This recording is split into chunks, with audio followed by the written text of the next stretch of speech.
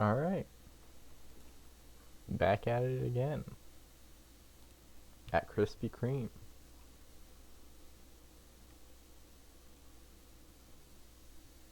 Uh, Everything should be good?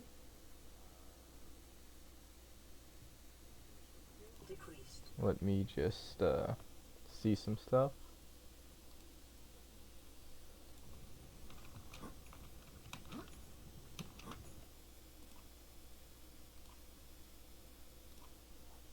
Okay. How do I...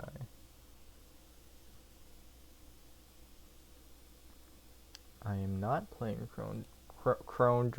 Chromosome in the Danger Zone. I'm not playing that game anymore. I am playing Subnautica.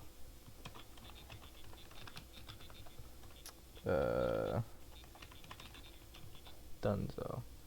I plan on exploring.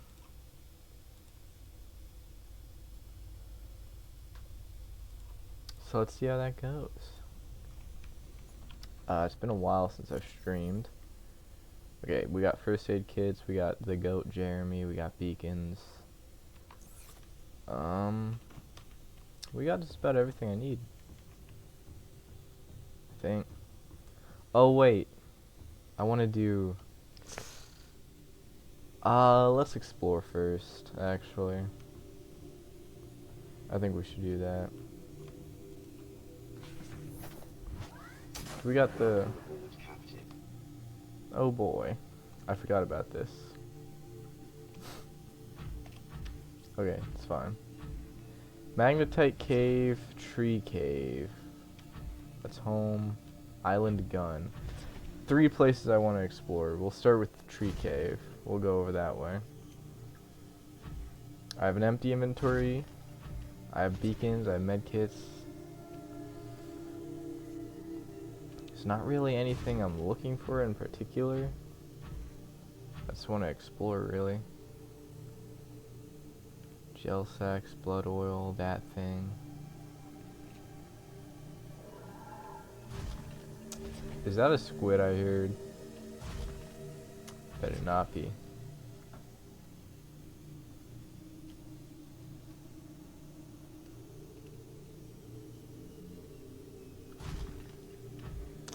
Oh. Am I actually even able to... No. Surely I can get my prawn suit out of here. Right? I don't have grapple arm. I just gotta parkour. Find a long way around.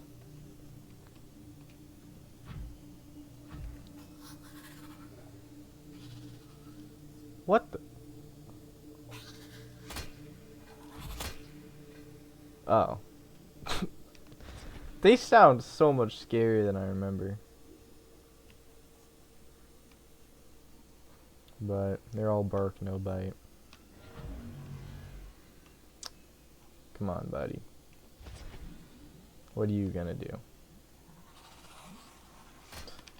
Was this... That's just straight up a wall. I'm not making...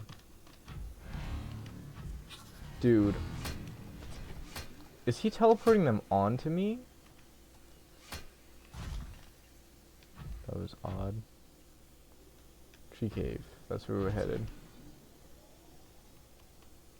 I'm a little thirsty. Is there anything I can do about that? I'm not stopping by Henry. I'm not stopping by the life pod. It's just too much of a detour. I can catch some fish on the way.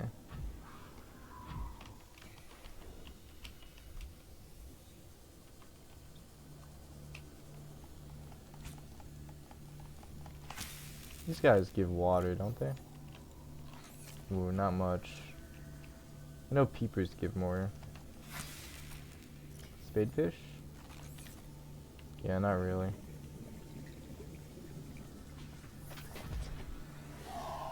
It's the peepers more than anything. Who do you think you are? Come on. Yeah. Oh wait. I have stasis rifle. Okay. Repair tool is probably useful to have on my hotbar.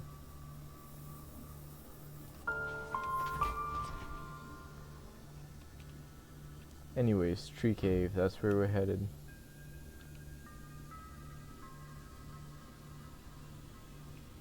Oh, that's... You're in the wrong biome. Hope you know this.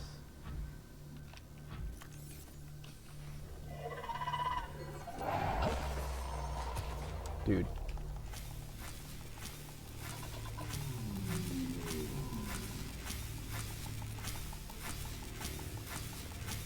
Yeah, that's right.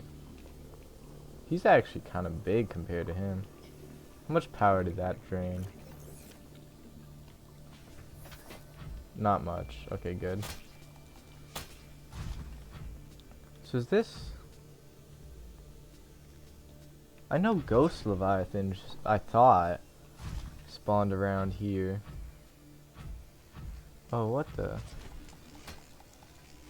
That area looks dead. I don't... Oh, what? Have I been there? I hope not.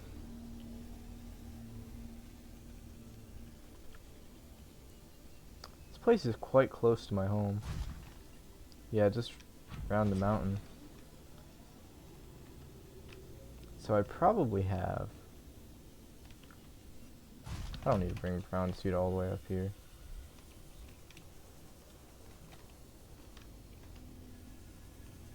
How do I go down again? Control. Oh, possible entrance.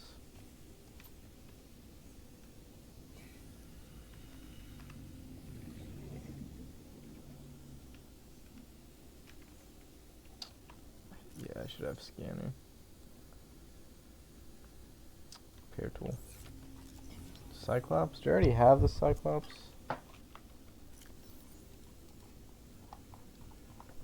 Like, do I fully have the Cyclops? I do. Okay. Interesting.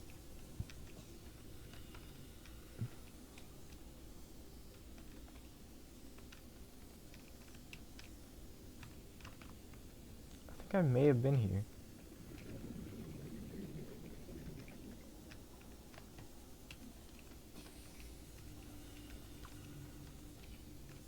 There doesn't seem to be very much here for me either. Whether I have or haven't been here.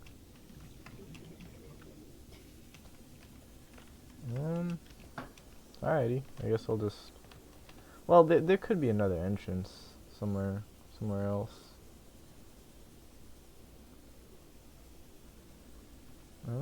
Yep. Oh yeah, I've definitely not been here.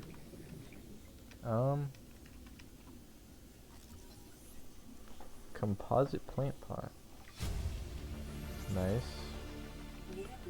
I guess we'll do this first.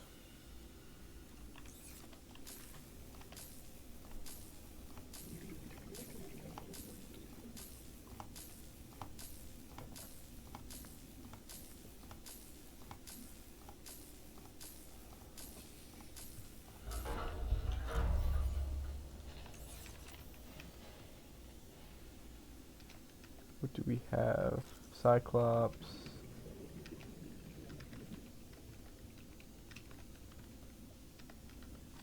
Light stick fragment. Alright.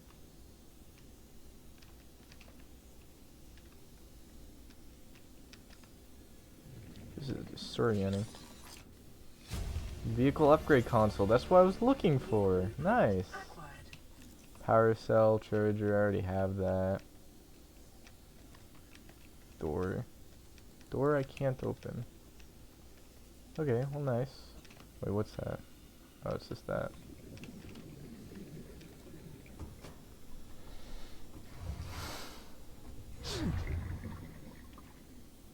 That's so cool. Plant shelf. Go grab some oxygen real quick.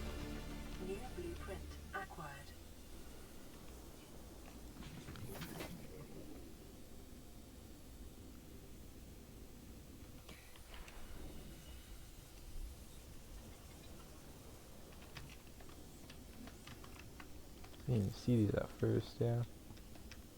Gotta be thorough. Power cell treasure fragment, I have that. Aurora scanner room voice log. Interesting. Cyclops thermal reactor module, that sounds awesome. Power cell. Some stuff. Some junk. Okay, cool. Oh, I can get out here. Nice. Okay. Pretty sure that's everything.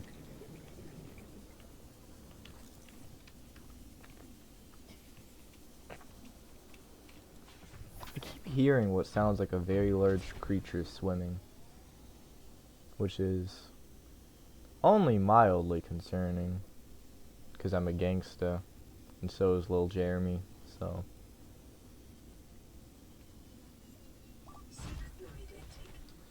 Oh yeah, I probably should, huh. Oh, this stuff just wasn't loaded in. That's why it looked dead. Oh, there's some peepers here. I know they give good, good water. Never mind, they give 5. They're fast, though. Come on, now.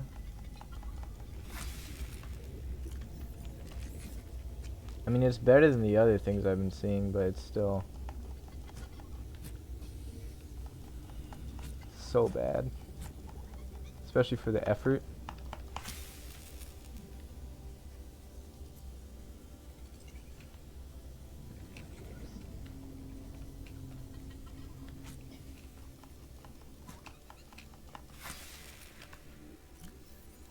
Think.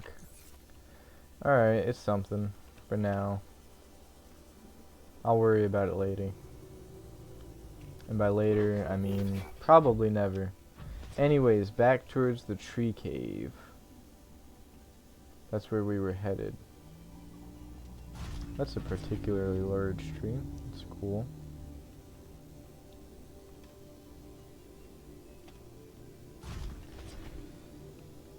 It looks like it opens up over here.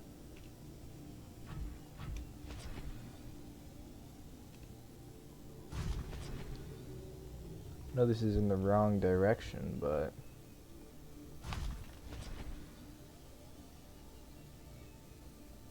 wait, is this where I came from? Is this like the blood kelp zone?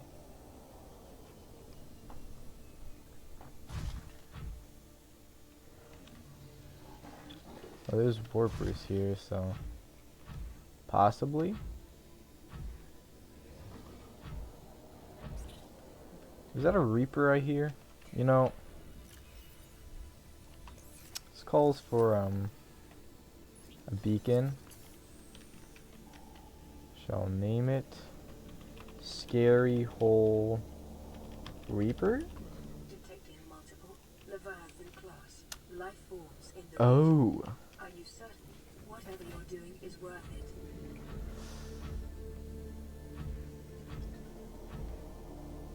That's the crater's edge. Yes.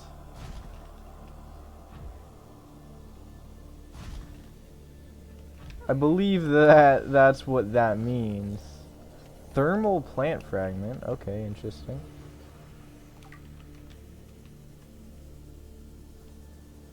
I'm fairly certain that that's what that means. But that's odd.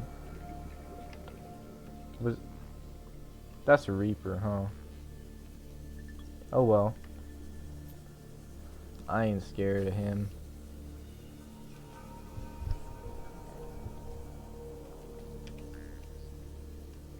I'm gonna be honest, I'm a little bit intimidated by him, but that's not scared. Do I have drill arm? I'm missing one of the arms. It might be drill arm. It was. Nice. Oh, another drill arm.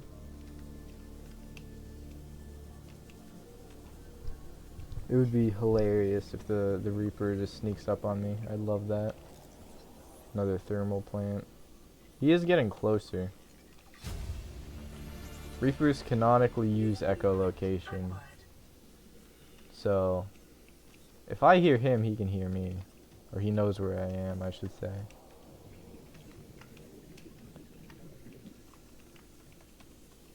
Which is kind of spooky. Oh. Cargo bay number 4. Water, please? Thank you. 9 times out of 10 water is kinda useless when you find it in a box like that. He's just chilling. Alright, there were 2 vents. I don't want to get lost. This is a okay, turning right. Dead end. Dead end. This way. Let's go to the pipes. This is less likely to have. This place is actually kind of huge. I don't like that. I don't like when there's like 18 different paths because I want to make sure I don't miss anything. And it gets a little confusing after a minute. Also like the potential to get lost, but I'm not as worried about that. Is this where I came from? It's not. I need air. I came down here. Then I went here. This way. I did not turn. Then I went out the door. Okay, good. Now the prawn suit over there. Okay. See, you gotta stay calm in moments of crisis.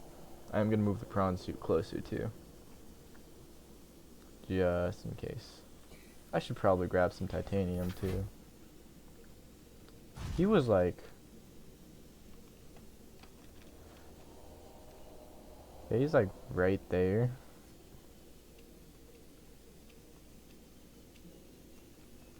And I am near the edge. Okay, we're gonna go the same way, which was here. And then you don't turn, you go to the pipes, up the ladder. And then it was here. Ah, the door, yes.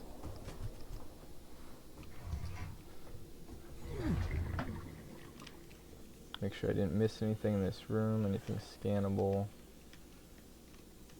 Oh, this leads back around? Okay, yes. So that way is explored.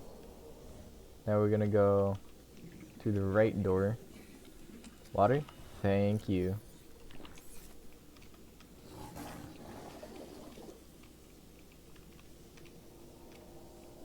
Oh, you know what would be smart?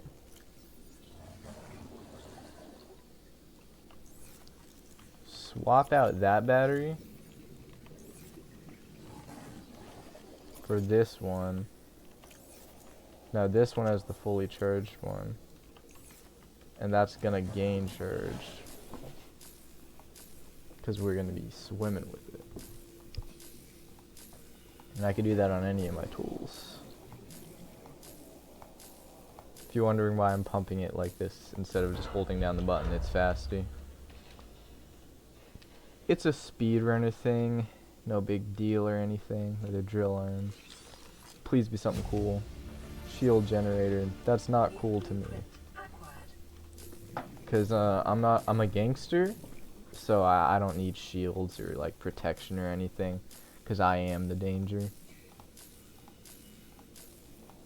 So, yeah, that's just not my thing. Some water would be nice, thank you. See, told you it would work out. Okay, so there's a vent and there's a door. We'll go through the door first. Another door. Hopefully it just leads outside.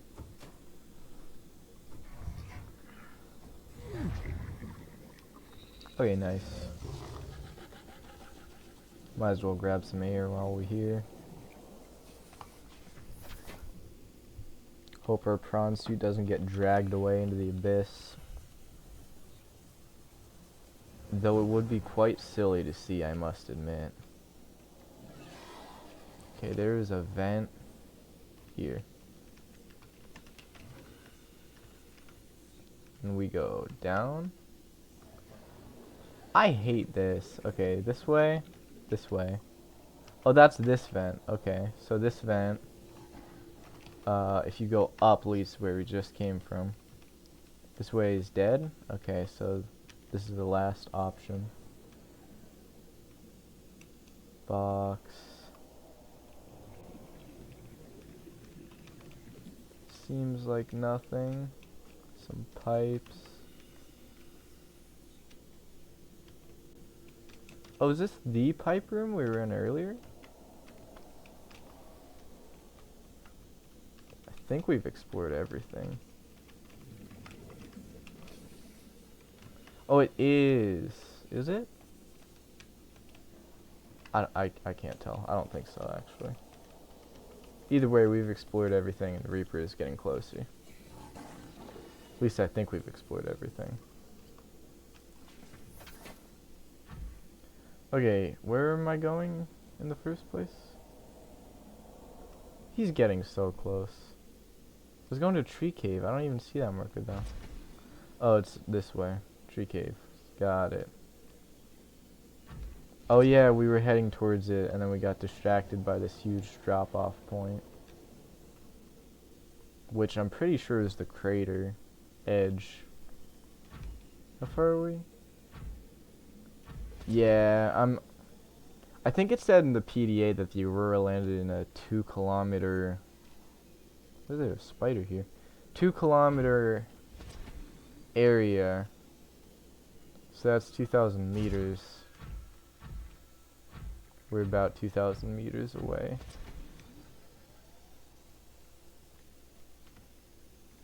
So that would make sense if that were the edge.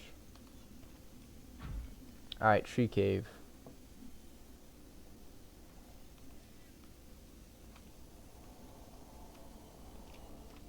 I have not yet been here.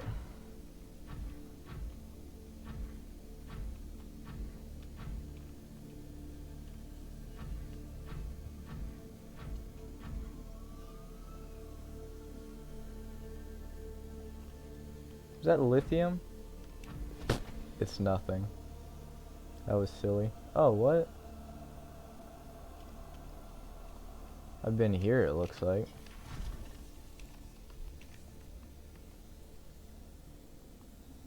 Okay. Welcome aboard, Captain. What the?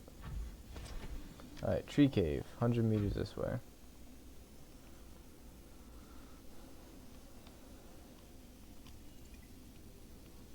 Hang on, I do go to the bathroom real quick before we hop into this.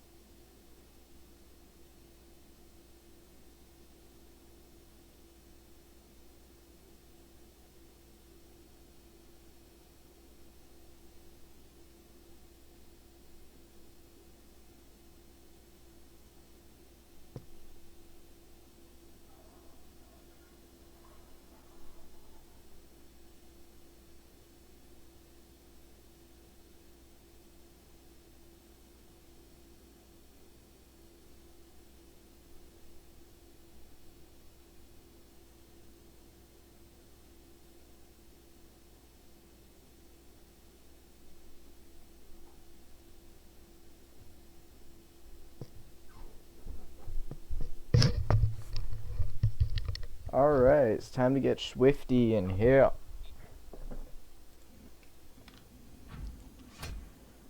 Straight down we go. Wait, don't tell me this isn't even a cave.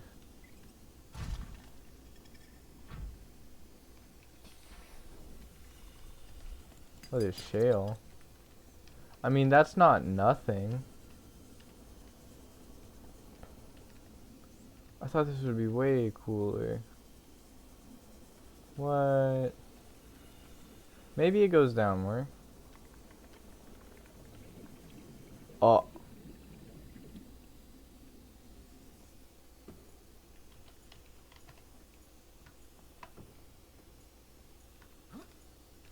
What? I don't think I've ever seen this. I've watched many playthroughs of Subnautica. And I played through it quite a lot on Xbox, but what?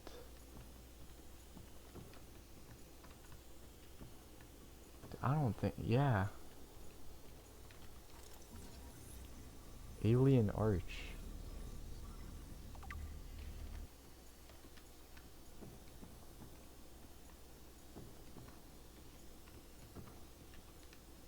This is kind of spooky.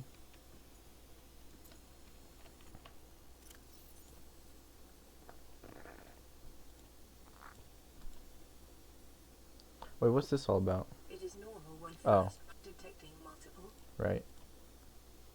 Data bank.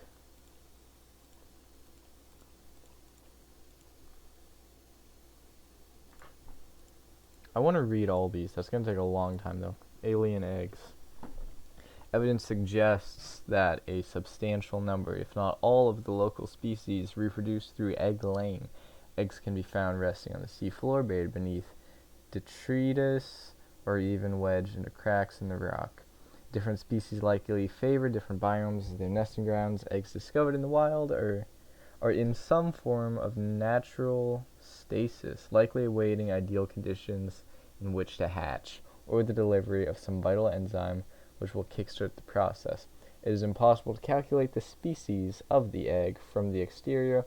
However, it may be possible to stimulate a hatching response if an egg is relocated to a suitable alien containment unit. Specimen with symptoms of infection. This organism is displaying signs of a bacterial infection. Bright green blisters are forming networks around the infection sites. Pathology suggests a waterborne bacterium capable of penetrating the body through the skin and respiratory system. Underlying indications of genetic mutation and aggressive behavior. Genetic mutation, that's bad. The bacterium itself is unlike any so far recorded in human exploration.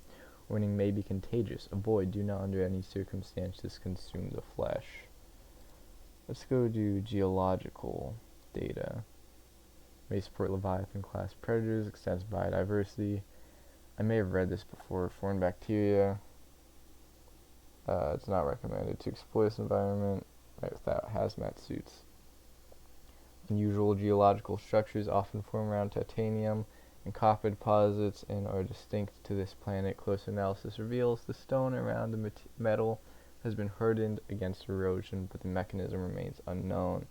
Assessment: titanium and copper source. Magnetite is an iron oxide valued for its magnetic potential amongst other qualities. It is used in many Federation technologies, including sonar and torpedo systems. Assessment: essential for advanced fabrication. Ruby, a hard blood red gemstone made of aluminum oxide. Rubies may be processed in order to leverage their structural integrity in advanced vehicle construction and modification. Are rubies actually, like, I guess they are pretty hard. I don't think they're used in any kind of machinery though.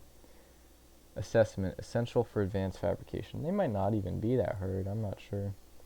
Sandstone. These common porous outcrops seem to form around small amounts of precious metals, or otherwise these metals are part of a sedimentary buildup over time.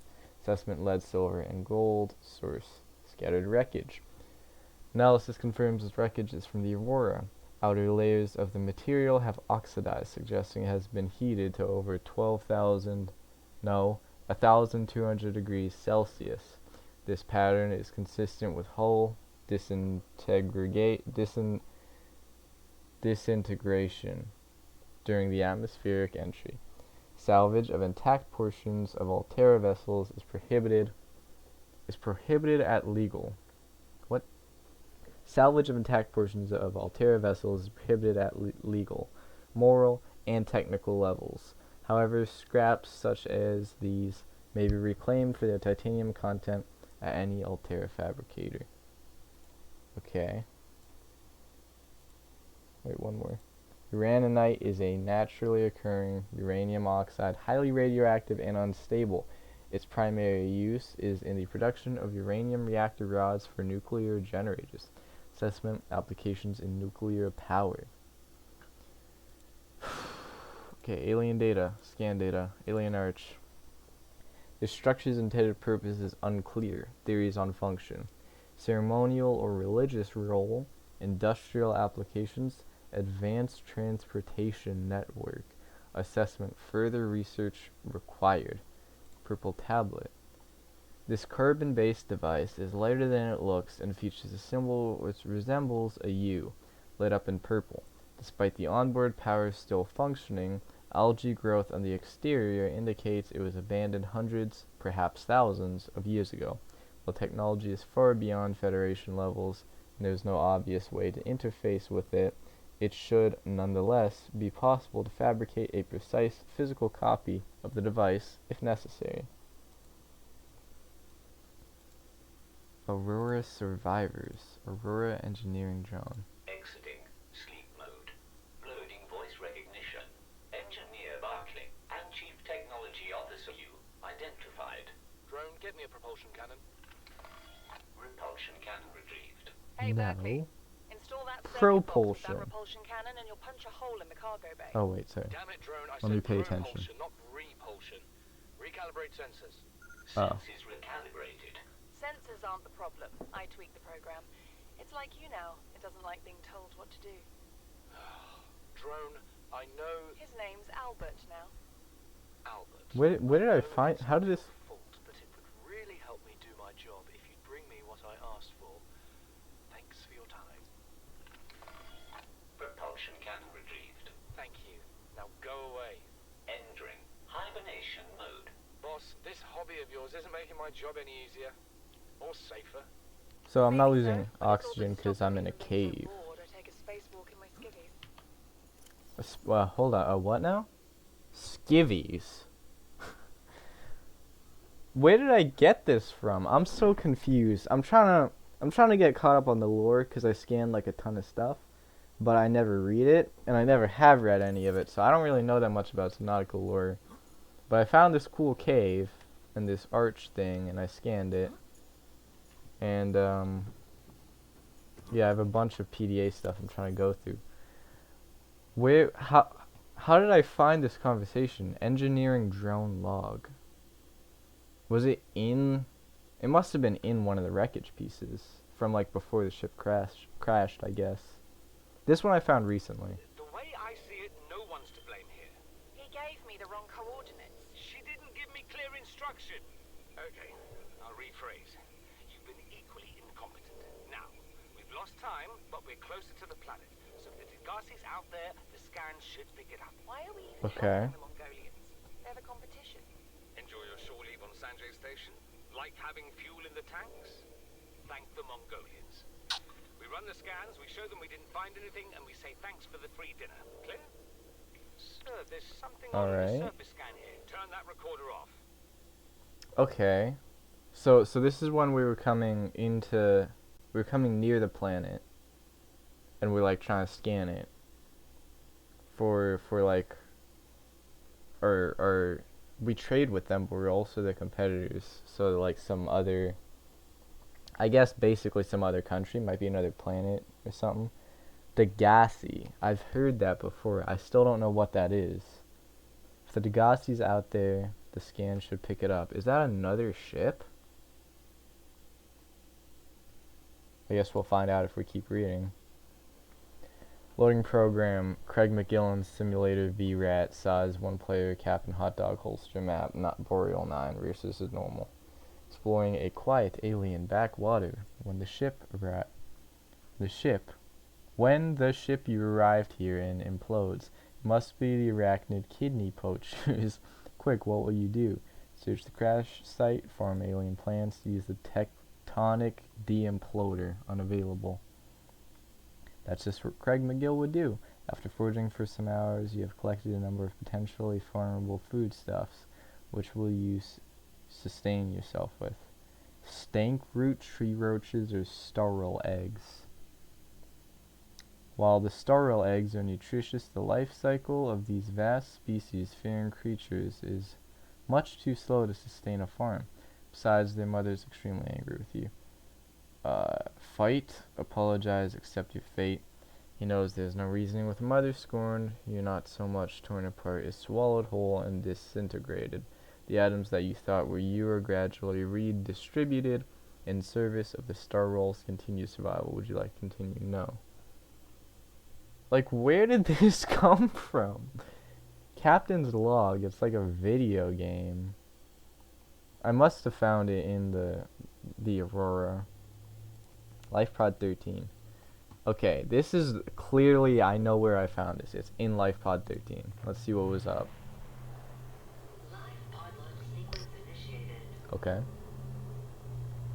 Entering planetary atmosphere. Mm-hmm. Creators, the cherishers and sustainers of worlds, give me this day my daily pleasures as I give to those who seek pleasures from me. External temperature approaching critical levels.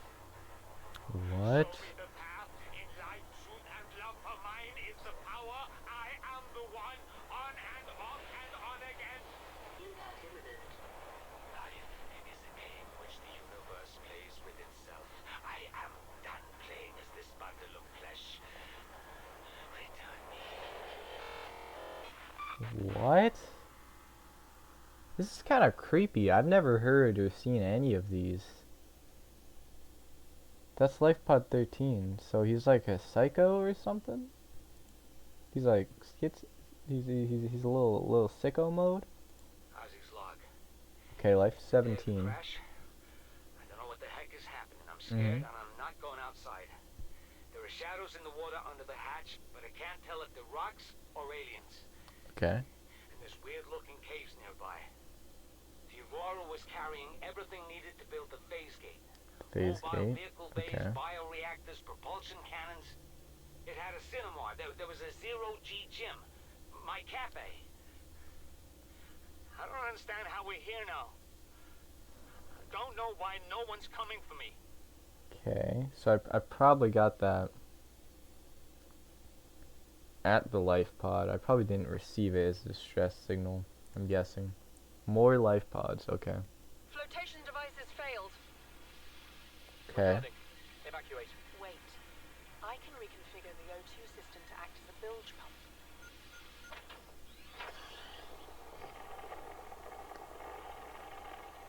It's working.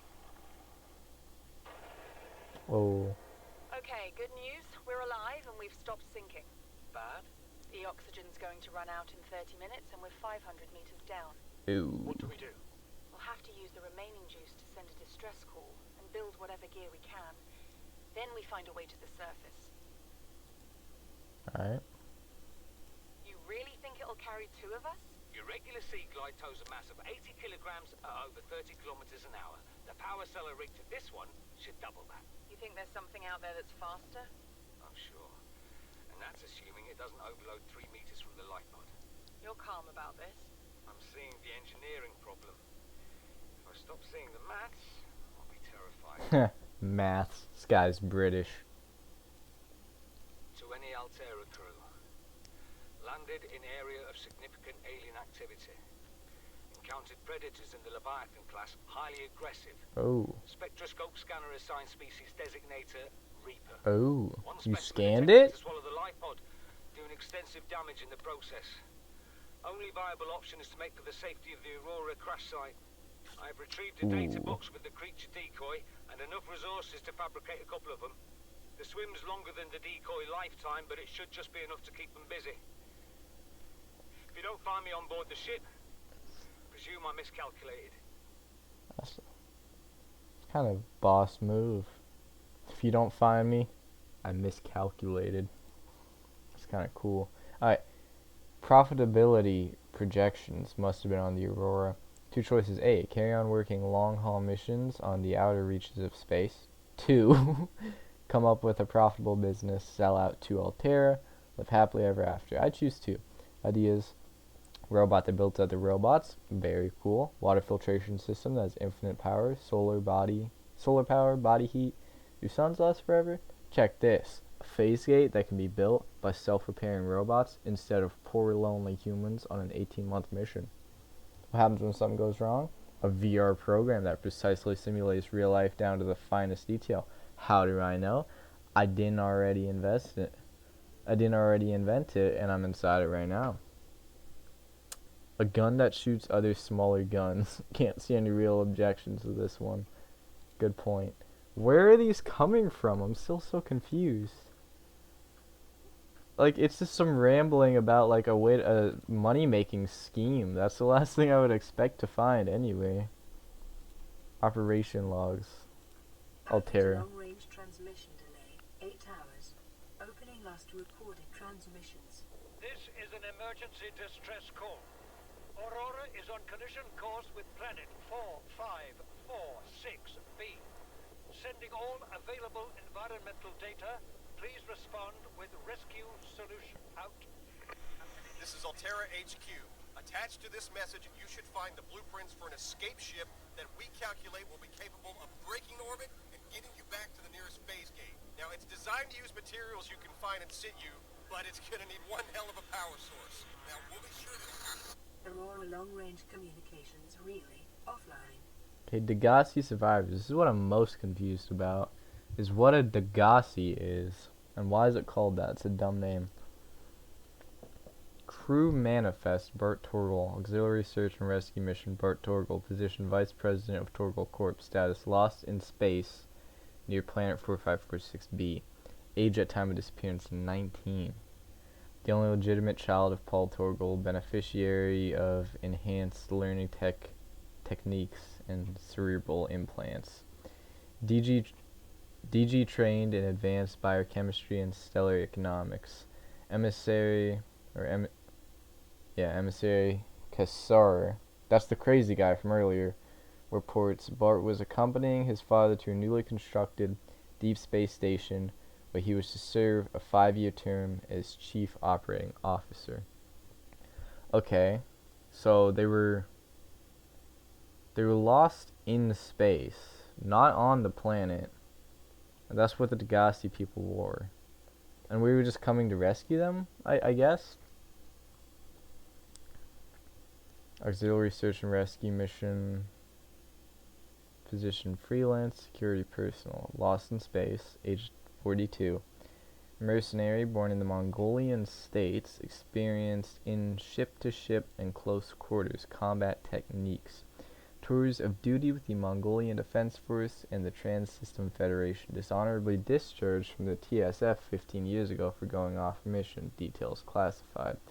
Emissary Kassar reports Maida was hired to accompany Paul Torgal on board the Degassi, so the Degassi is a ship, into uncharted space, and defend the ship in case of assault by pirates or rival corporations.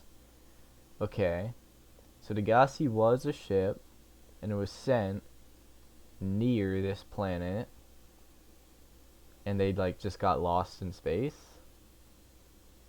I don't think they would have got shot down, because it says they were lost in space, not they were shot down.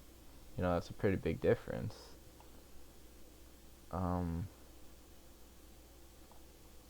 So I guess they got lost, but how do they end up on the planet? Because I saw like Degassi bases, they were called. So, okay, public documents. Wait, what? In the hive mind of Strider? How are they gonna... Oh, I read that. TransGov Profile Altera Corp. one of the largest suppliers of spacefaring technologies and consumer electronics in the Federation. The official supplier of the TSF, consistently ranked amongst the galaxy's best employers, began life as a defense manufacturer in the mid-22nd century, so this takes place in the future.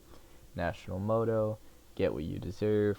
That's kind of boss. That's something you should live by. Get what you deserve. I like it. Although most transgovs can trace their roots back to Earth, Altera, literally meaning by Earth, is the only one brazen enough to take its name. During the expansion... I'm reading, calm down. During the expansion, Altera supplied arms to all sides, acquiring and housing a vast colonist workforce and making the transition from manufacturer to corporate state. Altera's threat to cease trade was one of the turning points in the conflict, bringing about the end of hostilities and the signing of the Charter. Free enterprise within Altera space is encouraged, but competition is tight, and all goods exported off-world must be Altera branded. Profitable businesses are brought out by the state, owners ascending to the board of directors. Well-known Altera technologies like the Cyclops submersible originated with such private enterprises. Despite superficial similarities to national governments, the corporation's lawyers have always maintained that it has no legal obligation to its employers, but voluntarily elects to take on the roles usually served by a democratically elected government. This claim has not yet been tested in Federation court. So today's menu... Alright. Starter Space Bear Volute. Since the introduction to the interstellar vacuum of the 21st century, microscopic tardigrades, or space bears, have adapted and flourished where no other life form has survived. Condensed into a smooth, nutty, protein-rich soup, they are the freshest, don't know why I struggled with that, local ingredient available to travelers on long-haul space flights. Main cottage pie or nutrient block, rehydrated minced beef in its own gravy, served with a topping of mashed Chinese potato, picked fresh this morning from onboard grow beds, and a side of sautéed Chinese potato plant leaves for the time-conscious consumer. The usual nutrient block options are available. They may be consumed cold or reconstructed at the on-site fabricator. Dessert, dried fruits and nuts. Unfortunately reached an accident in Cargo Bay 3 involving the incorrect application of a repulsion cannon in combination with a modified battery charger resulted in the venting into space of all dehydrated desserts. Fruit and nuts will be the only available dessert for the next 39 weeks. So that's what that propulsion cannon thing was talking about a little while ago. The guy was talking with the robot about the propulsion and repulsion. Now, I am close to dehydrating to death, which is a bad thing. I should be fine, though. You know what they say about country girls and making do.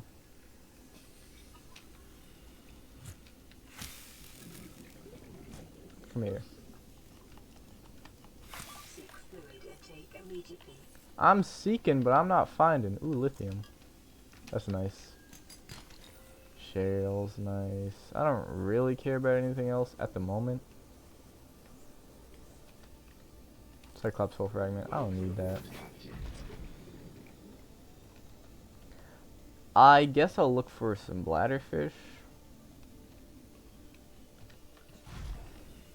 And I'm definitely renaming this to Tree Portal. Okay, I guess we kind of have no choice but to stop by the life pod. Well, not no choice, but it's our best option. Where are y'all going? Come on now. Whatever, I'll eat him raw. No, I won't. Oh, what? Right click, drop, and then stab. Then we pick them up. And then we eat them. Yeah, they really give, like, just as much as it takes to catch them. Okay. that was interesting. Learned a little bit more about the lore. I can't read anymore because I'm gonna dehydrate to death. Oh, there's this kelp here. We should be fine for a little bit.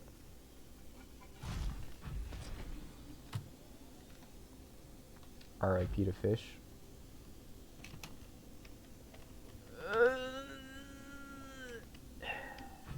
Okay. We have a good amount of inventory space. We can go grab some. Ooh, lithium.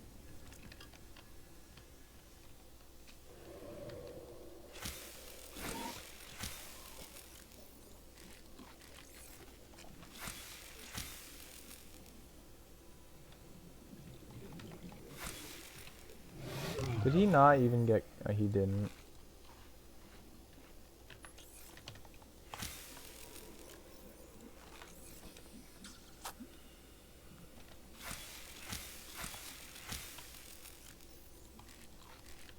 Vital signs stabilizing. This is pretty bad water source, but it's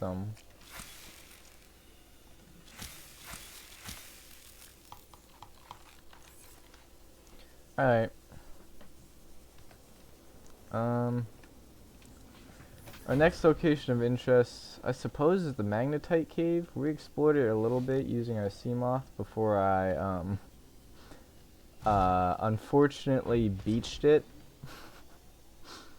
But I don't feel I've spent enough time down there to feel like I've thoroughly explored all areas that are available to me. I don't think I took good enough advantage of the location. So we're gonna go back. I need some copper and silver and stuff. I should probably be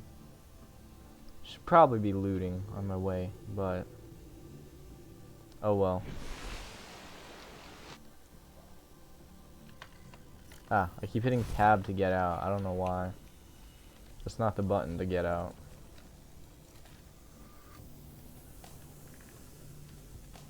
Anyways, good thing bladderfish are exceedingly common in the safe shallows.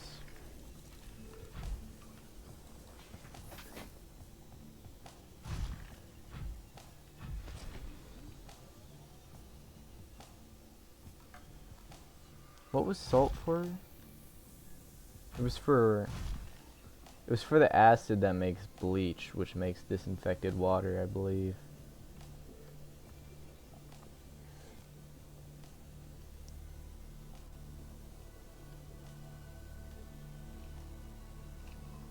Ooh, I'm gonna need some of these guys' butt juice for sure. I know cooked no. Oh. Yes, please. Not sure why I threw this out, but my inventory must have been full. Kinda odd that I found it again.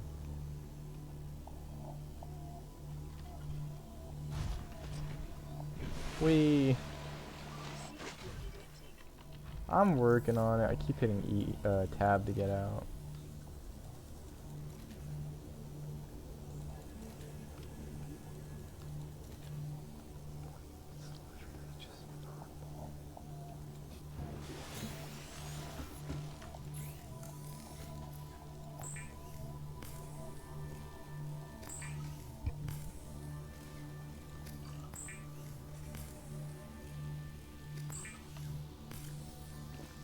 Vital signs stabilizing.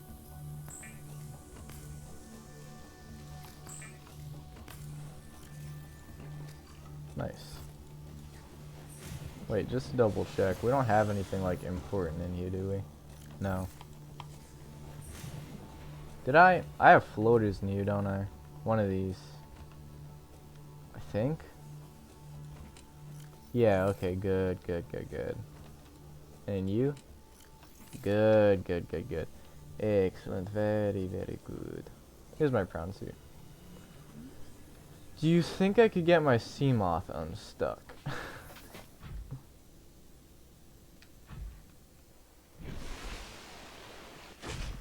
I'm thinking it's looking like probably not. Maybe? Maybe? Actually, maybe. Welcome aboard, Captain. No, I still can't move it at all.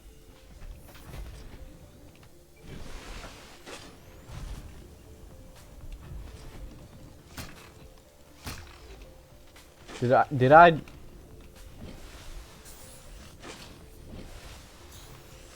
really just I all right. Cool. I mean, technically it's unstuck.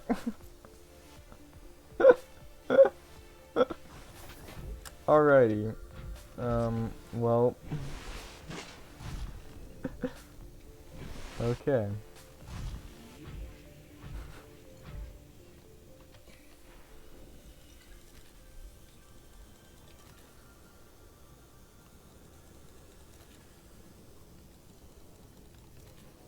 Just grab some extra real quick while we're not far.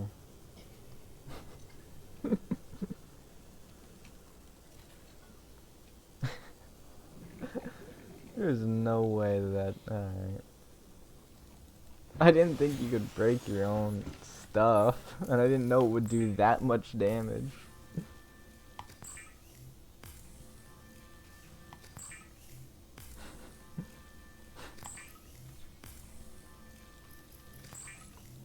Okay, I guess we'll read some more. Voice log. I heard all these while they played, so I'm not sure why they're still yellow.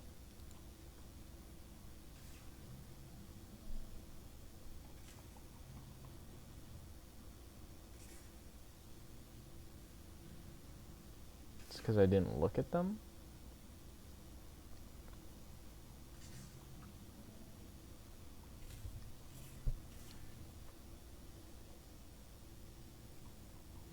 Alright. New water. Yoink. New blueprints. Gas torpedo. Prawn suit drill arm. Torpedo. Cool. CMOS solar charger. That's kind of cool. Light stick. Alright.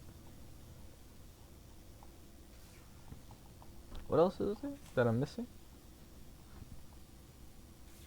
Thermal reactor module. That's cool. Not that cool though. Thermal plant converts heat to energy at medium efficiency. Power transmitter extends the range of a power source. Okay. Spotlight, floodlight, vehicle upgrade console. That's extremely simple to make. Alien containment nuclear reactor. Still don't have. Composite plant designer pot containing synthetic soil. Don't have that. Plant shelf. Okay. Back to databank. Altair launches the Aurora. Phase gate announced for the Irradian arm. Altair launches the Aurora. The furthest reaches of inhabited space are due to expand as Altair Corp launches a newly constructed capital ship carrying a phase gate bound for the Irradian arm. The Aurora will travel from a space dock on the edge of Altair space, making hundreds of consecutive phase gate jumps through 9 different Transgov authorities, and arrive on the far side of the Irradian arm in 3 months' time. From there, the command crew will pilot the ship beyond the final phase gate, arriving in the next solar system approximately 18 months later. So we're very, very far from home, assuming we made the majority of the trip before the crash. There, the elite team of engineers will begin a 6-month construction project on the new phase gate, a multi-trillion credit investment in the absence of existing infrastructure in the region. The vessel is equipped with advanced thermal and nuclear-powered facilities. Altair Corp currently operates 9% of all phase gates in the galaxy. If the Aurora's mission is successful, Altair will have outmaneuvered a cabal of Mongolian corporations operating a range of outposts and mines in the region. I don't know if by Mongolian they mean like actual Mongolia, like the country in America. Seems like we're Did I just say the country in America? You know what I mean. The country on Earth, Mongolia. It seems like we're far beyond our planet, though. You know, like I'm not sure what they mean by Mongolian. If that's actually just a country or another planet or a part of another planet or a corporation. I still don't get that. I'm gonna assume it's the country Mongolia, though. Altera Alms pamphlet. Charity is an archaic concept which the realism of today's Altarians has rendered obsolete. We understand that we are each responsible for ourselves, but the best way to get the most for ourselves is to work together with Altera. The implication of this reasoning is clear. If someone is in need, they must find a way to be needed. Altera Alms is a training academy for those that need to be needed. We're not a charity because we don't ask for handouts. We prefer to think of ourselves as a philanthropic beneficence facility service, promoting synergy between employer and workforce. Alcohol abuse operations on a lottery system. By investigating any number of credits, you will be entered into our prize draw. Larger investments yield higher chances of winning. Your credits will go towards training unskilled colonists in vital tasks such as maintenance and interpersonal skills. Colonists receive this training voluntarily and free of charge on condition of a minimum contract with one of our investors on completion of their training. Let me go up here so I don't have to hear that thing sparking in my ear. We get to look at the beautiful moon. Okay. Blueprints. We're going to start with power bioreactor. This is what I'm using right now. On planets where organic matter is plentiful but sunlight is not, a reliable bioreactor will frequently prove the most efficient power solution. May be installed in any multi-purpose habitat room. Chemically composed organic material, converting them into energy over time. Accepts all plant matter from seeds and spores to moldy fruits and vegetables. Can also process animal matter, fat, muscle, eggs, etc., and some organic waste products. Energy production is proportionate to the calories in the organic matter. Okay, the bioreactor, totally organic. So fish is probably better than plants. Thermal plant. First rule of survival in hostile environments is to work the resources available. Stay 100 degrees outside and you're in danger of burning to death at any moment. You may as well get some cheap, reliable energy out of it. Converts heat into electricity. Always take thermometer readings before attempting installation. Core mechanisms are housed in a heat-resistant chassis. I think that's that word. Chassis. But are not impervious to extreme temperatures. The thermal power plant is hot. It's hot. It's the most prevalent power source in the galaxy.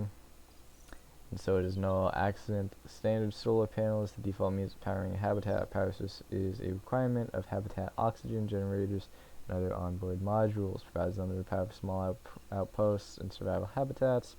May be mounted on the habitat itself or placed remotely, connected via power transmitters. Power rate relative to sunlight exposure.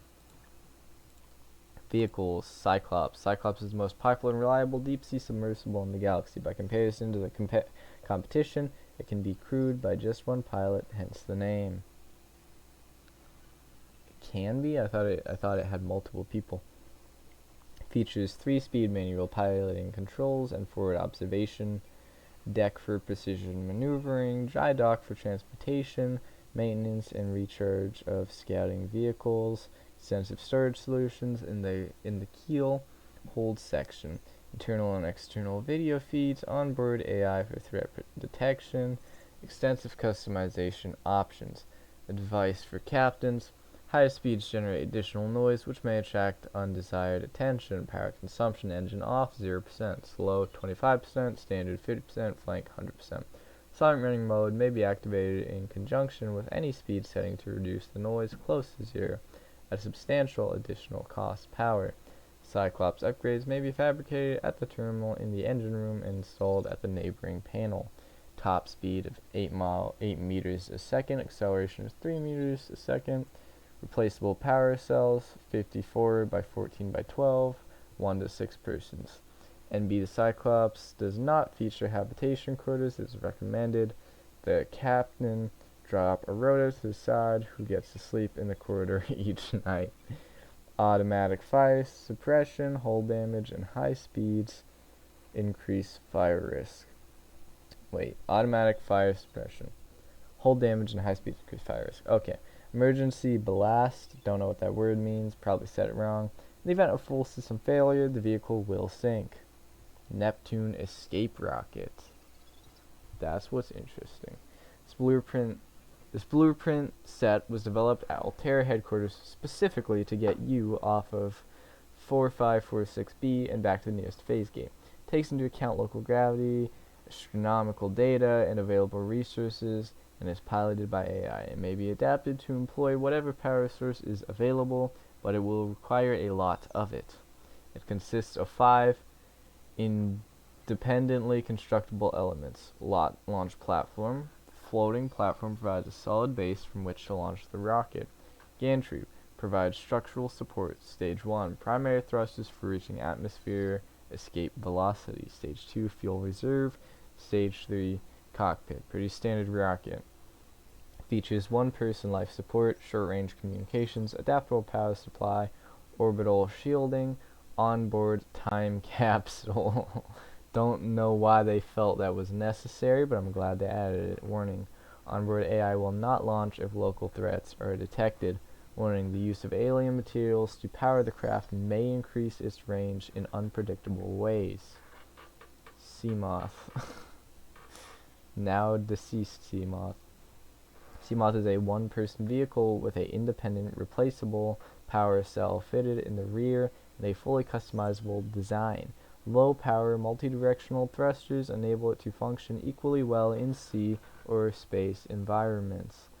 Most long-range vessels carry at least 2 vehicles of this class to facilitate the exploration and exploitation of small astronomical bodies. However, they can also be fabricated at a standard mobile vehicle bay. Top speed 13 meters a second, acceleration is 5 meters a second, distance per power cell 10 kilometers, it's pretty good. Crush depth is 200 meters below sea level. Upgrade module slots 4, dimensions 3 by 1.5 by 1, persons 1. Seamoths may be modified by installing upgrade modules to the access point mounted on the wing. These include increased cargo storage, superior power, pressure and collision compensation, enhanced sonar, defensive capabilities. And B, these modules may only be manufactured at a moon pool outfitted with a vehicle modification station. The Seamoth, it goes anywhere but land. I learned that the hard way. It does not, in fact, go on land. Prawn Suit Mark III. The pressure reactive waterproof nanosuit is a range of mechs designed to protect the pilot from extreme environments. The Mark III is the latest iteration and has so far only been rolled out by Altera for their own high-value phase gate related operations. The suit is fully insulated from the outside environment. Powerful hydraulic limbs, hydraulic limbs allow for manipulation of objects and powered traversal of the environment. Rear-mounted thrusters provide maneuverability in low-gravity environments. A range of modifications are available to facilitate resource extraction and enhance exploration. The prawn suit, it's got your back, not your wallet. Gotcha. Equipment. Creature decoy. This advanced deployable is a catch-all solution for mimicking the behavior of a living creature for purposes of scientific research or predator evasion. Ah, they got the Reaper. Purposes of scientific research or predator invasion. Okay. Vibrates, cycles air and water, and sends out randomized high-frequency sound waves to emulate a living organism. May be hand-placed or launched from compatible Cyclops submarines. Short onboard battery provides limited lifespan, attracts predators of all kinds.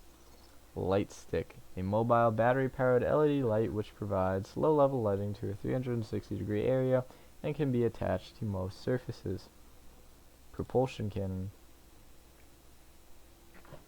propulsion cannon allows technicians to manipulate gravitational forces at ranges of up to 20 meters.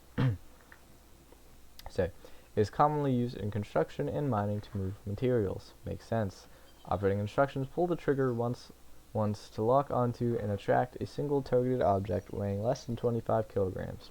The object can now be safely retrieved from the gravitational beam.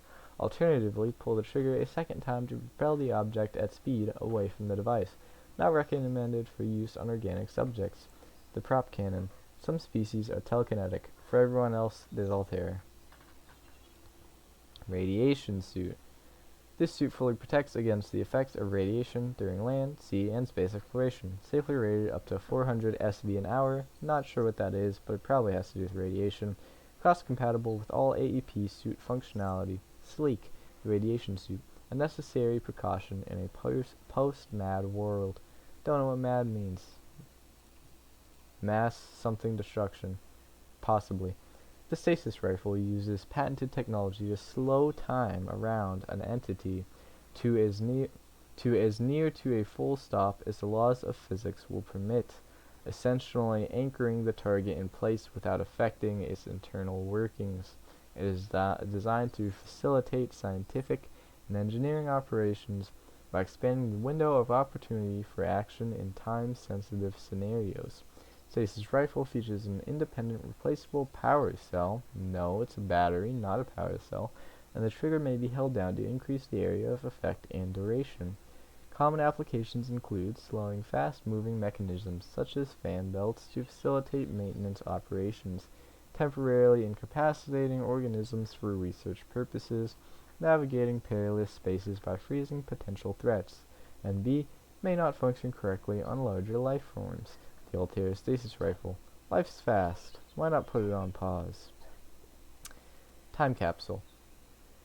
These sturdy containers are designed to store written and photographic evidence for later retrieval, in addition to a number of small items. Time capsules are often fabricated by marooned survivors seeking either to aid those who find themselves in the same predicament in the future, or to leave evidence of their plight, which may be found long after their bodies have disintegrated.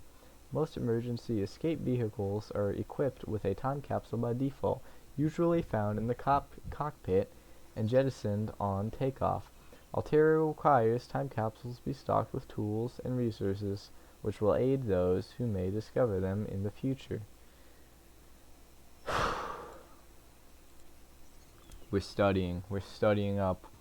Floodlight. The standard issue floodlight is designed to focus a bright beam of light in a single direction, useful in all kinds of industrial and emergency operations, functions in all known environments.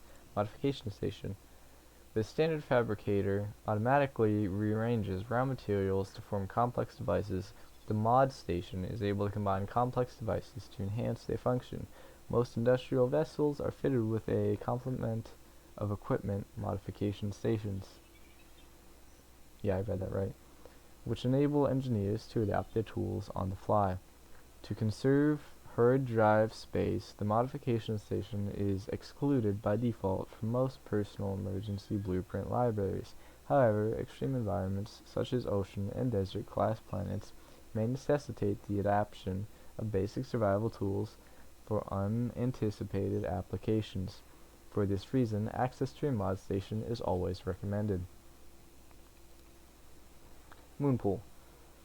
The Moonpool is an essential module for long-term exploration. Its primary function is as a dry dock for small vessels such as the Seamoth and Prawn Suit.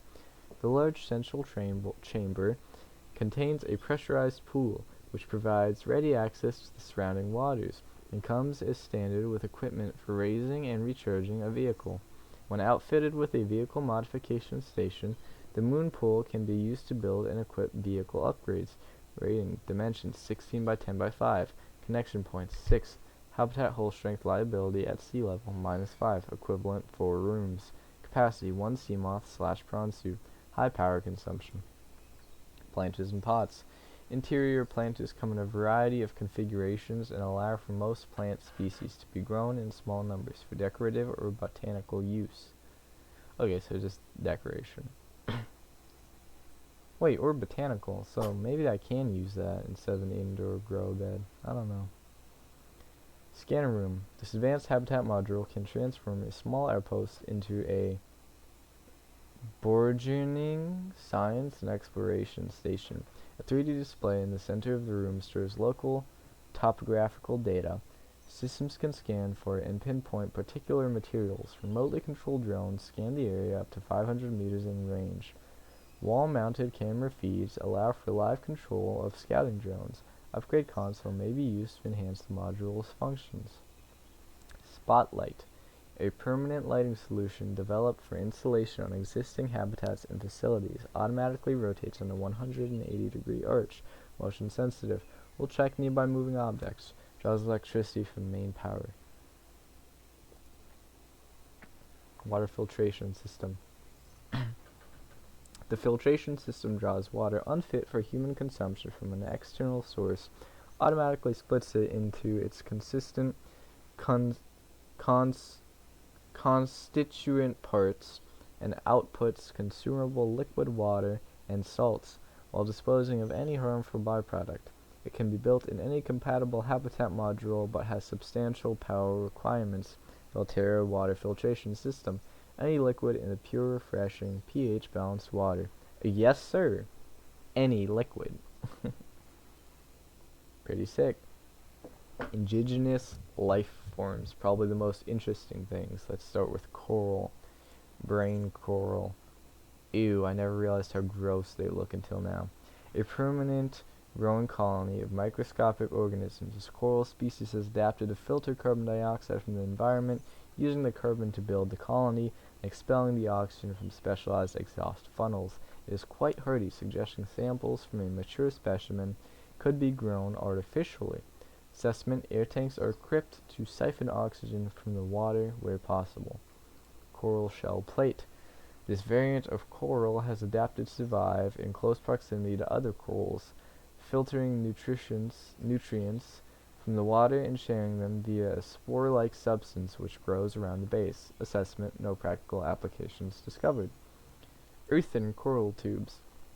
Genetic reassemblances to the giant coral tubes encountered elsewhere suggest evolutionary divergence approximately 100,000 years ago, with this subspecies being substantially lower in calcium content, specializing in growing in smaller, denser packs at deeper levels. Assessment: no practical applications discovered. The variety of coral formations on 4546b appear to be different solutions to the same problem of maximizing water and nutrient flow throughout the colony. These particular variants funnel water down a tube, filtering nutrients as they pass by. This size suggests they have been highly successful. Assessment: cooled tube samples are rich in calcium, exploitable in bleach fabrication. Table coral. Each disc is an individual colony of microorganisms filtering nutrients from the water. Growth patterns indicate the colonies are in direct competition for positions with their superior current or light. Unlike other coral species, its structure is malleable, softly pulsating as it pumps nutrients in its extremities, and only turning rigid when it senses physical assault. The jewel-like nodes in the surface are concentrated build-ups of rare minerals the coral is unable to process. Assessment: exploitable in computer chip fabrication. So it breathes, basically. The table coral we've been cutting breathes. Tree mushrooms. I've read this before, but I don't remember. Reveal microscopic cooperating, cohabitating, and competing life forms. Main chunk. 50,000 years old. The caps. Earth fungi, other organisms. Surrounding waters are dense with herbivorous life forms. 1 mm, 10 mm. Ledger, mostly been assessment, exploitable. Alright, that's it for coral. Now let's do flora. Land flora. Pink cap. A land-based fungus species with harvestable spores, inedible. Spotted rattler. A brittle land plant containing large spores which generate a characteristic rattle when the plant is shaken. This may act to ward off predators or even encourage predation is a means of spreading the spores. C. Oh boy, let's actually do exploitable first. Acid mushroom. Common spore-bearing fungi species. The flesh contains a highly acidic compound which leaches into the water if the outer skin is penetrated. It is not clear which predator species necessitated such extreme countermeasures, but the acid mushroom's numbers suggest it has been successfully deterred most of them. Assessment: inedible. Acid has applications in battery fabrication. Bloodroot.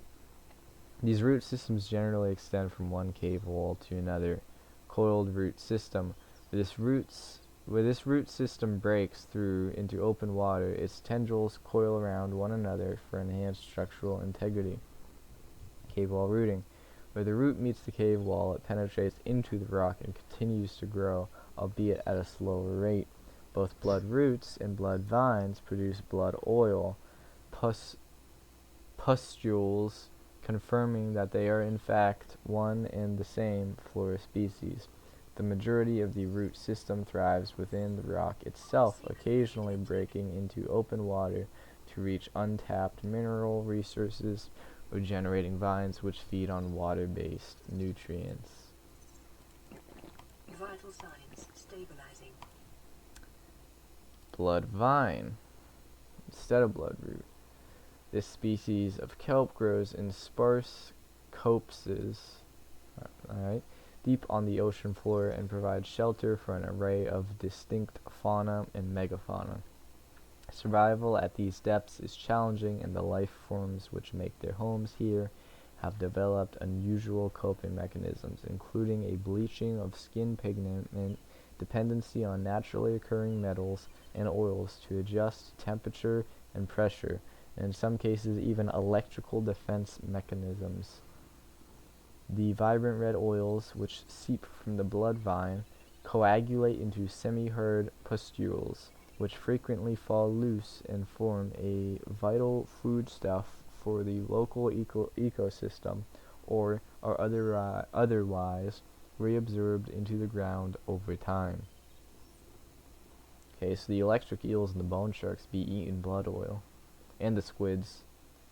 Creepvine, a kelp species concentrated into large forests in the shallow, sandy waters. Loose roots anchor the plant to the seafloor, from where it grows steadily towards the surface in pursuit of sunlight. The stem is fibrous and rich in iron, making it both a viable base material for fabrication of textiles as well as a basic foodstuff. Assessment: vital alien resource, edible, construction applications. Creepvine seeds.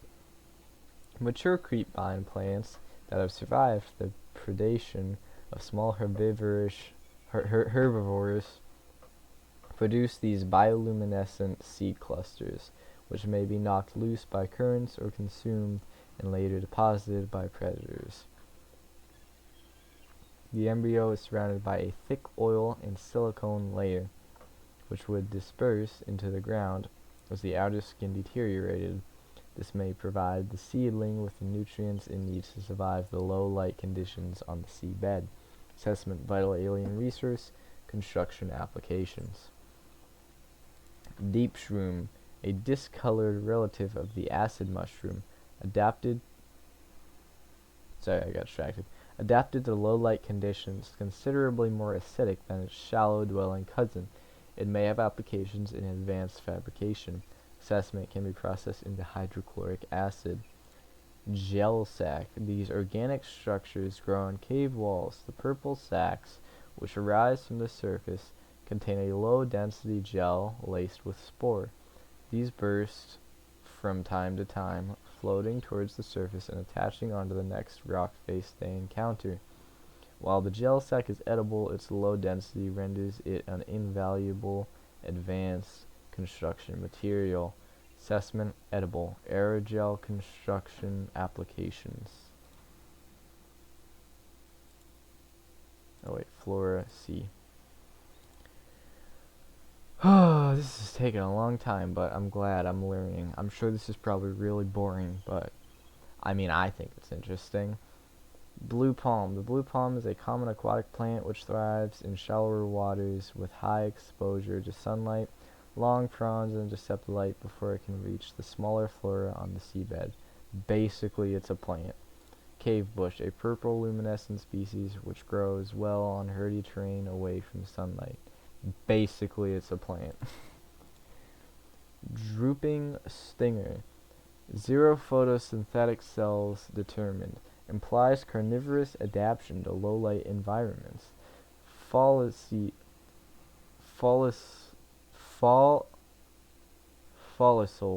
along the tentacles are capable of detecting contact with foreign bodies, triggering an electromagnetic charge. Intake recommended. I'm working on it. In the 600-watt range. Prey is likely paralyzed and consumed over many weeks. Prey small fish. Assessment avoid. That's messed up. Eye stalk. A cave-dwelling tuber dotted with luminescent photosensitive eyes. These eyes may in some way direct the twisted growth of the stems themselves, possibly in reaction to other light sources, proximity of cave walls, or other environmental conditions. Yeah, again, I know this is probably really boring, but I think it's cool. I've never read any of these before. The function of the distinctive curled leaves on this aquatic plant is not immediately clear. It is possible the leaves unfurl in low light conditions, or that they are designed to channel water currents through the main body of the plant, thus enhancing nutrient take-up. I need to go grab some food. Oh, I can't eat you, unfortunately. Hey, Gary. I can eat you, though. Come here. Come here. Vital signs stabilizing.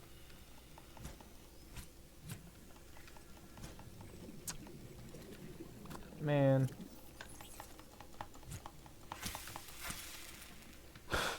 They just go flying. But they're very calorie dense. They're so hard to catch, the peepers.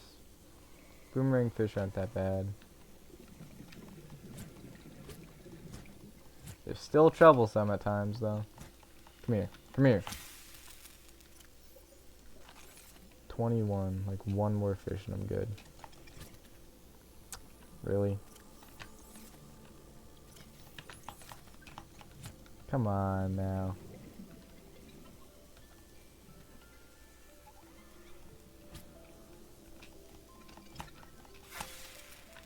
Okay, there we go. I said there we go. There we go. Okay, I have a little bit of water left for when we will inevitably need it.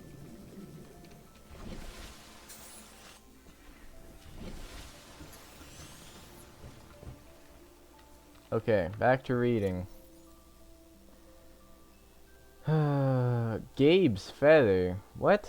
I don't even remember ever seeing this plant. This plant grows almost exclusively in deep waters where its hand-like leaves have evolved to filter sediment from the environment. It is likely dependent on the excretions of fauna populating the waters above and around it. Ghost weed. Grows exclusively in deep waters where its pale pigmentation is visible on the fewest wavelengths. Jelly shroom. A life form unique to a microcosm located in a cave system deep within the grassy plateaus, where a high concentration of carnivorous life forms wards off smaller predators. Consists of a tough trunk-like base from which grows a fragile purple membrane. Membrane structure suggests vulnerability to predation, but evidence thereof is lacking. Unknown defense mechanisms, possible symbiotic relationships, predators none identified. Red wart. A common plant adaptable to many different environments, the redwort is a staple part of the diet of many smaller herbivores. Regress shell. This specimen is composed of a complex series of regressing rings connected by tendrils. Rogue cradle. A complex cave-dwelling flora specimen. The bright yellow core of this plant is protected by a rigid cage, presumably to ward off medium-sized herbivores. Spotted dockleaf. A simple aquatic plant. Chemicals within the leaves act to neutralize poisons and acids found in other local specimens, thereby actively encouraging predation by herbivores, albeit in small quantities. This ensures the plant both spreads its seed, but retains enough surface area on its leaves to survive itself. Tiger plant. This plant has adapted to sense fluctuations in the water at up to 15 meters and is capable both of prehensile movement of its tubes as well as the propelling of thorns at speeds of up to 10 meters a second. Although capable of incapacitating small herbivores, this plant lacks carnivorous digestive organs. Would-be predators caught in its defensive perimeter serve as a warning to other herbivores not to approach, and then, as they decompose, they serve as fertilizer for the tiger plant. This guy kills things and then spreads its roots into their bodies. Tree leech. Parasitic fungus-like growth found attached to other life forms. An enzyme is released by the organism which dissolves a hole in the skin of the host, from which it leaches nutrients directly. Outer, tooth-lined jaw serves no identified purpose, may be used during a different stage of the organism's life cycle. Assessment: exploitable fungal enzymes. Veined needle. A common shallow water plant which frequently shows signs of predation around the edges of the leaves. Thick, violent veins carry nutrients to the extremities of the fan, and brightly colored seeds grow around the base and stem. Violet bew, a common luminescent plant which grows in patches on the seabed. This one literally just says it's purple and it's a plant. Withering weed. Well adapted to both shallow waters and cave systems, this plant lives in symbiosis with a coral species which forms around the base of the stems. Okay, now fauna, the interesting stuff. Leviathans, Reaper Leviathan. He's so cool. Leviathan class species are vast organisms at the top of their respective food chains. This species is a streamlined hunter with highly developed senses, powerful mandibles. This leviathan is capable of locking prey in place with 4 powerful mandibles and drawing it within reach of its jaws. Simulated pressure exceeds sea moth crush resistance.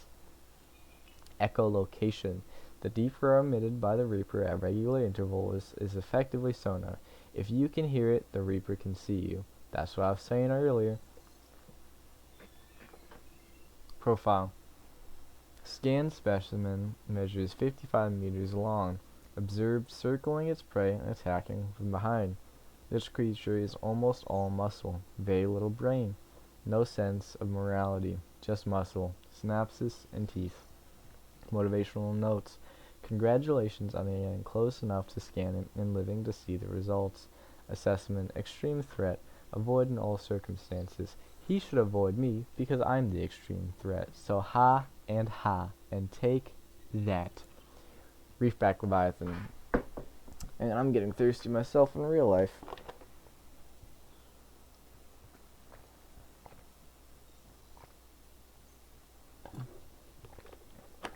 Had to chug some warm chocolate milk. Anyway, this vast life form is in excess of 30 meters long. In excess of 30 meters long and has been designated Leviathan class. Fortunately, it feeds exclusively on plankton-like life forms in the water.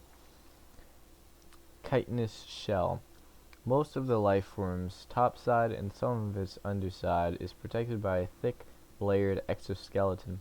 This suggests an evolutionary path quite different from other organisms on 4546b, most of which a vertebrate in nature. The reefback species has likely been able to grow far larger than other herbivores because anything large enough to break through its shell has long since gone extinct. Enzyme pods. Similar in appearance to the algae glands of the gasopod, these organs on the reefback's underside serve some unknown purpose in its digestive system and are capable of expelling small quantities of stomach enzymes into the surrounding waters. Local microcosm. An array of different barnacle and plant species grow in the reefback's shell, thrusting their roots into ancient scars in the chitin, and it is chitin, I believe, and taking advantage of their mobility to avoid predation. Nonetheless, reefbacks will often be pursued by the faster, hungrier herbivores, and thus this leviathan species is a mobile microorganism worthy of years of study in itself. Life cycle. Reefbacks' lifespan likely extend through many centuries, should they survive the initial growth cycle. For the first few decades, their smallest size would make them vulnerable to carnivorous leviathans, sociable, seen traveling in small pods and communicating by an echoing call. Behavior is consistent with low-level sentience. Oh, so they smart too. They really are just whales. Assessment. Harbors plants, small fish, and metal-rich barnacles.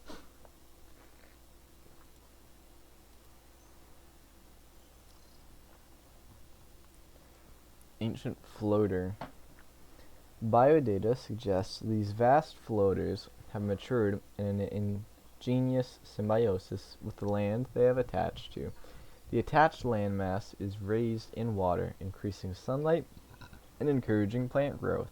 As older plants decay, organic residues and nutrients seep into the rock and are consumed by the floater. These circumstances must have held for thousands of years for a floater to reach this size. Life cycle. Immature floaters are born near the surface, where they sink to the seabed, attaching to any stable surface they find on the way. Those individuals fortunate enough to attach to a digestible nutrient source will grow in size, thus increasing their buoyancy and drawing whatever they are attached to closer to the surface. In extreme circumstances, a number of floaters may attach to a Leviathan-class lifeform, forcing it to the surface and effectively asphyxiating it. The body will be consumed over a number of months until eventually dissolving, leaving the floaters free to attach to a new host. Those creatures which successfully raise a landmass to the surface are rewarded with a burgeoning and permanent food supply, allowing them finally to reproduce and begin the life cycle again. Assessment: incredible. Bleeder.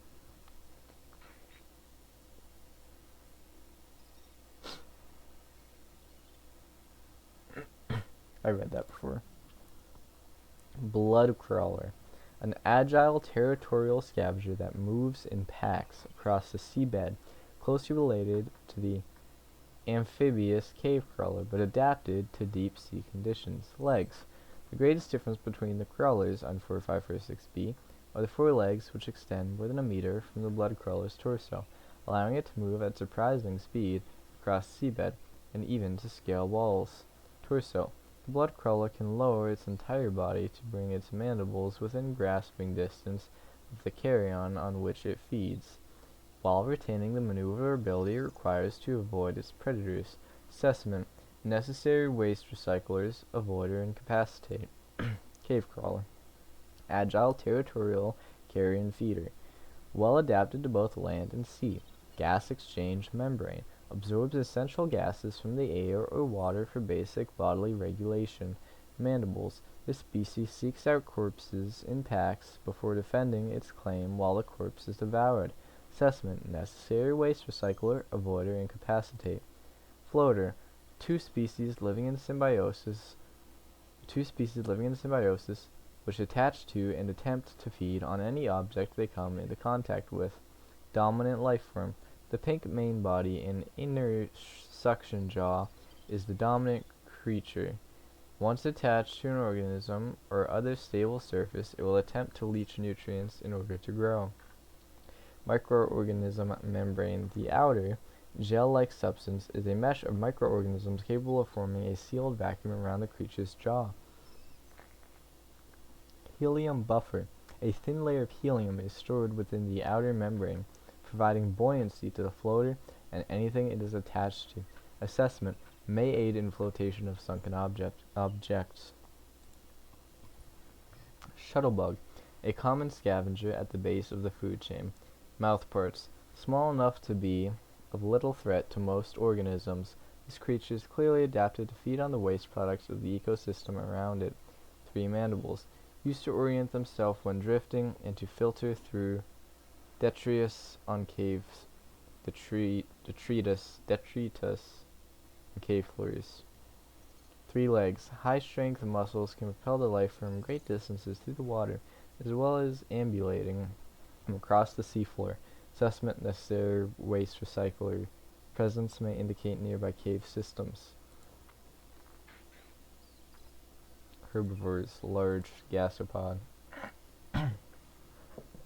A slow-moving life form and one of the larger herbivores on the planet, providing a substantial meal to would-be predators. Gasopod protects its domain by filling the surrounding water with poisonous and corrosive pods whose contents dissolve even synthetic fibers. Filtration system. Thick, non-reactive skin and multiple gill layers render this creature impervious to the noxious acid clouds it produces, basically the gas mask it's got on. Algae gland. A bulbous sac-like appendage on the rear end, a luminescent yellow algae grows inside the sac and produces the poisonous compound. Wait. Okay. Abdominal muscles can contract, causing the algae gland to emit the noxious compound into the surrounding water. Large pelvic fins capable of powerful movement through the water when moving in small herds. Behavior. Gasopods appear to be social in nature and may even use their emissions in their relationship rituals. Their audible calls are likely signifiers of nearby threats for food sources. Assessment. Approach with caution. Acidic pods may be retrieved and repurposed. Jelly ray. These things are awesome. The species has adapted to low-light environments with a translucent, luminescent body. This adaptation may help to light up the surrounding area for foraging, ward away predators, and identify the organism to others of its kind. Light sensitivity. Smaller creatures have been seen swimming in the jelly ray's wake to take advantage of the light source for their own ends, and the ray itself will approach the light sources, perhaps mistaking them for others of its own species. Assessment inedible. Rabbit ray. This thing's cute. A herbivorous aquatic life form. Rabbit rays appear to live serene and solitary lives, with few predators, a natural sense of curiosity, and awesomely poisonous flesh. Right? Ears. Twin orange appendages mounted on the head sense vibrations in the water. Undulating wings.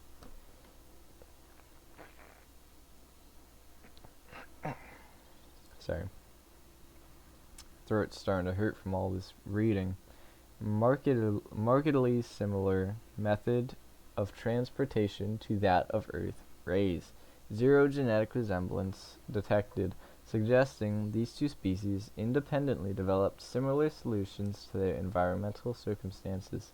Evidence indicates its large, side-facing eyes are relatively recent adaptations. It is likely there are related ray species in other environmental biomes on the planet. Assessment inedible but harmless. Sky ray. The sky ray has a bird-like head and feathered wings, which enable it to fly. Sky rays are commonly found circling floating structures and rarely venture far out to sea. They will perch on dry land but are prone to flee on approach. Wings. Although its wings give it some resemblance in silhouette to the waterborne rays on 4546b, analysis shows no greater genetic overlap with those species than the planetary average. In fact, Sky Ray appears to have split off the evolutionary tree much earlier than most. Diet. Largely seed-based, Sky Rays have not been observed diving for food, which implies they rely on land-based plants for their survival. Assessment. Presence may indicate nearby dry land. Small herbivores.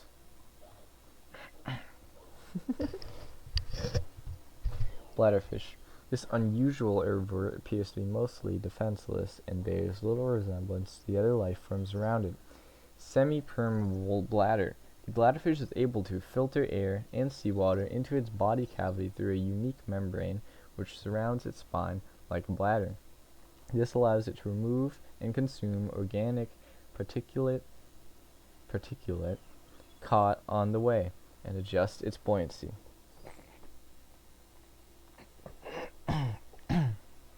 Open-ended vascular tubing can be angled and contracted to pump out water and achieve low-velocity guided propulsion.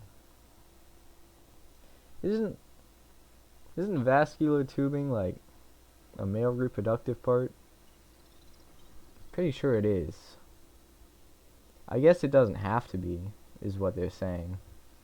Anyway, largely oblivious to threats and practically immobile at night, its only identified defense mechanism is that it's composed almost entirely of water, air, and cartilage. Assessment. Edible. Oxygen may be retrieved from the bladder and added to tanks on consumption. The membrane has applications as a natural water filter.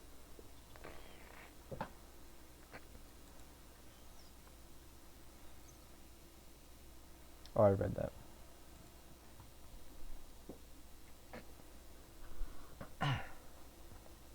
A medium-sized herbivore found in deeper waters.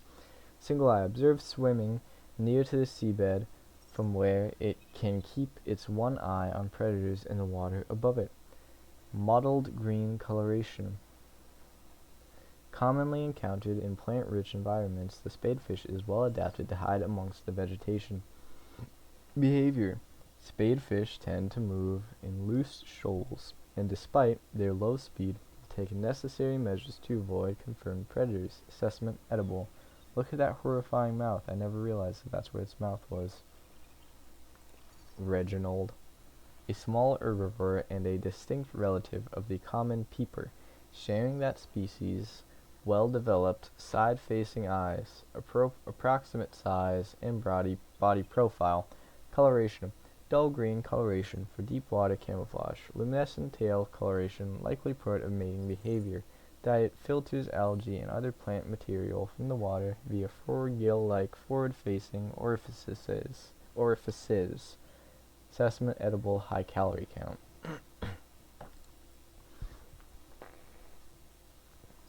Peeper. A fast prey fish encountered in shallow waters and rich in protein.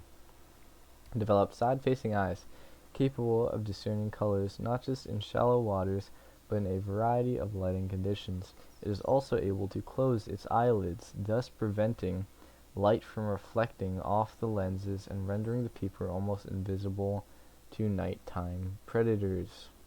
Powerful fins. This species has evolved powerful fins which enable rapid acceleration in still water and the ability to leap meters into the air to avoid pursuers. Beak. Likely used to break down coals and tough vegetation. An unusually large nasal cavity serves no obvious purpose and appears to be specifically evolved to detect a single specific enzyme. Nothing encountered on the planet so far produces a matching odor. Expulsion tubes. Tubes attached to the peeper's torso are connected directly to its stomach and gills and appear to be designed to expel its contents on demand. Purpose unclear. While the peeper is well adapted to survive in shallow waters, a number of its features serve no discernible purpose. It would appear to be just as well suited to survive in deeper waters, and is somewhat more intelligent than the usual small herbivore. Edible. High calorie count. Further research required. Oculus? I don't even remember ever seeing this. How did I scan it? His specimen shares genetic similarities with the common people. While the shallows and the cave systems are separated by just a few meters of rock, foodstuffs and threats in each biome are completely different. It is possible a small school of peepers was once cut off in the caves, and the Oculus species is how they adapted.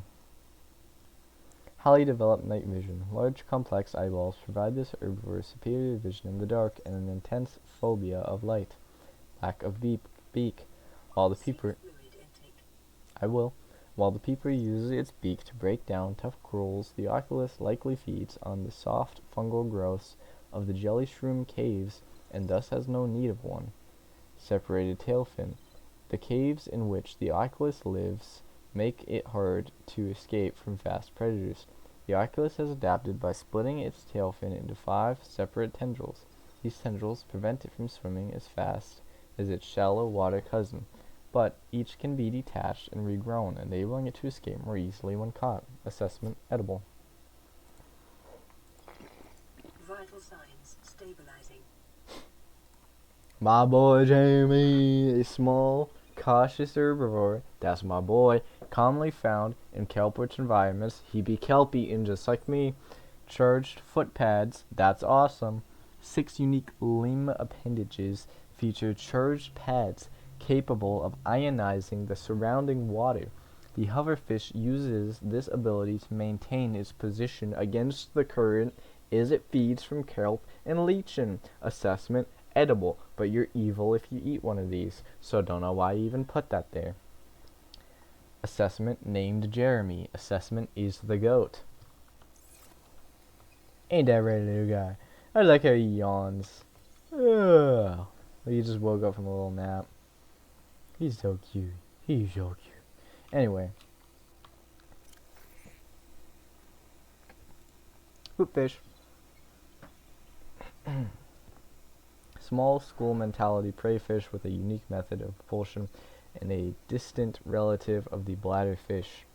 Antennae. Rather than swimming, this life form uses the fine green antennae which encircle its body to alter the composition of the water in front of it, allowing it to sail into the low density space created. That's pretty cool.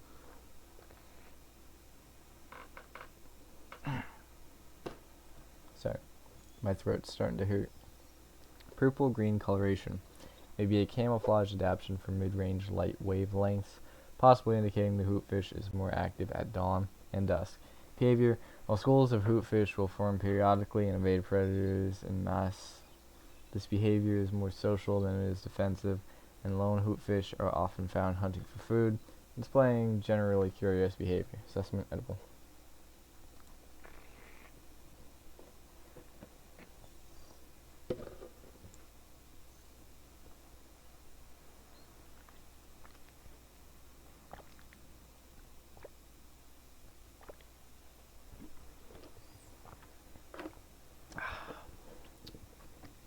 Had to drink some more warm milk there.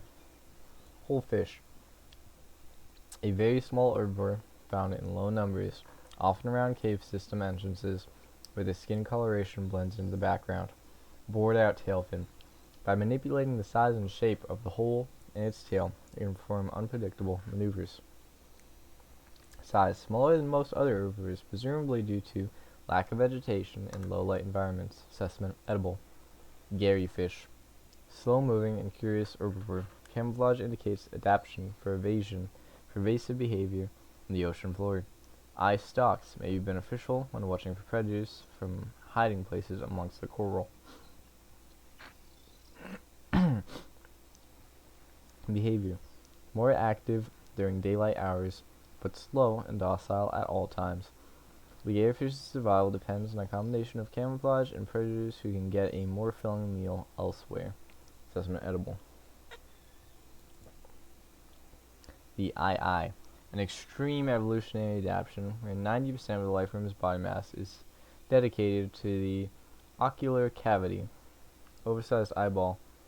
Deep set rings in the lens suggest specialization for identifying its predators in low light environments, long before they come into attack range. Underdeveloped fins. Incapable of fast movement, this species is vulnerable to agile predators at close range. Shark species may have evolved hunting techniques to close on the eye unseen from above, below, or behind. This organism and the common peeper share a common evolutionary ancestor, while the eye has sacrificed maneuverability, it shares and enhances its cousin's powerful eyesight. The ancestral alpha peeper may have been one of the first life forms on 4546b to develop eyesight many millions of years ago. Edible, low calorie count. Good to see you,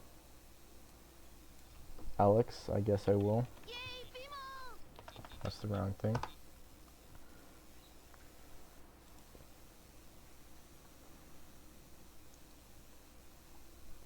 Might as well. Good to see you. Wait, sorry, checking my DMs. When did my how does Discord work? I'm lost. Oh.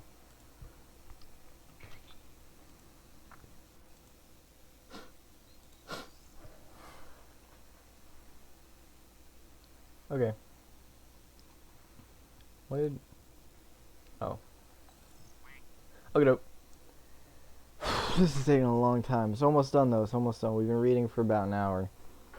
Boomerang, a herbivore encountered in large numbers, found to frequent shallow waters and move in schools. Serrated teeth suggests adaptation for grinding corals other herbivores are unable to digest. Twin fins. Unusually, this species' two fins are a cartilaginous extension of its skeleton. They are less prone to damage and provide superior propulsion, but are also harder to grow back. Bright blue tips are in fact the ends of its digestive tract, where the luminescence of the coral it consumes is most focused. Most active during daylight hours and prone to flee on approach, the boomerang can more easily be observed at night when its luminescence gives it away and it seeks the shelter of the seabed. Assessment edible.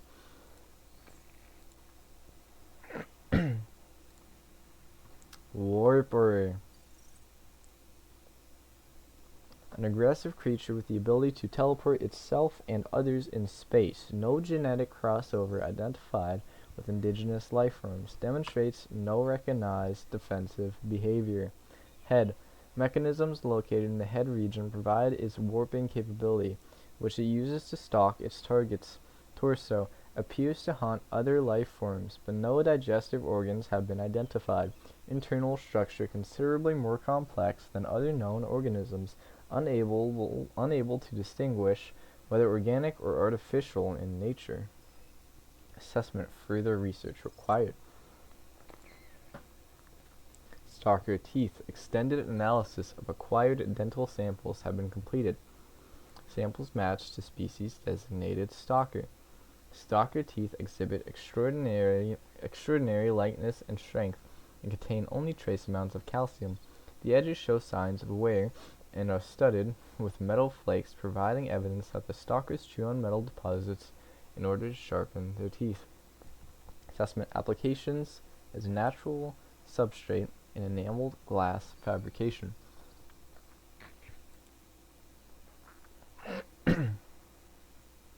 Stalker.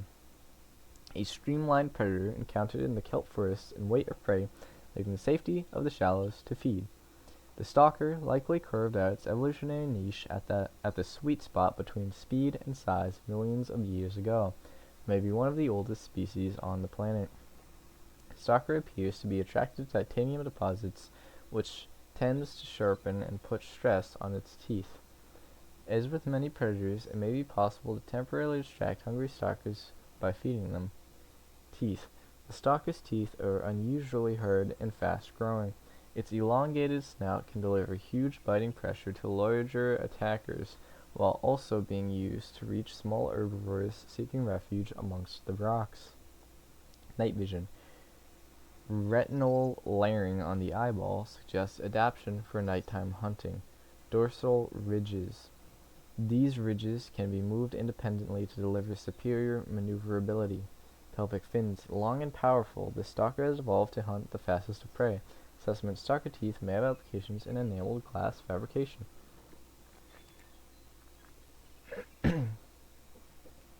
Sand shark.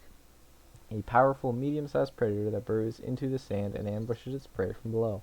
As with many predators, it may be possible to temporarily distract sand sharks by feeding any hungry specimens that draw close. Forward dorsal fin. The unusual location of this fin suggests a purpose unrelated to the movement through the water. It may be employed in shifting sand beneath the surface, or in mating rituals, or may simply be an evolutionary dead end. Segmented exoskeleton. Thick armor plating renders the sand shark almost immune to attack from above.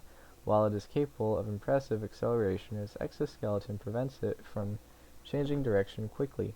Sand shark is thus a perfectly designed ambush hunter, but ill-suited to sustained pursuits. Feet. Ill-designed for ambulation, likely used to disturb the surface of the sand so the life form can burrow into the ground. Assessment: avoid, be vigilant for ambush in sandy biomes. Oh yeah, I do have feet.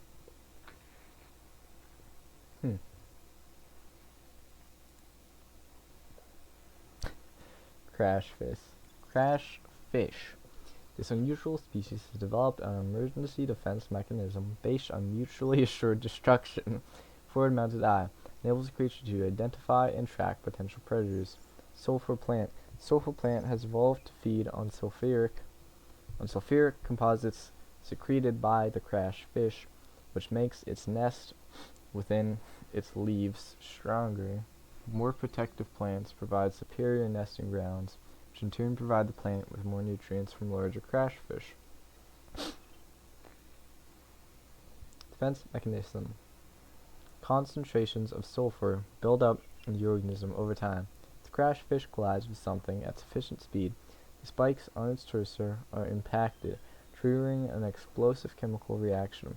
Assessment: equip stasis rifle, repulsion cannon, or similar before approaching the shallow caves. Crab squid. Oh, he looks lighter in this picture. Anyway, Calorie intake recommended. this large predator can be found in deep waters, where it lurks Safe fluid intake. amongst the blood kelp and membrane trees in search of prey. It can deploy a powerful electromagnetic pulse to defend itself. 1. Limbs. 10 limbs feature different appendages for swimming, walking, hunting, and possibly even tool use. Creatures. He's also a loser. I don't think they mentioned that here, but he's a known loser. Creatures caught in his grasp are expertly butchered and quickly consumed unless they're me, because I'm a goat. But yes, I learned, unfortunately, Jeremy was quickly consumed. Behavior: rays and other illuminated herbivores are its usual prey, and Jeremy, and it will approach and attack any light source, including Jeremy, in the vicinity. Its EMP blast was likely developed as a response to predation by me, with electrical hunting mechanisms. Oh. That's really cool. So the electric eels were their predators, so it learned to EMP them.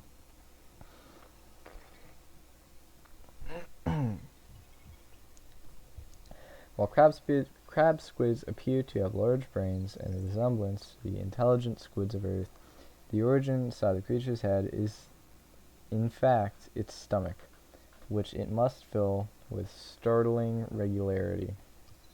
Assessment: neutralizes electrical equipment. Lights attract its unwanted attention.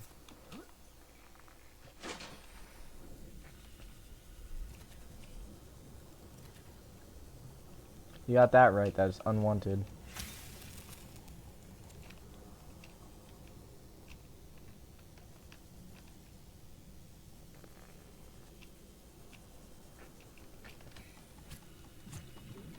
Ah. Come here.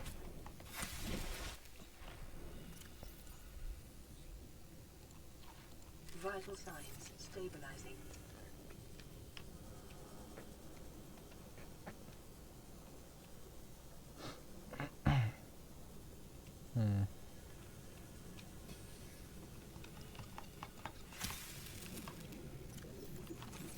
Vital signs stabilizing.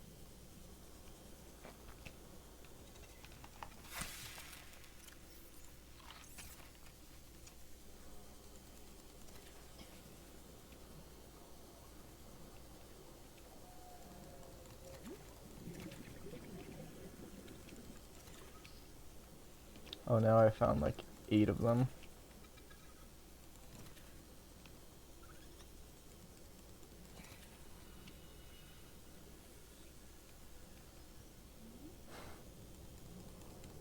What? Pick them up.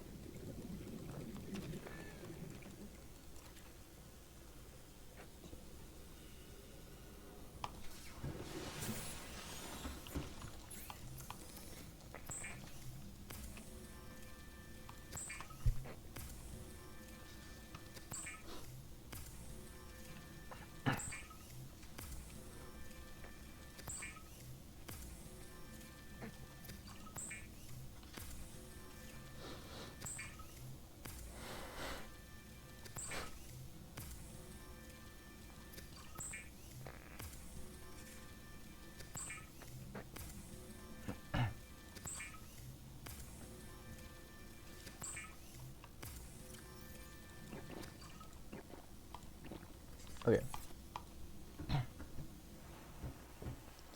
Back to reading. Crab snake. This life form appears to live in symbiosis with the local flora. All encountered specimens have been located within 50 meters of jelly shroom flora, frequently within the plant themselves. Jaws of crab snake has 2 pairs of fangs and 1 larger claw on either side. It plunges these claws into its prey, locking them in place, while the inner jaw tears through the flesh. Huh.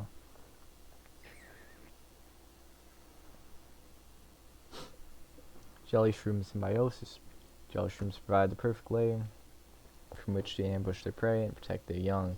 The presence of crab snakes likely deters herbivores from feeding on the jelly shroom itself, thus ensuring the relationship continues. Behavior: crab snakes display territorial behavior when threatened, patrolling the cave systems in which they reside. Assessment: avoid.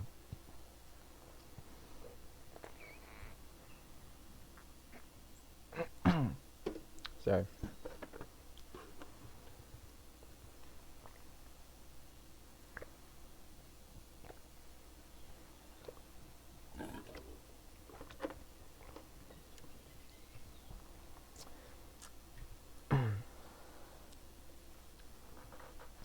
A powerful and inquisitive predator found inhabiting deeper waters of the reefs and bullbush colonies.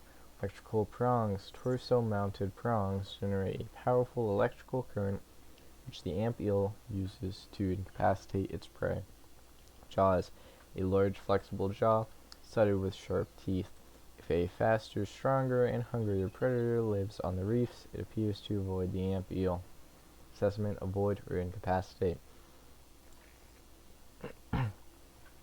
Biter. Vicious pack hunting predator. 94% muscle, 4% connective tissue, 2% brain. Indiscriminate when hungry. Almost always hungry. Specialized olfactory antenna. Employed in detection of bodily fluids in the water at impressive range.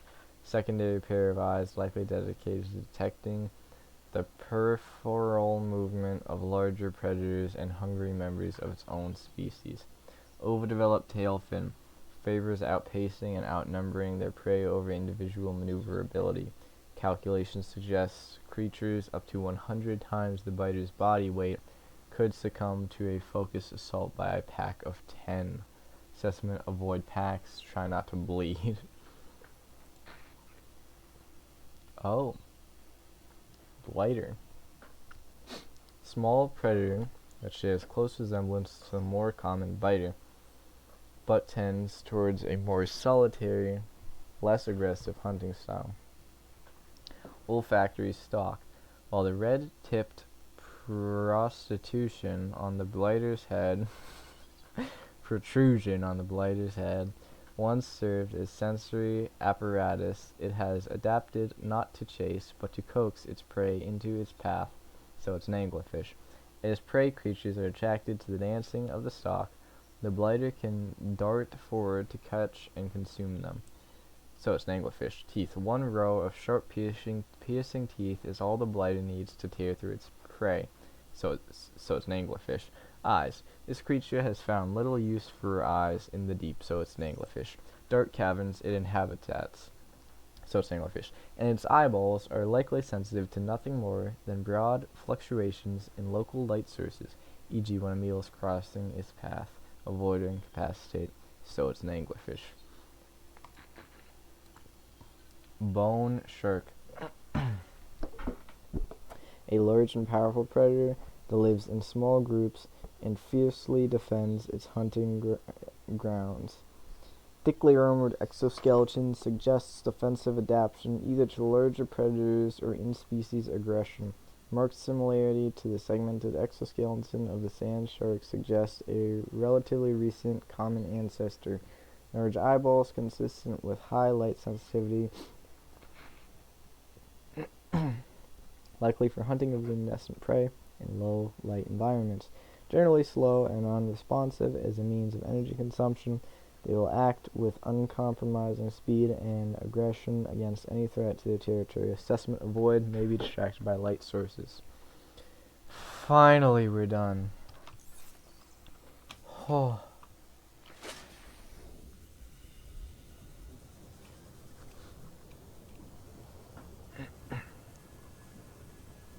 Welcome aboard, Captain.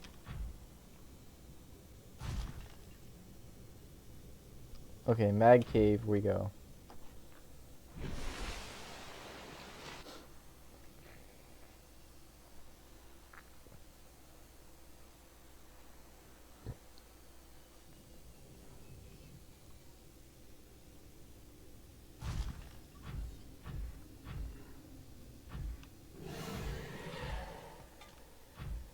Oh, I just took that.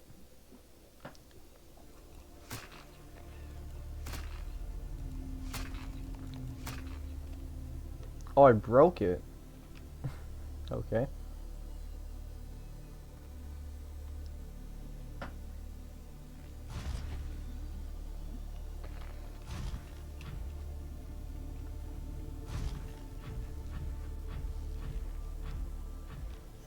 Wait, I want to actually... Are you serious? Oh, wow, there's a lot of room in here. Okay. Well, in that case...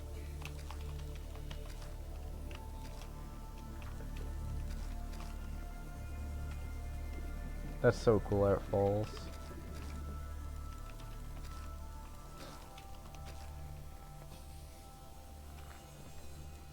What if this made it float? That'd be the coolest thing.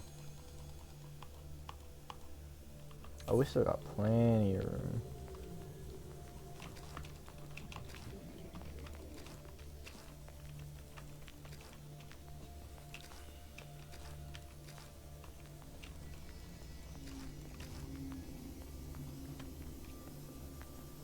Instead of collecting like silver or gold, this is what I'm collecting. 3 more. Okay.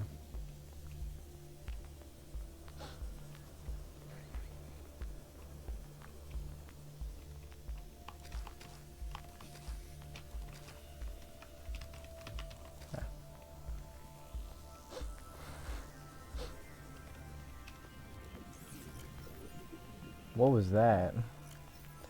I just like snapped my arms. Okay. Oh, down we go.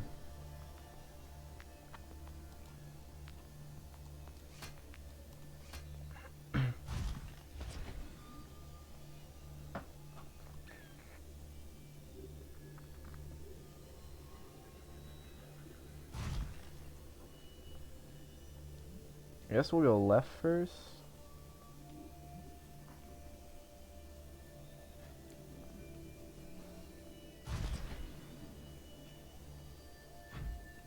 Little Degassi base type thing. This is from Degassi, I believe. Might as well grab some while we're here, you know, when in Rome.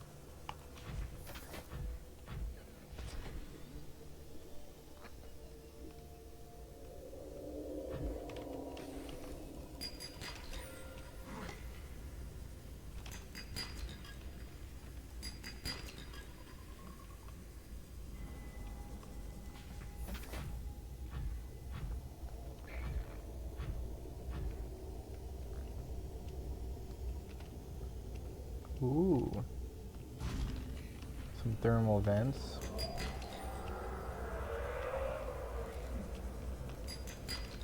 Wow, inventory full already. I mean, might as well hop down here, you know, see what's up.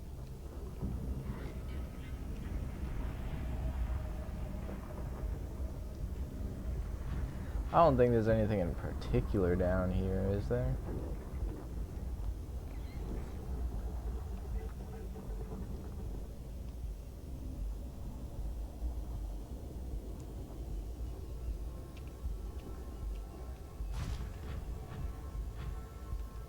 Yeah, it's just kind of like more jelly shroom caves. Oh, hey. Didn't see you there. Uh-oh. I can get out of this, right? Okay, good.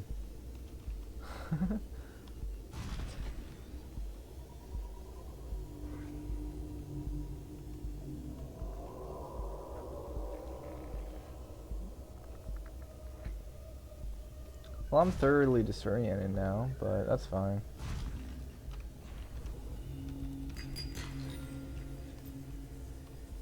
This is cool.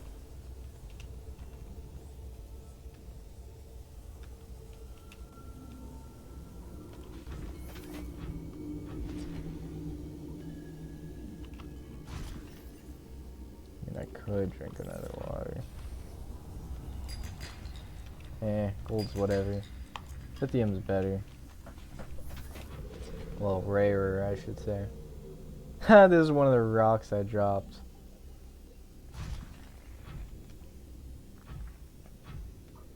I think.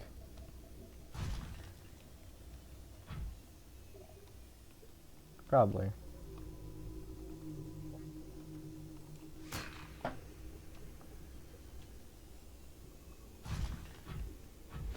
Yeah, that's where I came in from.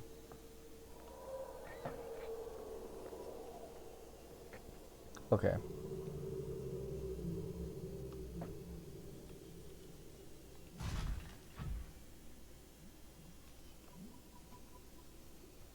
So over here, it's just like a little loop around. That just leads out, I'm pretty sure.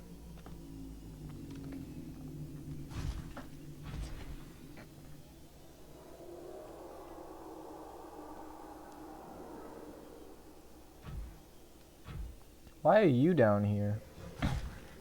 It's a bit odd.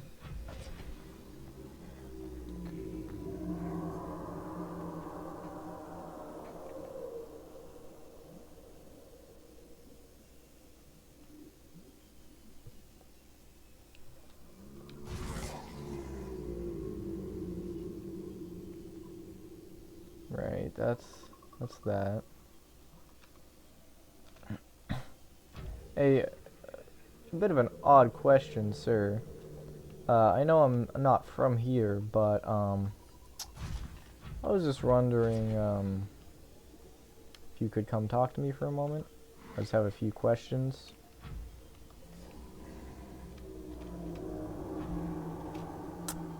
I'm stuck. This is...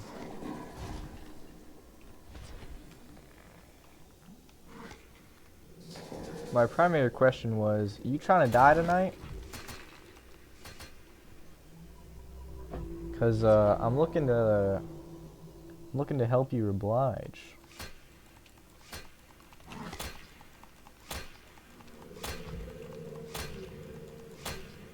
There we go.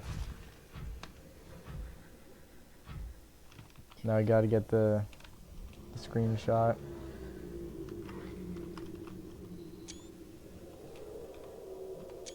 There we go.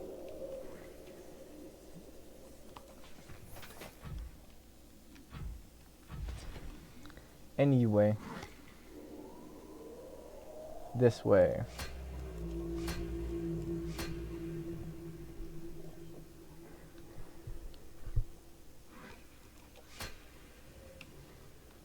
What's that? What is that?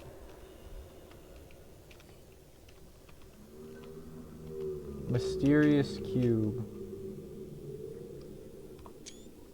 Wait. Oh, well.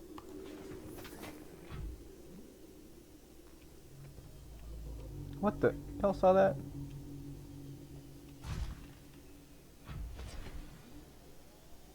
Okay. Well. If we keep going along this side, I believe that's where we find... We could go left or... No, we can only go right, yeah? Yeah, so we cross over.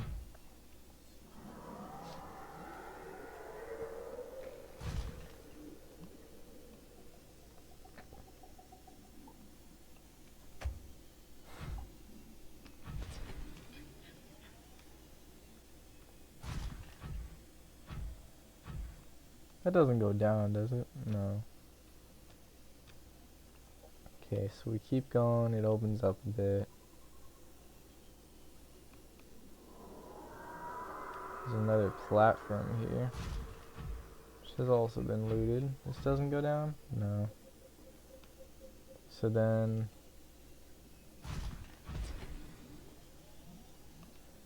Looks like we go right. We can go up. Maybe we could go left? I think we could just...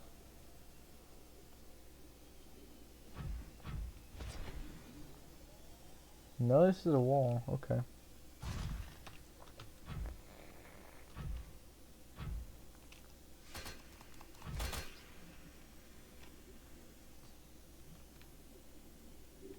That's a wall too. So do we go around the right side?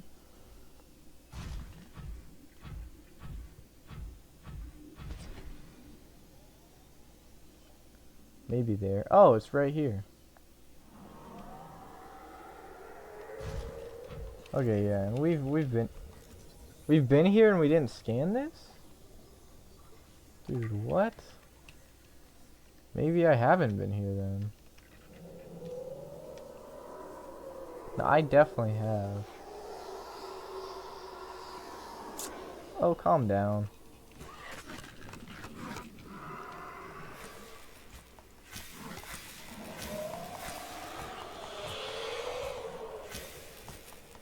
Come on, you want to be tough? You want to act scary? Come on. See who's really scary. Come on. That's what I thought.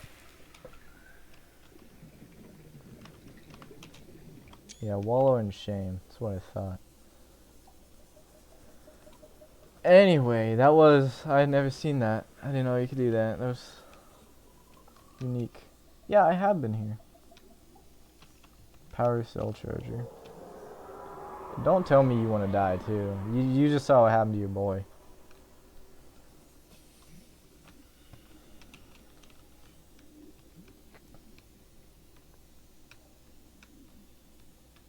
So this is a Degassi base. They were like living here. So I guess they were lost in space, and I don't know how they got down here. I don't know. There are still many unanswered questions in my mind. But oh well. Oh, what? Integrating new PDA data. Son, there is always a pecking order. And in our world, money makes a hierarchy. I pay Maida a fraction of what I pay you, and you a fraction of what I pay me. If money makes the hierarchy, why is Marguerite making the decision? We need her. We let her think what she likes, so long as she does what she's told. What if she doesn't? For enough money, she will. People always do.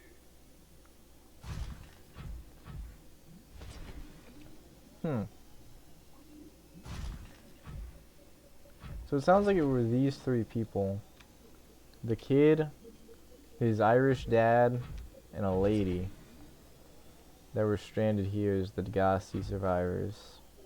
And they made that base, and probably a couple others.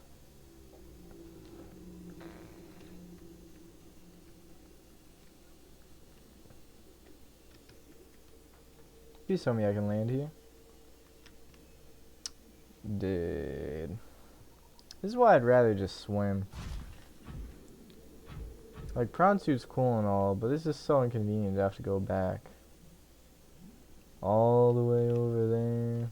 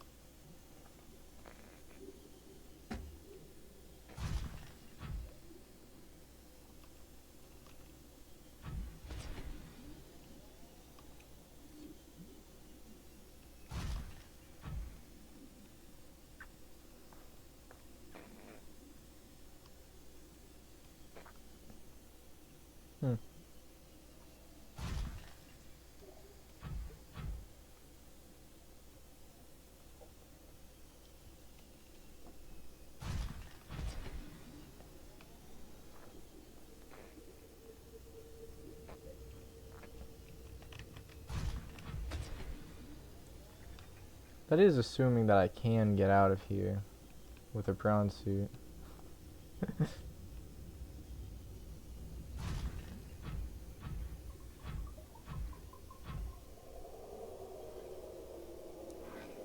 Here's the little base that I'm pretty sure I also did explore.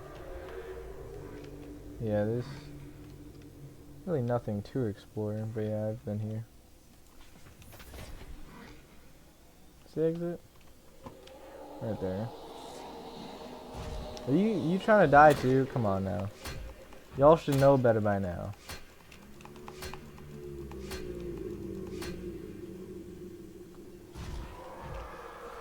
No, you're not getting away.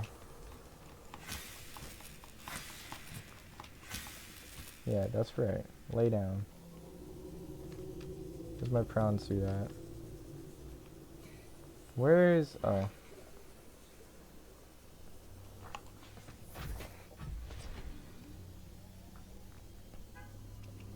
Are you dead?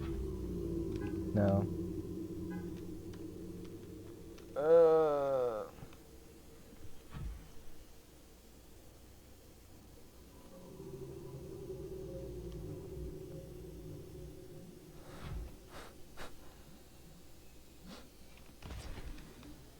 Okay.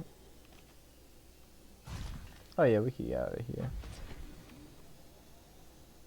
For sure. And I could already see the sunlight. Yeah, there you go.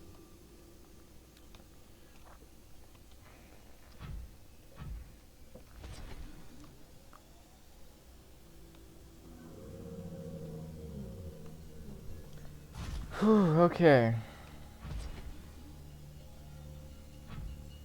Now, the only places now that I haven't thoroughly explored that I have marked with beacons are Island Gun and Scary Hole Reaper. However, my prawn suit is getting low on gas, so I might have to stop by, and in this economy that's not going to be easy to get enough money to stop by and get some gas for this thing.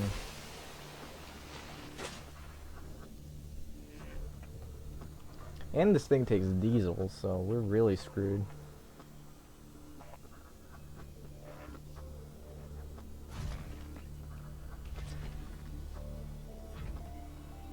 Oh wait, how close am I? Well.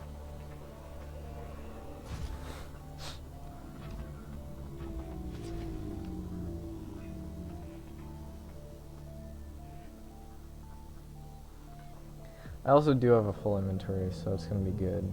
It's gonna be good to stop home.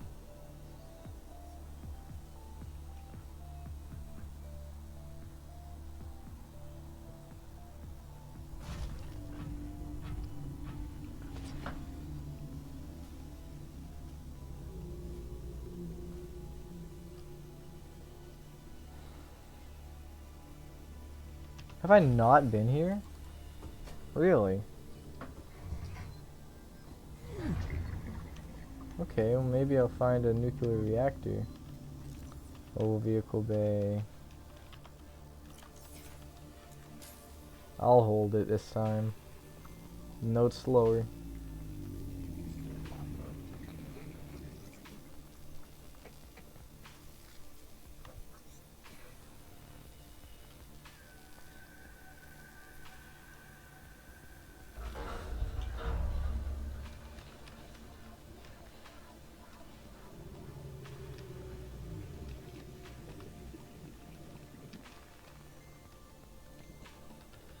Mobile vehicle bay. A lot of blueprints here. That would have been cool back when I needed these.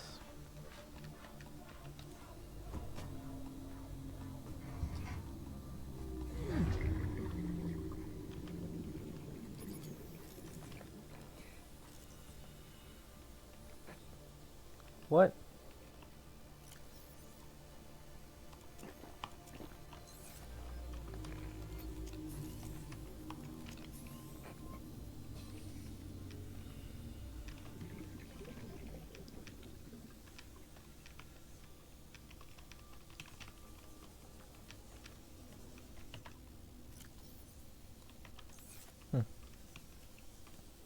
Okay, dope.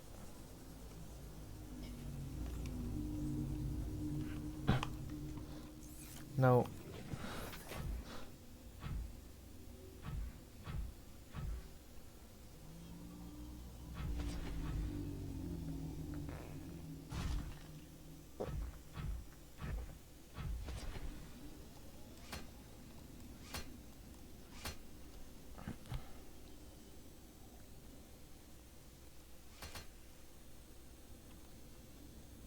These thermal vents.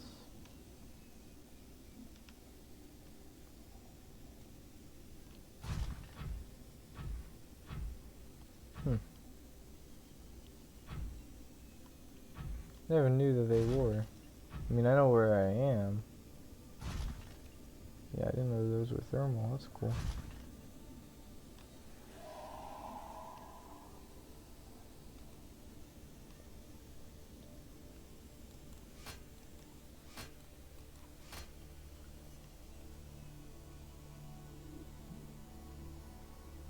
Home sweet home.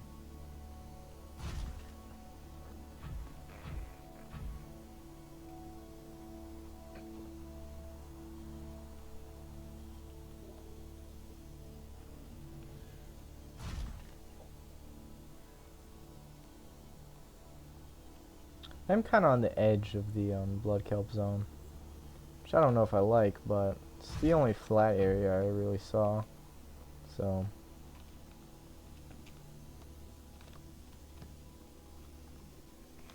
Welcome aboard, Captain.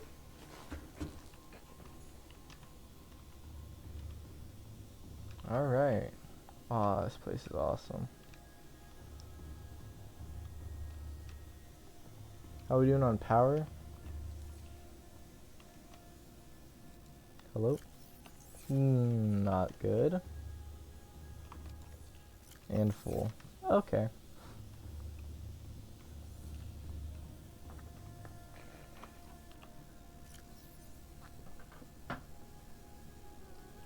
Alright, let's deposit our stuff.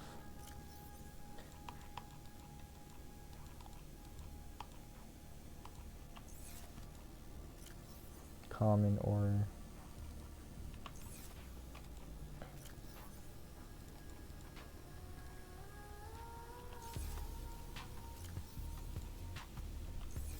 Okay, you're going to be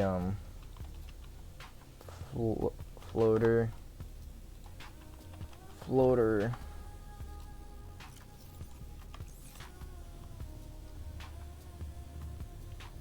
Wait, how do I even get to my... I really gotta... Okay, moon pool in my bedroom, which is odd, but that's where it is.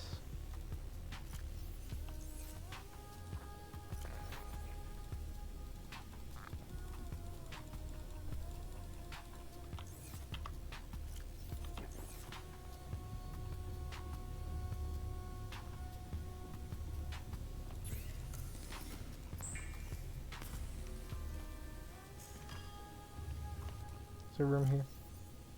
Oh, there is. It's odd. Okay.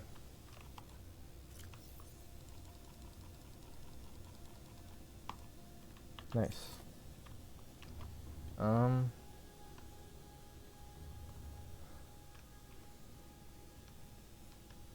Okay. Habitat builder. That is what I was wanting to do. Here it is.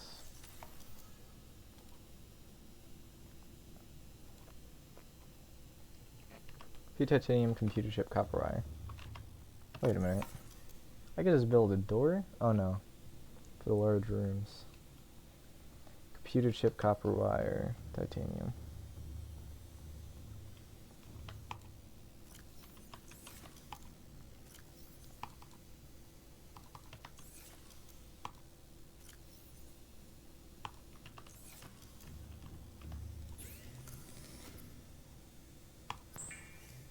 Two table coral, gold. Okay. Nope. I think it was one gold. Right? Okay.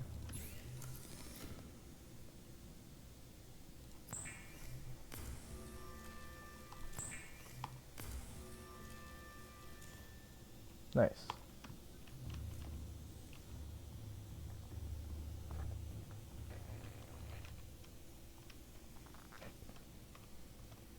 Oh, what?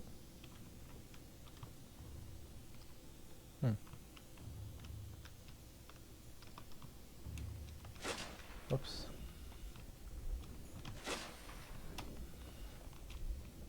I guess here makes sense.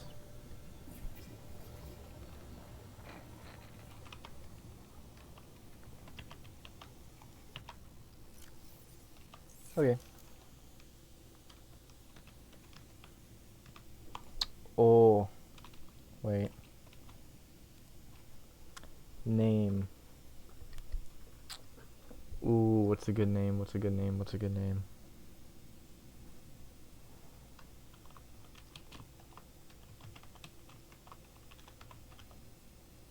Ah, that doesn't fit. I was gonna go Red Power Ranger.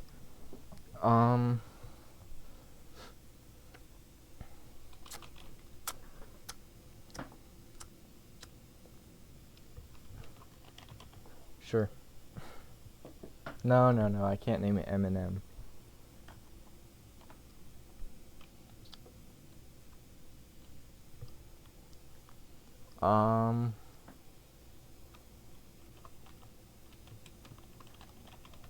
It's a good name for it. Ooh. Good color, good color.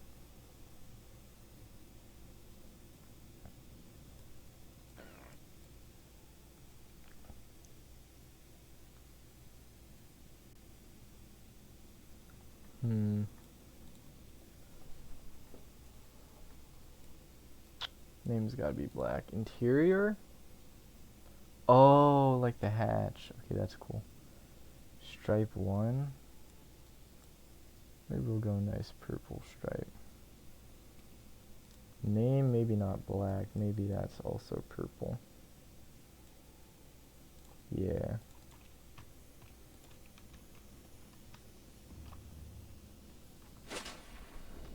Ooh.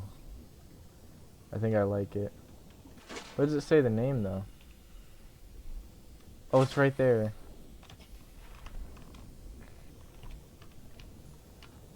There we go. Nah, maybe it should be black.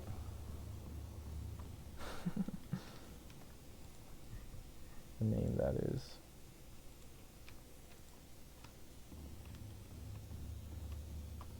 Yeah, that's good. Okay, dope.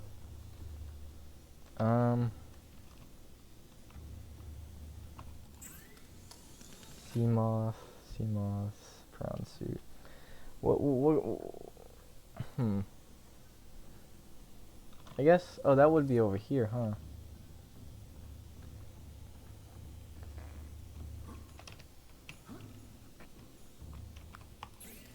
Oh, yes.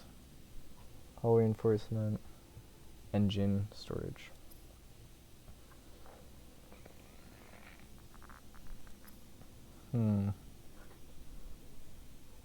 Gas torpedoes are cool, but not that cool. I didn't know this was a thing. Prawn suit propulsion cannon. I can make that. Same with the... Oh no, wait. Grappling arm. Hang on, I gotta go to the bathroom. I'll be right back.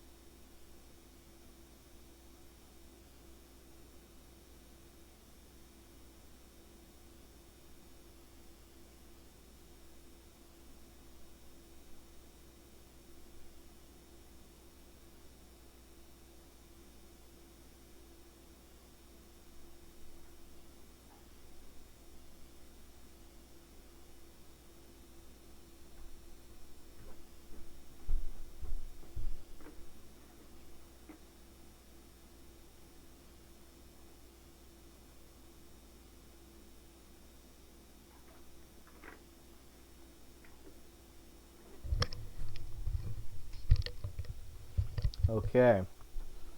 I'm gonna check something real quick.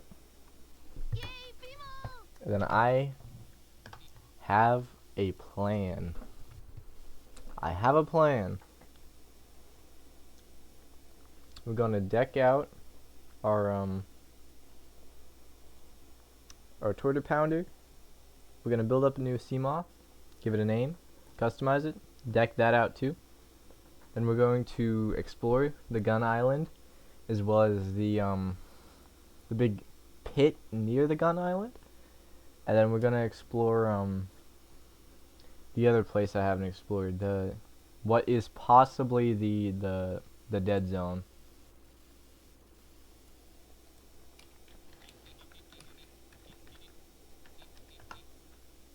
Okay.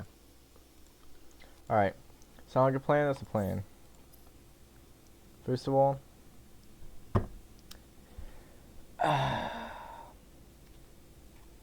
crystalline sulfur and nickel.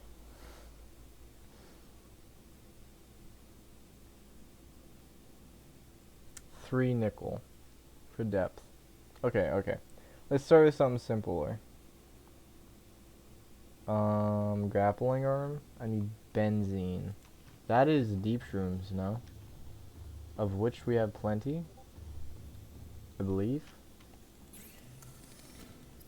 Benzene. Hydrochloric acid.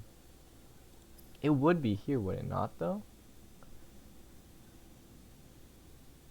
Okay, well, so hydrochloric acid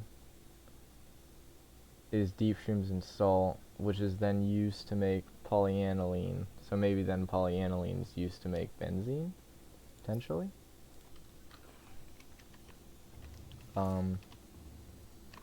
Three deep shrooms and a salt is what it was. So let's just go grab that real quick.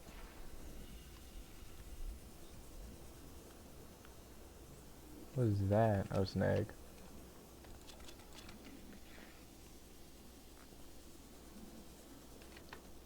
Hang on. Gotta keep it with me. Can't be caught lacking. That's rule number 1 of living in the slums. You cannot be caught without a blicky and a knife. Alright? Cannot be caught lacking. Hydrochloric acid. I don't think I've ever crafted this item before. Polyanilene's just 1 gold. Oh wait. Interesting.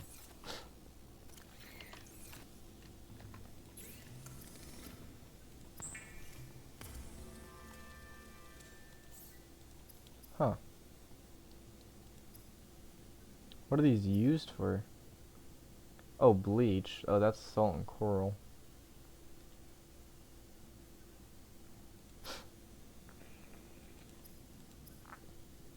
Which is water.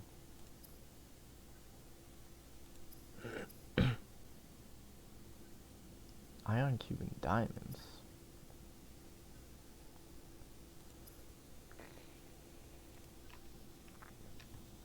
How do I make benzene?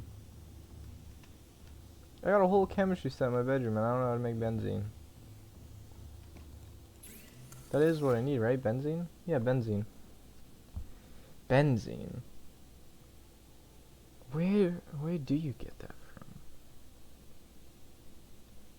Benzene. I don't want to look this up because that's kind of lame, but I do need benzene. Could it be blood oil? Surely I've harvested blood oil before.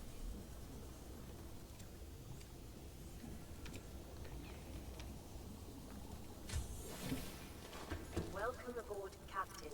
I don't think it's blood oil.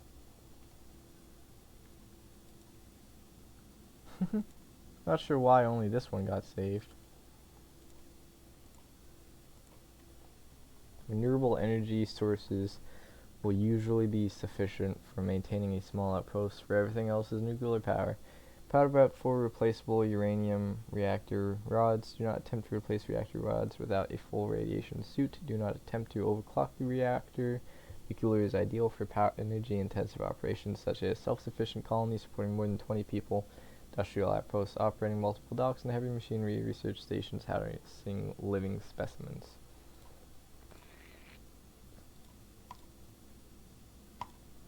Where does benzene come from?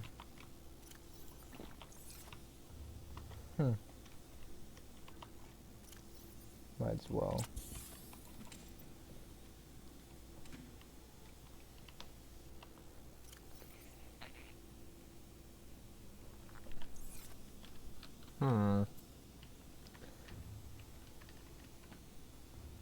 Yeah, again, I really don't want to look it up, but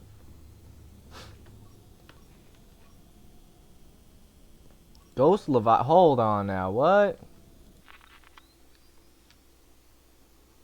Oh. Oh, we hunting. Oh, we hunting.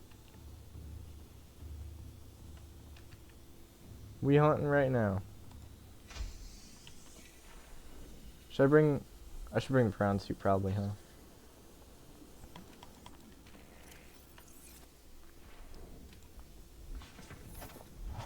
Oh.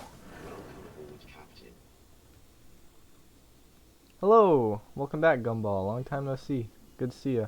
Came at a good time. We're about to do something awesome. As usual. There is apparently a ghost Leviathan right here. I don't know how much you know about Subnautica, but that's a... Oh, I've never... I didn't know he was living like 10 feet from my house the whole time. I've never seen him yet. Or at least not, like, you know, near my house, that is. He about to get it. I've been here. And yet I still never seen him. I got a tracking chip in his neck. He ain't getting away. I'm trying to think of the best way to put him down.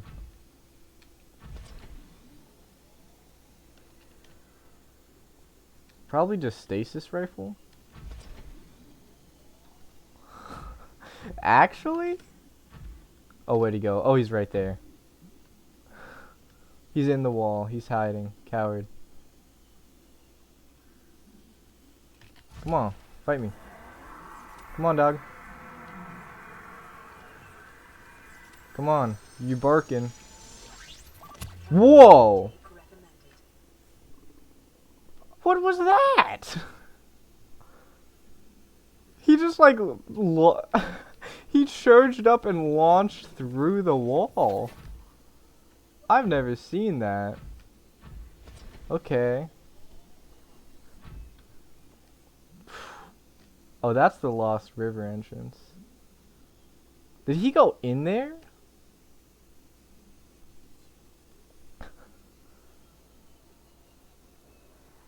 I hear him. Oh, he's right there. He's right there. Well, it's a good thing for you. I'm only in like one of the scariest places there is in this game. He's right there. He's in the wall though.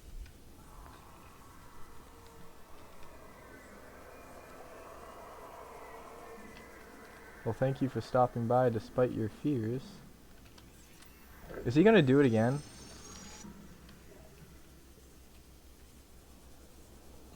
This is unusual behavior. Ooh. Ooh, ooh, ooh. One more for good measure. Give him a good scan. Oh, the warper might actually cause trouble.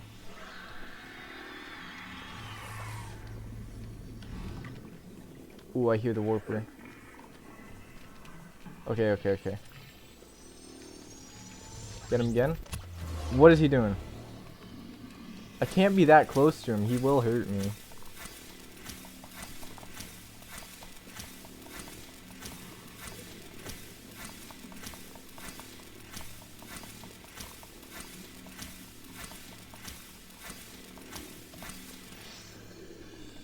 Why is it?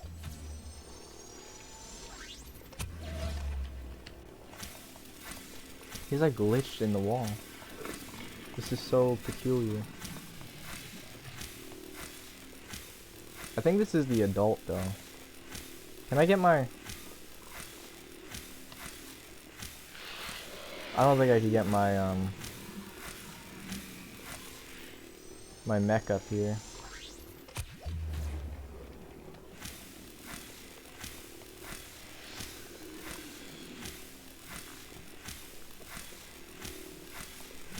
My prawn suit. Fire.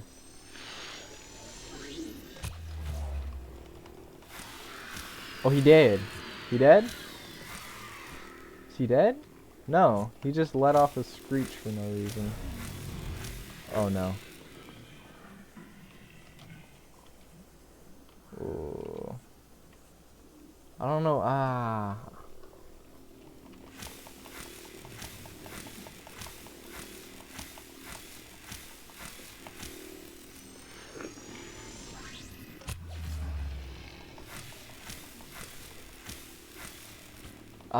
This is dangerous. If I get too close to his mouth, he will hit me, but there's a warper behind me. I'm also almost out of air. I should be able to stop by and get some air. He should be close to death too, though. I keep hearing things. I'm not sure what they are. There's probably nothing. He's free.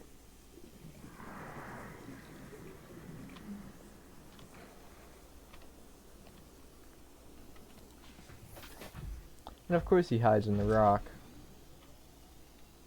Yeah, the warper's right there. Okay. Up we go. Emergency. Starvation imminent. Seek calorie intake Come on. immediately. Come on, big boy. Hey, come on. Come out of that rock. Coward.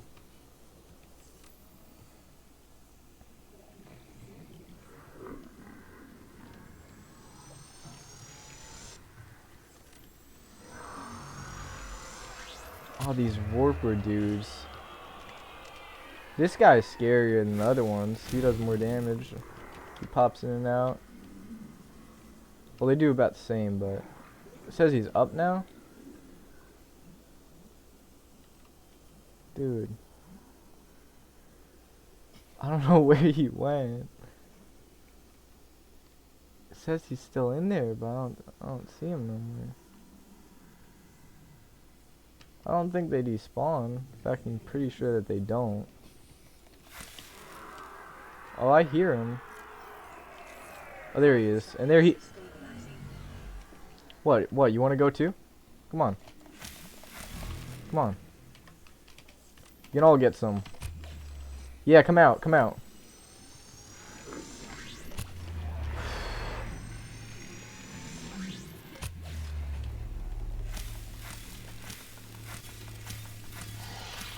No, I don't have any phobias.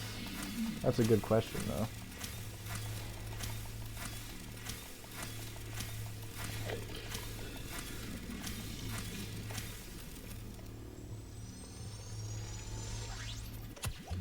What? It missed? That's bad.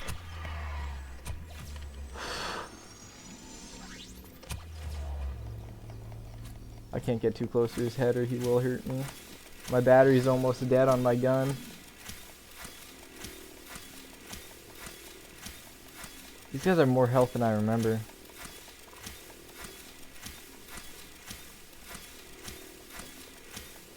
Then again, I've never killed one before. Hey! Here's a screenshot. This is my boy Jeremy.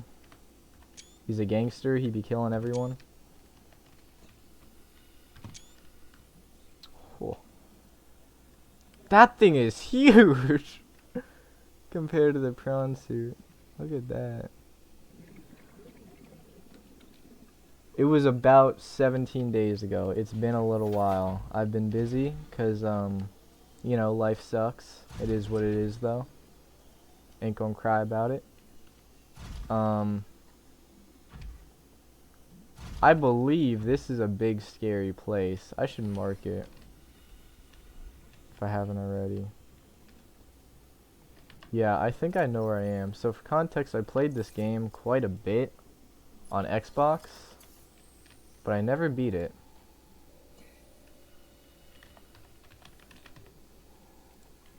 And I got it on PC recently because it was on sale or something.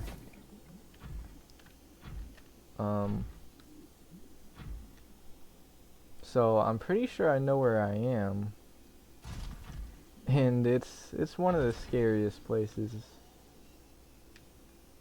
that there is in the game. Local scans show a nearby opening, leading to a biome with extensive fossilized remains. Oh yes.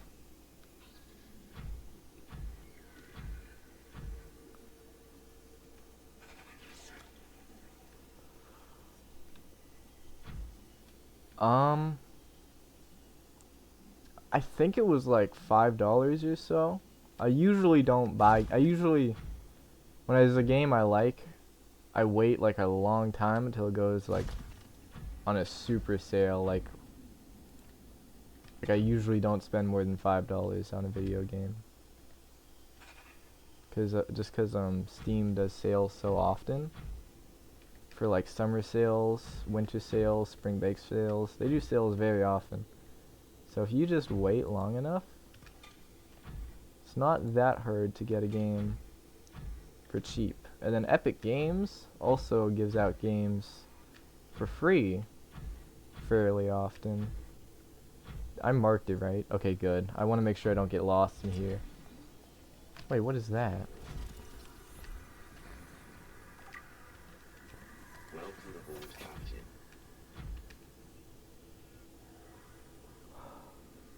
I don't want to go too deep in here. But let me scan some things while I'm here. It is almost 11 p.m. I believe.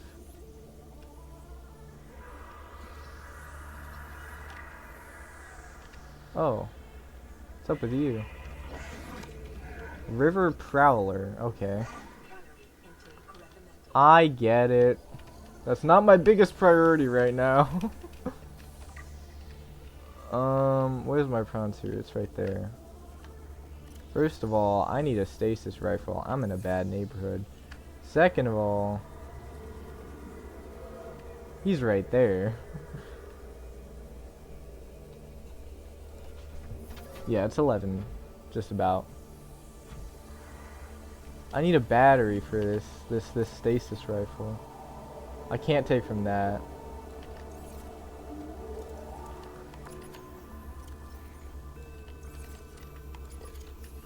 That works. Okay. I am now confident again. However, there is not a lot of food where I am right now, which is bad. Come here. Yeah, that's right. My boy Jeremy, get a pic of this. There we go. It's up to you.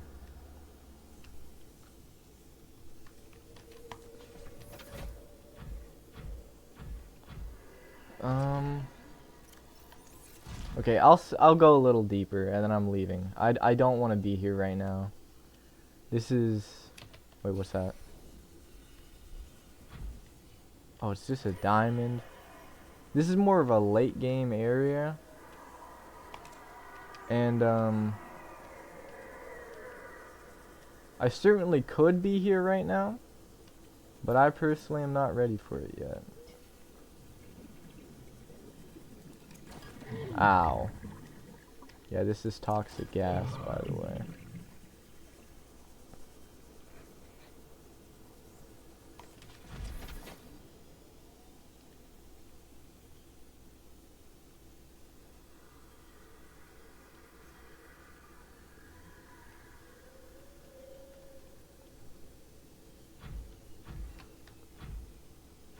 Oh, thank you, man. I really appreciate it.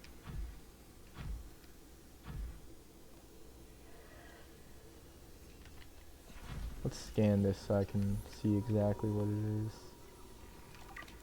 I know I'm gonna need a good amount of this stuff. I don't need a whole lot of it, though.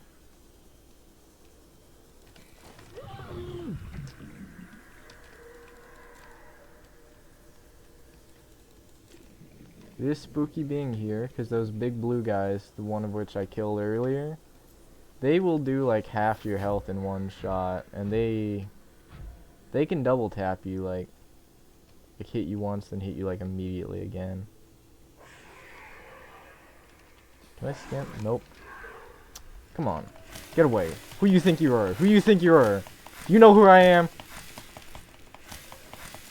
That's what I thought. That's what I thought. I ain't scared of you. You should be scared of me.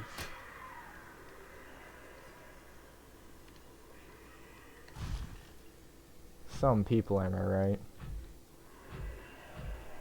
You can indeed. It's one of those games where the way to beat it is not super obvious. If you just explore enough, you'll eventually figure out what needs to be done. But they never explicitly say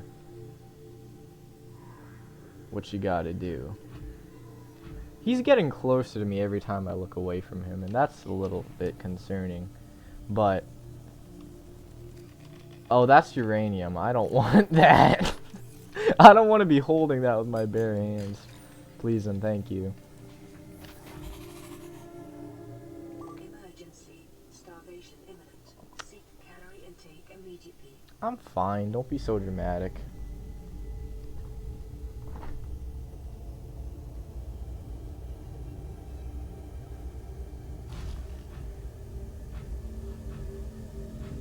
Hi.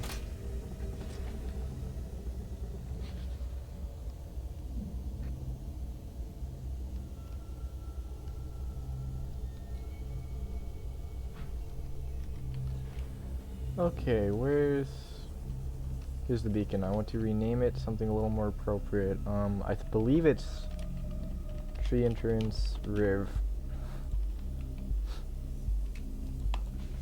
There we go. Have you ever seen or played Subnautica before?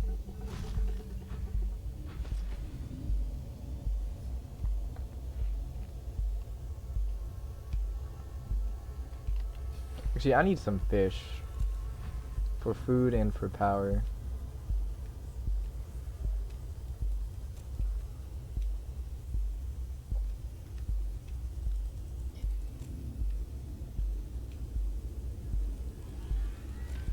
What's good, G? You wanna go? Come on, you wanna go? That's what I thought. Anyway. Oh, okay. I will try not to spoil anything then, because unfortunately, I've been watching people play this game since it was in, like, its beta. So I know just about everything there is to know about it. But I have seen absolutely nothing from Subnautica Below Zero, which I also have. So after I finish Subnautica, I'm going to do a blind playthrough of Below Zero. And that's hopefully going to be a lot of fun. It's going to be interesting at the very least.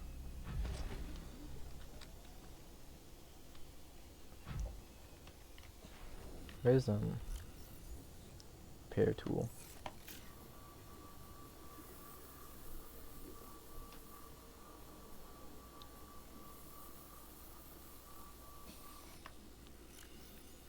Scanner. Okay, I need some food fish. The fish I have are powered fish. That sentence doesn't make a lot of sense, but I got fish for power and fish for eating. Oh no, you have AIDS. I don't want to touch you. I mean COVID. That's what. Yep, COVID. Do you also have COVID? Ah, you're fine. Vital signs stabilizing.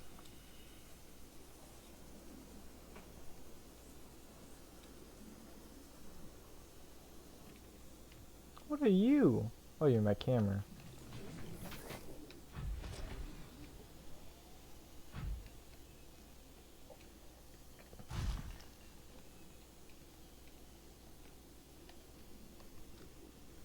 Yeah, the coolest thing about this game is like experiencing new stuff for the first time and like crazy stuff. So it is sort of unfortunate that I already know just about all there is to know. However, this game is still awesome no matter what. So this is my bioreactor. You throw dead animals in it and it turns it into power. It's pretty messed up, but where's my... Is this? This is a locker for good stuff. No, that's the okay stuff. You're the locker for good stuff. As are you. Nope, gold is not good.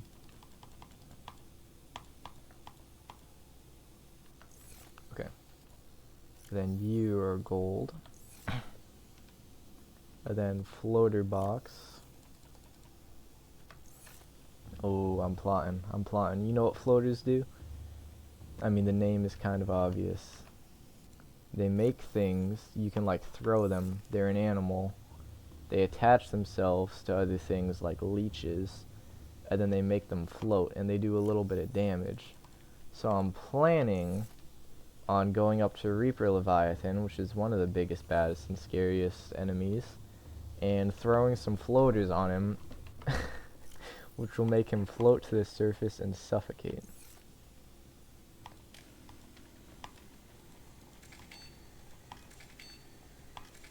Got this.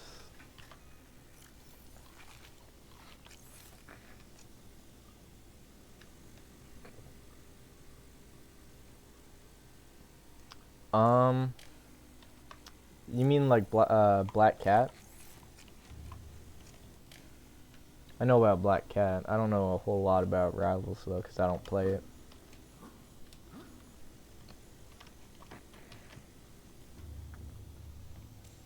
But what was I doing? Oh, Roblox Rivals. My bad. No, I have not. Thought you meant Marvel Rivals, because I know that's a very popular game. Anyways. benzene. I still don't know how to make benzene. I could do the drill iron. Diamond, lithium, 4 diamond, lithium, 5 titanium. 4 diamond, lithium, 5 titanium. 4 diamond, 5 lithium. No. It's 1 titanium, 4 diamond, and 1 lithium.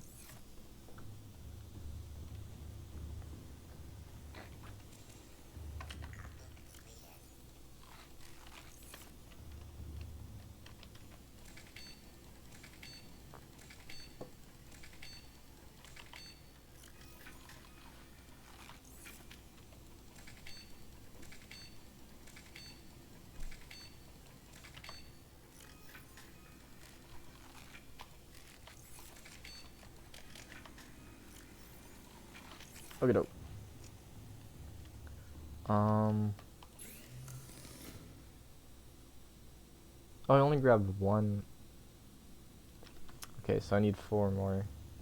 Well, what's new in the Rivals update? I might play that a little bit later.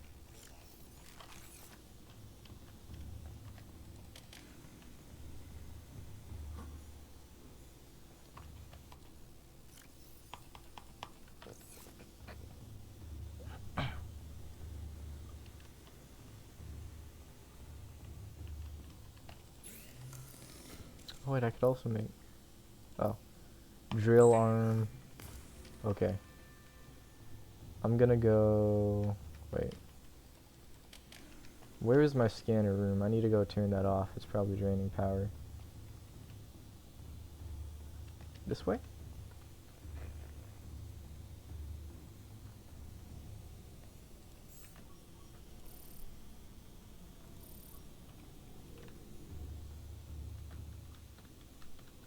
Two new weapons and like 3 new maps. That's cool. Yeah, I plan on streaming for a little while. Unless I get like super tired. But I'm not the kind of guy who gets tired. Oh, the drill arm. Okay, do I want it left arm or right arm? Probably right arm. Or no, left arm? Which arm is it on? Okay, I want it on the other arm. I'm not moving.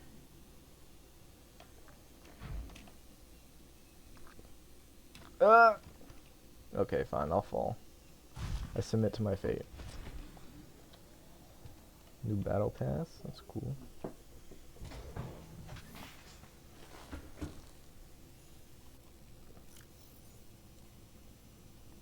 Okay. Also, need to charge my batteries. There we go. Laser cutter's dead. Knife. Nice. Never get caught without a knife or a gun. When you live in the slums, that's rule number 1. Rule number 2 is drink 45 cups of espresso every day. That's how you stay healthy, isn't it, Will Guy? Alright, anyways, I still don't know how to make benzene. Yeah, I didn't want to go to bed. If I'm having fun, I just kind of ignore sleep. How do you make benzene in real life? Pretty sure it's acidic. Or corrosive, I should say.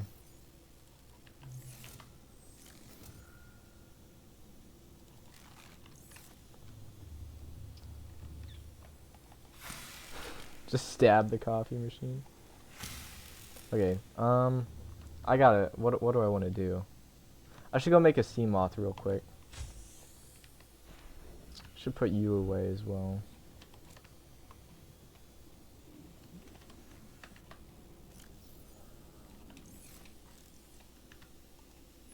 There you go.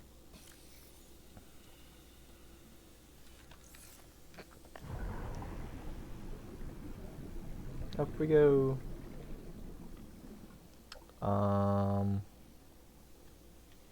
I don't know what level you were before, I forget, but I'm gonna say 140. That might be too high, but you were pretty good at the game when I played, so I'm guessing you played a lot. Oh, 265, way higher. Okay. My bad.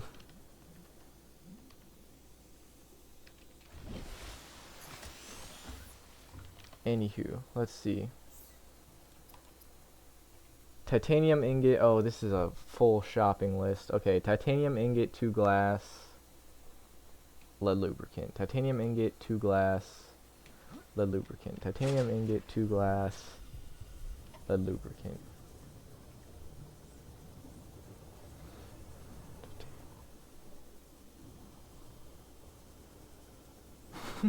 Shopping for the Titanic. We're shopping for pieces to make the Titanic. We need a titanium ingot, 1 lead, 2 glass, lubricant. 1 lead, 1 lubricant, titanium ingot. Surprisingly, it's pretty cheap. 1 titanium ingot, 2 glass, 1 lead. That shouldn't be here, it should be elsewhere. Lubricant.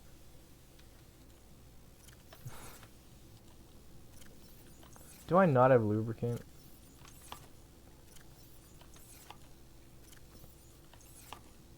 I don't. Oh. Yeah, I don't have lubricant. And I do need a power cell too. How do I make those again? 2 batteries, silicone rubber, 4 acid mushrooms, 2 copper, a silicone rubber. Do I at least have that? I do. Okay.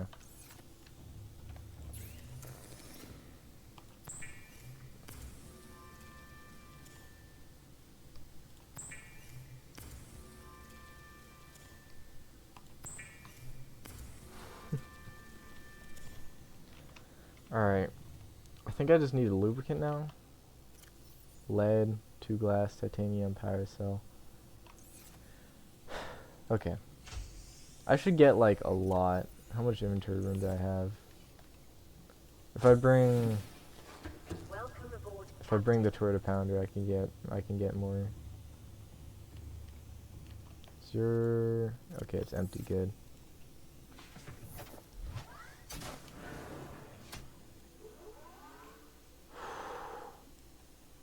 What is this? Gold? It is gold. I mean, I kind of need gold, but...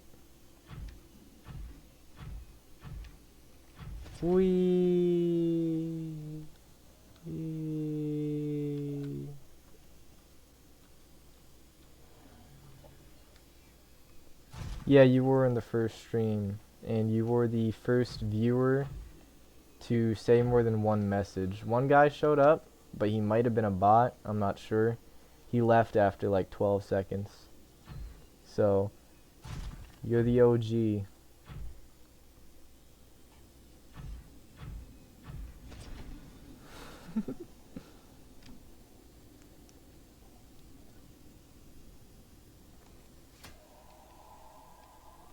You wanna go?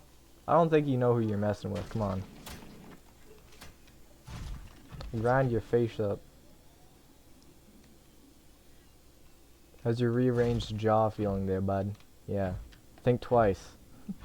I live here. This is my neighborhood.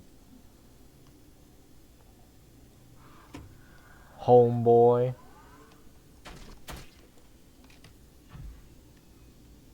You always gotta intimidate the local wildlife. That's how they know who's boss, you know?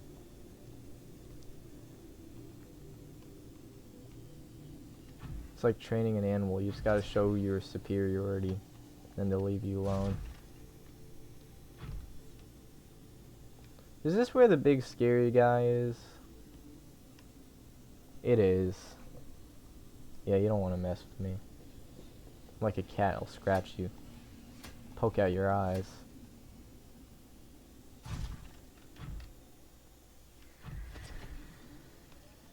Is that lithium? That is lithium. What did I tell you? You haven't learned your lesson yet? No, no, no, no, no, no, no. You don't get away with that. I'll cut you up. I'll make sashimi out of you. Come on. Yeah. You learned your lesson yet? Get a flick on him, Jeremy. That's what they get.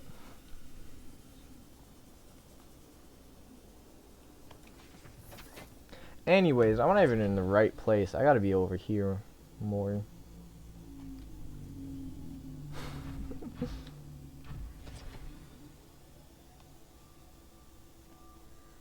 Yeah, that's right. You really want to die? You stay away from me if you don't. Oh, you do? Yeah. You're lucky. I don't want to waste any more time toiling with the likes of you low-life scum. Where am I going?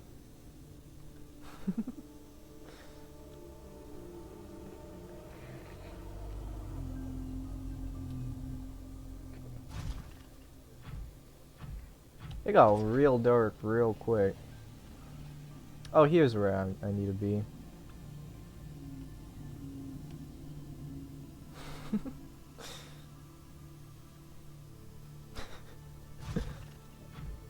Did I just... Okay. We need, like, a good amount of these. Load up the trunk.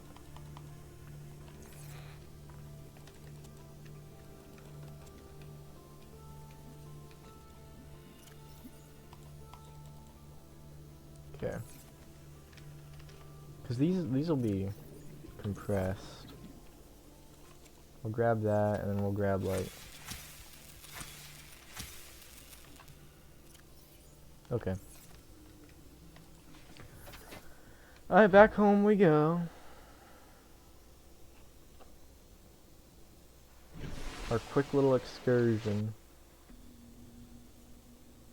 I could just... No, I can't leave the prawn suit. It has the stuff I need in it. Alright, into the depths we go. Home sweet home.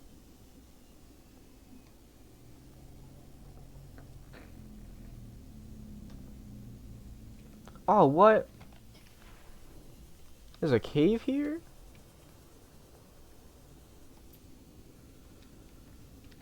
Oh, this is cool. It's very small, but still cool. I dropped my mech down here.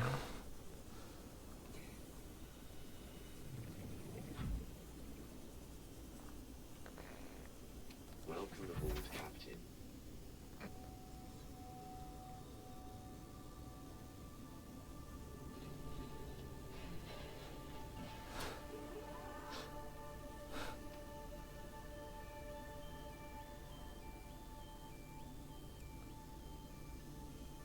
Into the depths we go.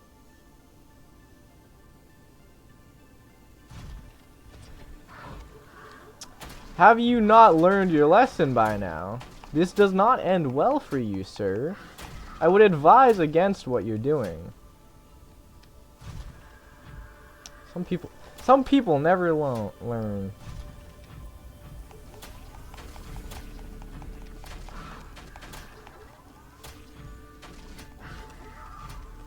I'm getting jumped. I'm getting jumped. It's like 6 of them. Yeah, that's what I thought. You see what I did to you, buddy? Go tell the rest and stay away next time. Quack 2. I spit on you. You still trying? What the? There's lava here? Back up! Jeez. It's like carrying around cash in the hood. You just cannot go 5 minutes without getting jumped.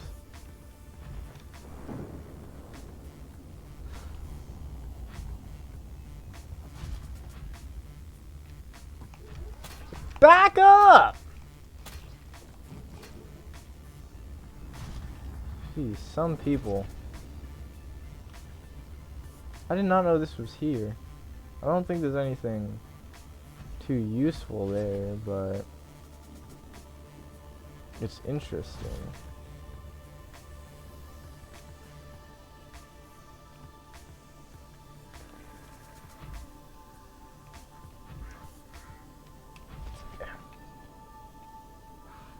this a bigger cave? No, it's same size. Come on, I'll rearrange your guts. Come on. Am I not gonna be able to get up this? That would be quite sad. Yeah, I mean, kids nowadays. I don't know why that's making me laugh. That doesn't even apply. I'm fighting sea monsters. Kids nowadays, am I right?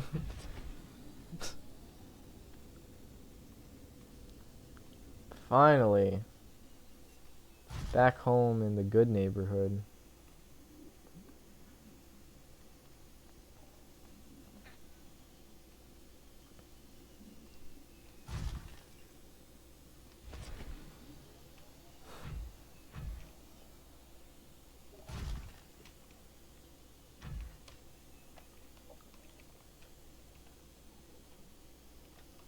I really gotta figure out how to make benzene.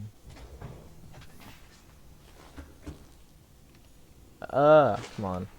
Whoop. Dolphin dive out of there. Majestic. Speedrun, sprint, go.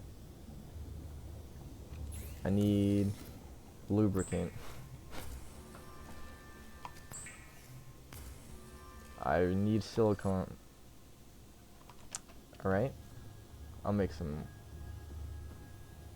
silicone too.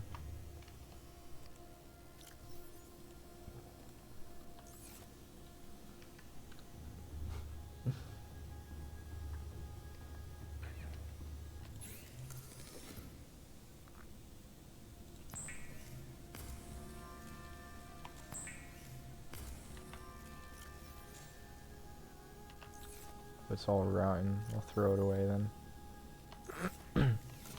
Okay, fiber mesh goes here. I think I only need one. No, I don't need any silicone anymore.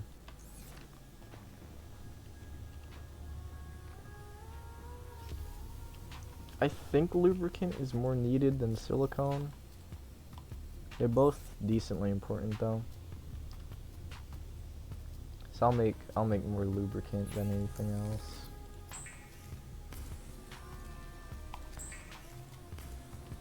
And are those in here? Yeah, lubricant. I need to keep one for now. Make one more thing of silicone.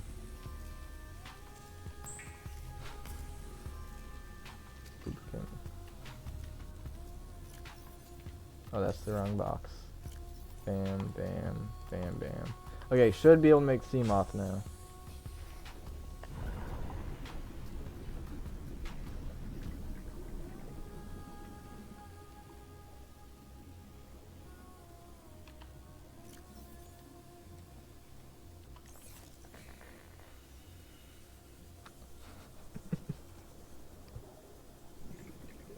No, you had it right the first time.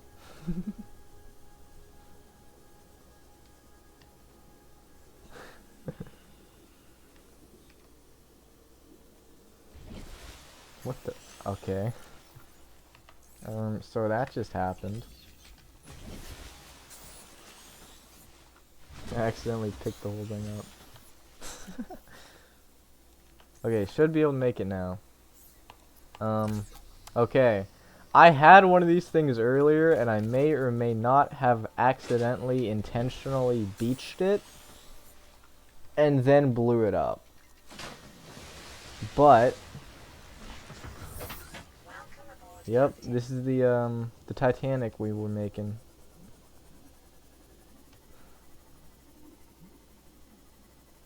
So unfortunately, since my base is so deep, I can't even bring this thing home yet.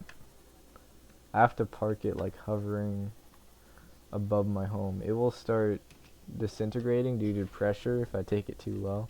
I should probably turn the headlights off. Quickest way to kill your battery. How do I? Oh, there we go. Make sure I leave the windows closed too. That would be unfortunate if it rained with the windows open.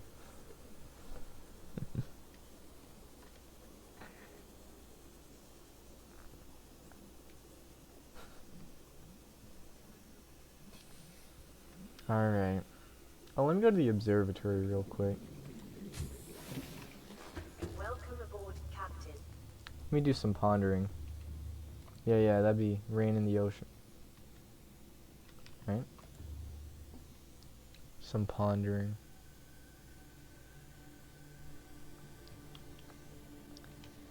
Reflect, think about what I want to do next. Ah, the music. So dramatic. Okay. First things first. Is there anything new here? No. Second thing second. Hey, they call me the thinker, okay? You're low. I need to get some fish real quick.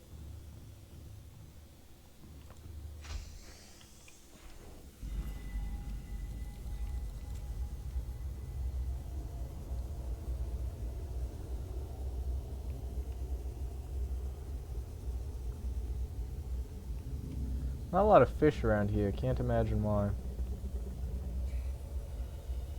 Is that a fish? That's a fish. Got eyes like a hawk.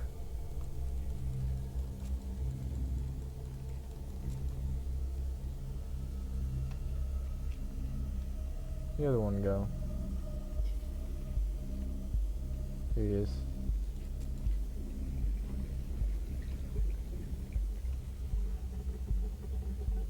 Here's another one. Oh, that one. Oh, I touched him.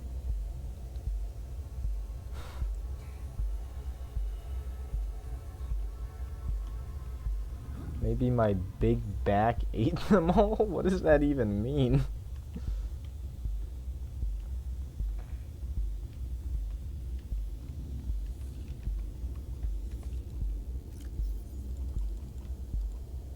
Okay. Oh wait, let's get caught up on our PDAs. Sulfur is a highly reactive, non-metallic element usually found in abundance underground. Common applications include production of acidic compounds and combustibles, essential for advanced fabrications. Maybe that's how you make the benzene. Herbivore's large ghost ray. This ray species has adapted to deep-sea conditions. Its body is fully protected by translucent skin, and its large wings are capable of generating considerable thrust. Poisonous flesh, as is common for rays on 4546b, the ghost ray's flesh is inedible, making it one of the more resilient herbivores. Feeding behavior: it feeds on plant matter that is settled on the ground in deep-sea caverns. Assignment: inedible. No, I don't know what big back means.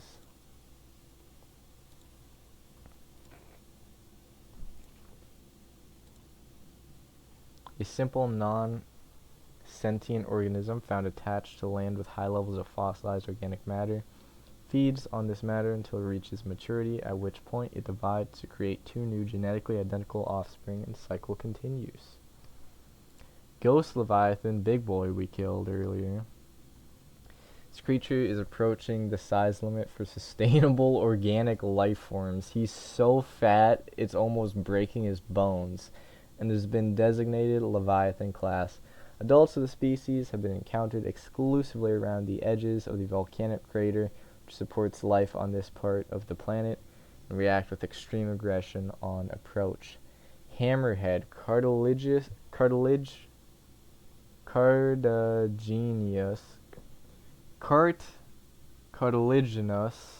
extensions of the creature's skull from a hammerhead which protects the ghost Leviathan as it performs devastating ramming attacks. Jaws. While fully capable of tearing through the flesh of any creature in range, all evidence indicates that mature ghost leviathans feed on microscopic organisms in the waters around the edges of the inhabited zone. Their vicious attacks on interlopers to their domain are not predatory in nature, but territorial. Creatures so vast requires a huge expanse of water to satisfy its daily calorie requirements. So he was, I came to his house, built my home here, and then murdered him when he didn't want me moving into his neighborhood. Its muscular interior body is surrounded by a translucent outer membrane. I'm working on it. suggesting adaptation for deep, low-light environments. When threatened, it can tense its entire body before lashing out with incredible speed. Life cycle. Probable migratory behavior. Specimen was likely born far from the area when it was encountered. Specimen extreme threat. Avoid the crater edge. Pigback is a piece of viral internet slang primarily popular on TikTok in the mid-2020s that refers to someone with a large, plump, or muscular back, or more commonly, a person who has a large appetite, frequently eats large portions of food, while it is often used playfully or self-deprecatingly to celebrate indulgence. It is also used as a derogatory term for fat shaming. Okay.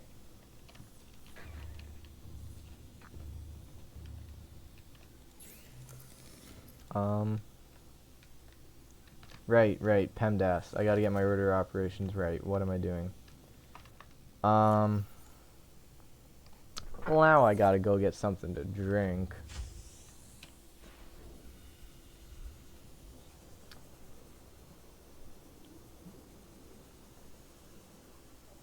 Bit of an odd side quest, but...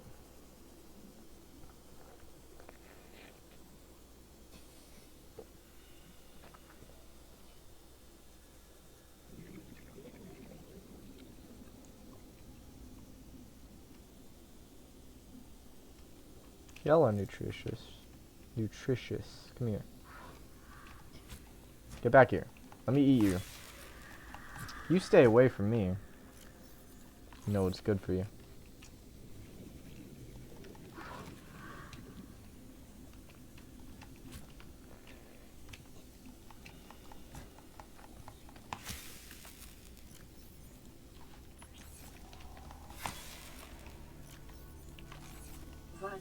Okay, we're fed. Now we gotta get watered.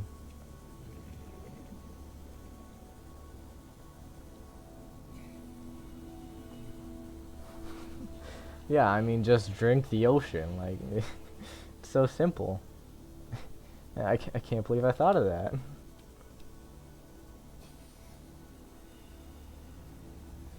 Have I been here? Surely I have. Right? Yeah, I have. Okay. What does it look like I'm doing, ma'am? I'm seeking, alright. They call me the seeker. They're just, the fluid intake is just hiding. Alright, they're just doing a really good job at the hiding.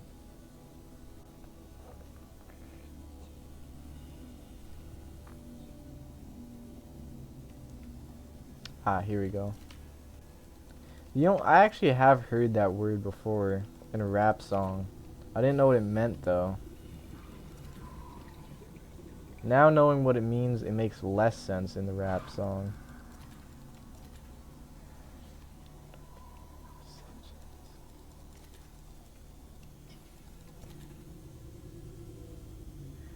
Is this titanium? Oh, it's lead. Ew, stinky lead. They do, because I be seeking them and murdering them. They call me the murderer, because I be killing and seeking. Look at this, I'm breathing while my head's underwater. See that air staying up there?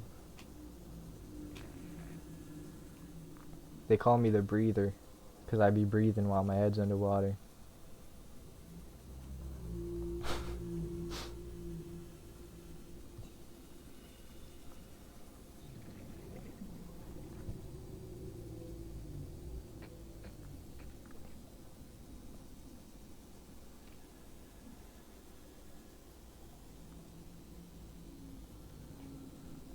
Okay, next goal, we're gonna have to have another shopping list. We're going to, you know, pimp my crib. Oh, I don't want to touch that one. We're gonna do that with my car, my water car, my Titanic. Is that its own show, Pimp My Ride? Might be.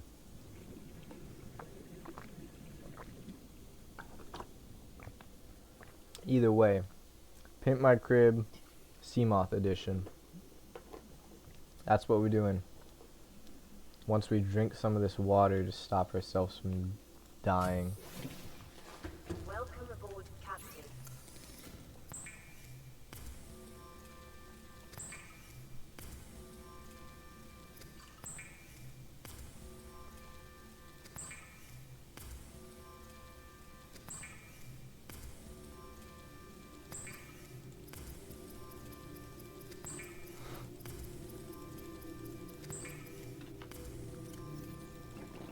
Vital signs stabilizing.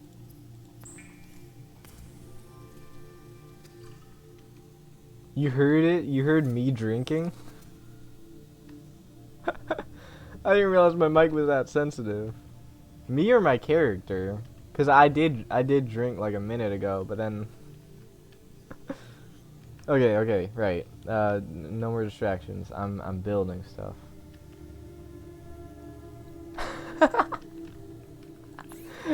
Hey, my bad. Oh, 1 titanium, 2 glass. That's extremely easy. I have that.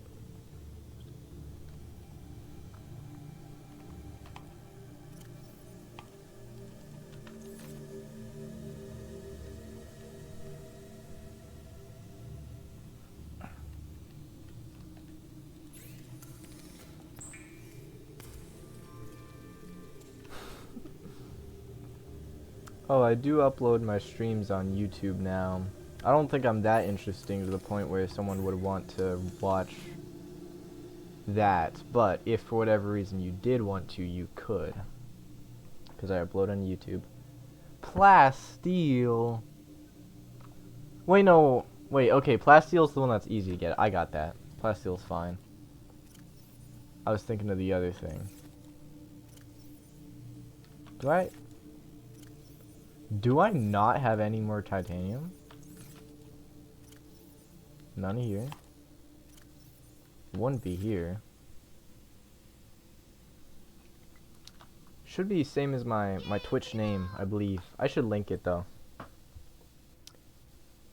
If you did want to. Again, I really genuinely don't think I'm that entertaining. So I can't imagine someone would want to, but wait, did I post it? Oh, there we go. That's it if you wanted to watch stuff.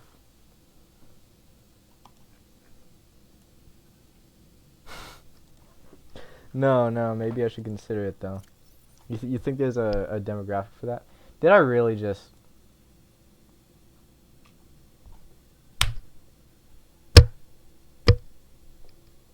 Facepalm ASMR. I just made the thing I already have.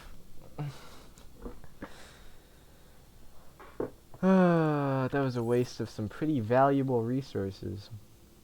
A lot of titanium, some lithium. Oh well. To upgrade it, I need a ton of titanium. Everything else I have. Okay, that's not hard to get. It's a little bit annoying, because I could have already had the better one if I just didn't craft it twice, but oh well. It's fine.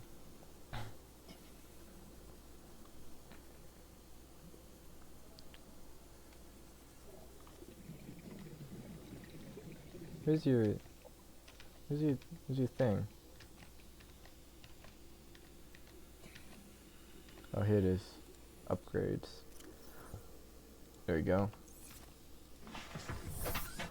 It's still not deep enough to go to my own house, but oh well.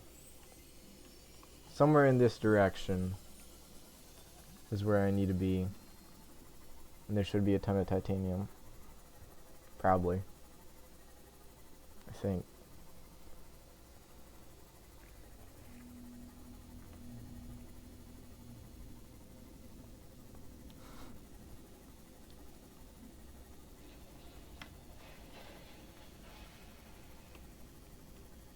Oh. Almost just ran into them. Are they mating? I'm gonna give y'all some privacy. My bad. I didn't mean to walk in on that.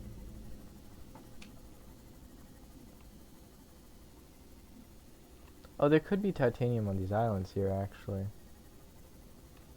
I should have checked the other ones, but oh well.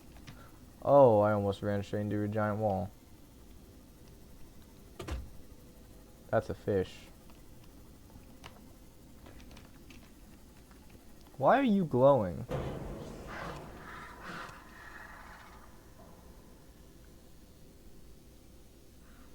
Are you serious right now? Alrighty.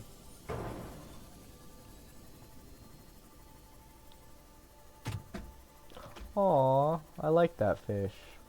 Sorry. Ah, that's what I need.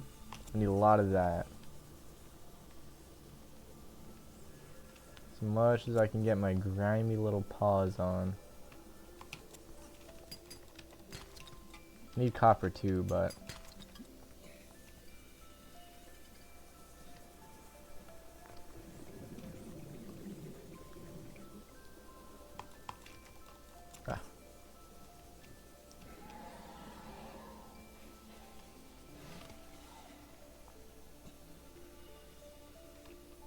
ooh, an egg.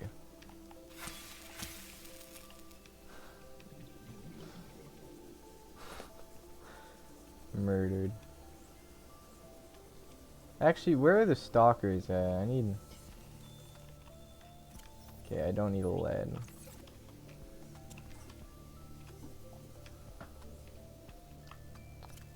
I can drink one water. That's still not enough, though. Okay.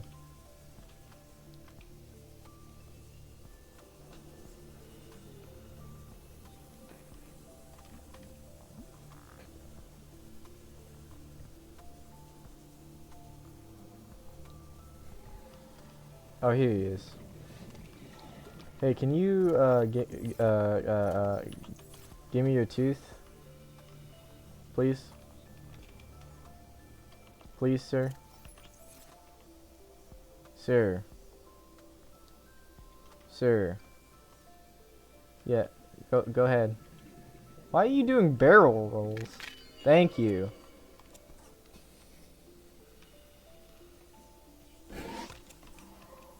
I would like another tooth, please.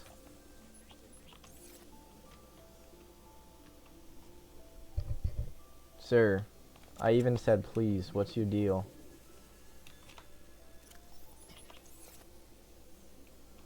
Go ahead, please. Lame.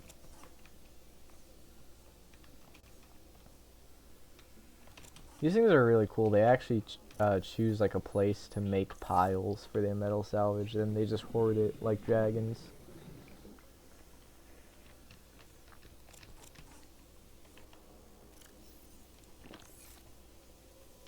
Come on, buddy.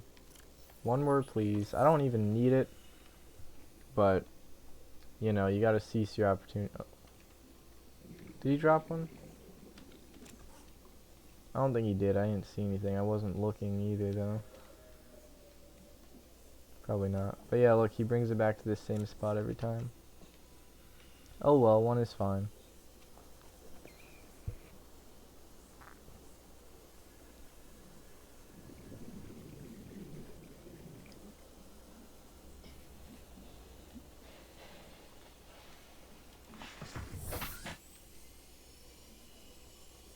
This is my house. Over here. Detecting increased foreign bacterial levels in the water. Performing a self-scan is advised. You tell me I got herpes? I better not have no space herpes. Hang on. Warm milk drinking ASMR.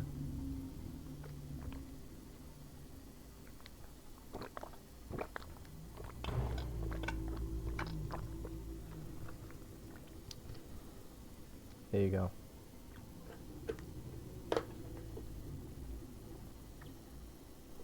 Oh, we're going down.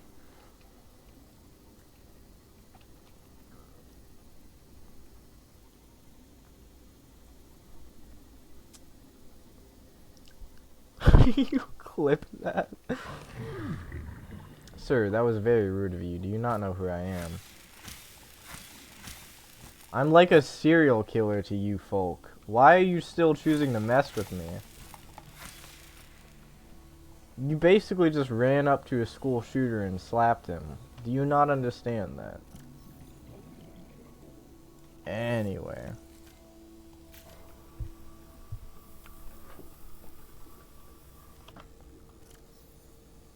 Stasis rifle.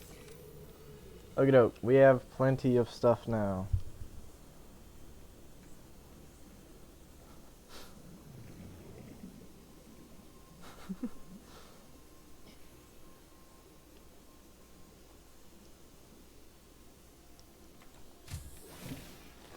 Welcome aboard, Captain. Okay, today's kind of been more of a boring day. I've mostly been gathering stuff, but next time I play Subnautica, we're gonna get to murdering, we're gonna get to cutting, we're gonna get to gutting, and we're gonna get to running around town, causing mayhem and mischief. 2 lithium.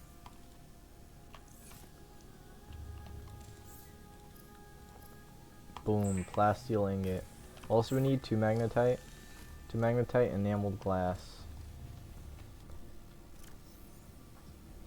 It's not here. It's here? Yes. 2 magnetite. Enameled glass should be in here. Yes. You go there. Oh wait, we gotta take it out of the sub.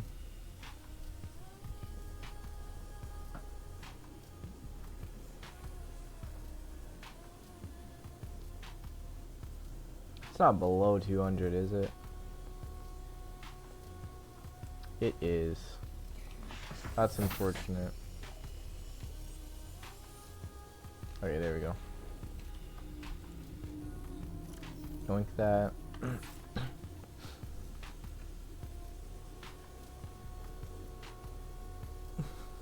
I'm all out. Also, it wasn't water. It was literally warm chocolate milk. And that was the last of it.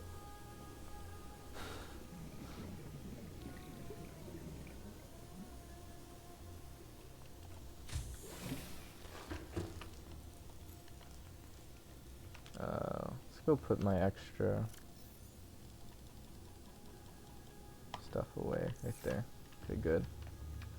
Now, boom, Mark II.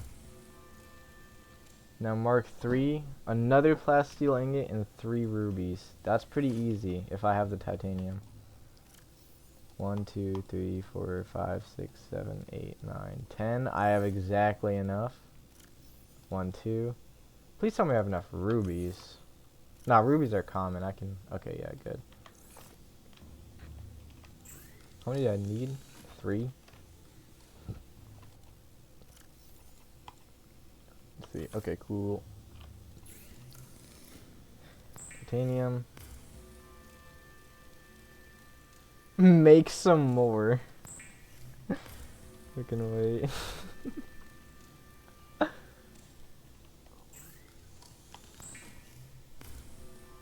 Alright, that's Mark III. I think that's as good as it gets. I don't think there's a Mark IV. Let me double check. Sonar, torpedo, polyaniline, and wiring kit. I have that right now. Might as well just make it. I've never used most of this stuff before. Polyaniline. No wiring kit requires silver. I don't know what else it needs though. Oh, that's it.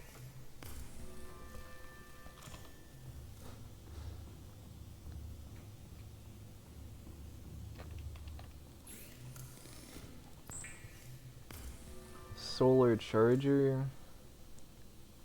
Sonar. Topographical data. Oh, that's not useful. Torpedo. I could make this, and it might be useful. I don't think it is, though.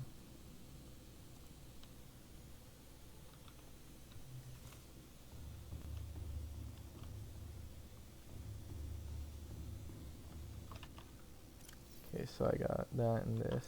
Nice. That's sea friend. To which sea friend are you referring to?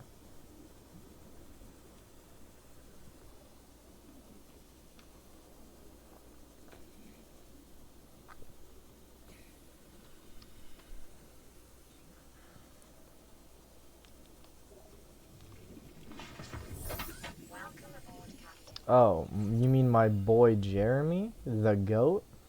He's doing good. Look at that little smile on his face. I love this guy.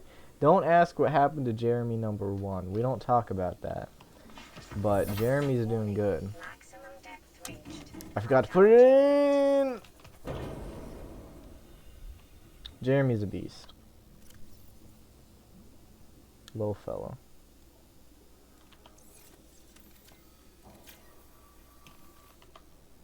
Okay. Almost just blew out my CMOS. Depth module. Parameter. Oh, that's so nice to have. 900.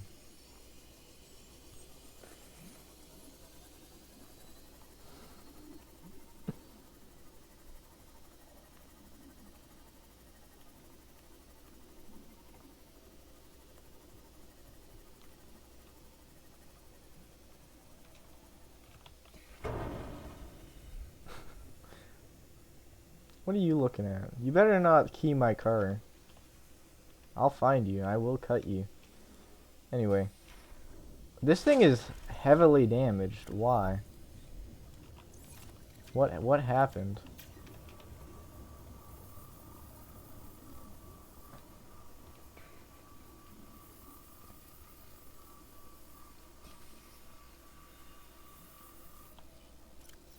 There we go. Scanner.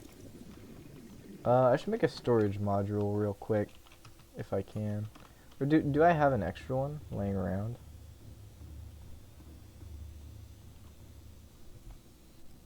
Why didn't I call him Gumball?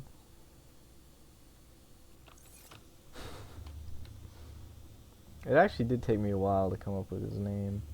It's still a pretty bad name, it's uncreative, but it is what it is. Where do I find the storage?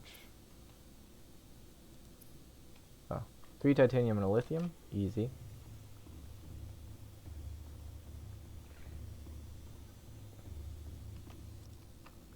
Except I don't have any titanium. Alright, well, we'll go on a trip to get titanium. 3 titanium. Welcome aboard, Captain. Okay. Quarter pounder here, you're gonna have to sit right there.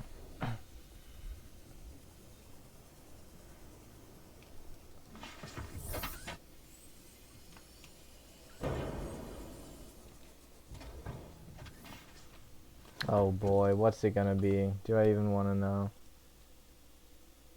Oh, it's this Gumball. I like Gumball. He's cool. He's a chill guy. Alright, well, I should repair it first.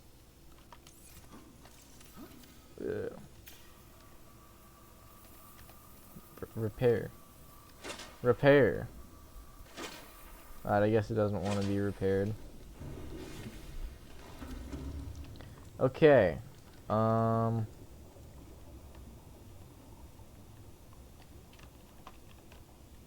It's a good name for it.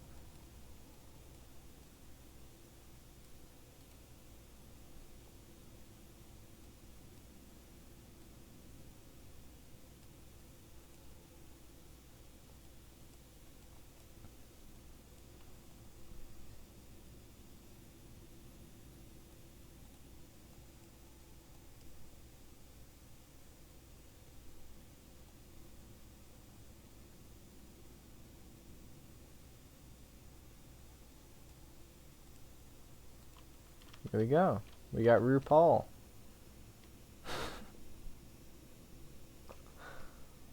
I don't know, I just figured it'd be something diabolical. Oh no, I kinda liked... Yeah, maybe a nice green color. And then it's for the interior.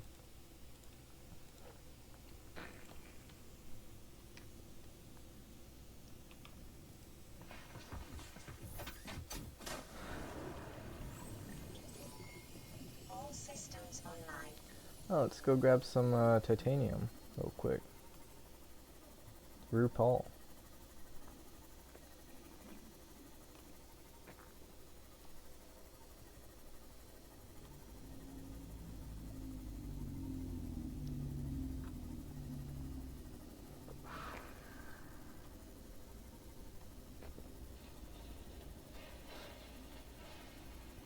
Oh, there's thermal vents here too.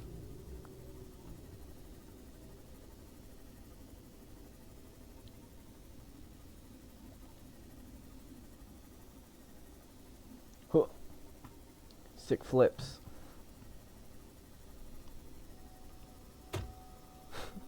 RIP the fish.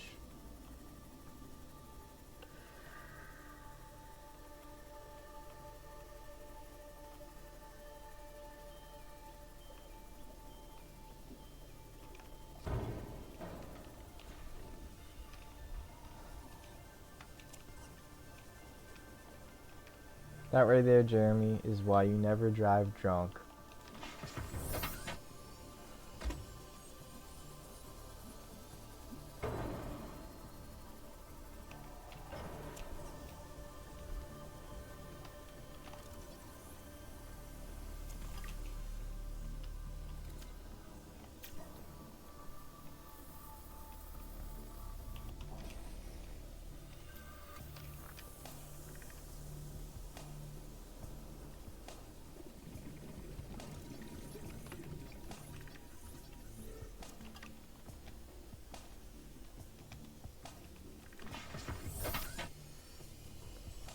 Alright, we got a little bit of titanium now.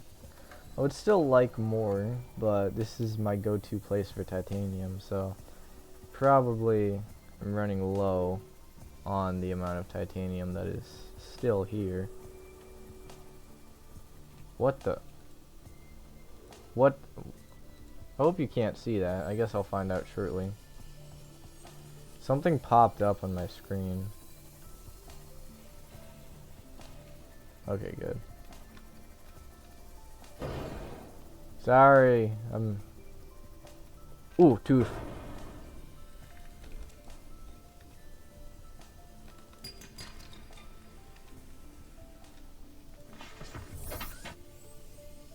You can hear that? How?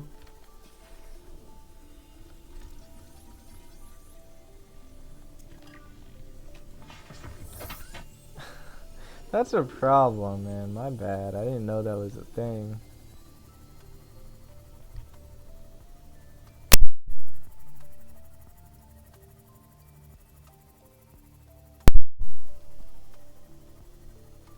Oh, wait. Hold up. What? Oh! Sick. Gun Island is right here. How do I... Oh, that's cool. I think I already murdered my enemies who were here. Okay, we can explore Gun Island real quick. What's this all about? With RuPaul. Nuclear reactor fragment?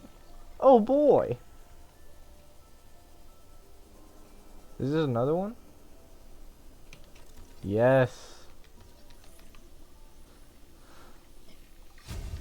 Oh ho ho. New blueprint acquired.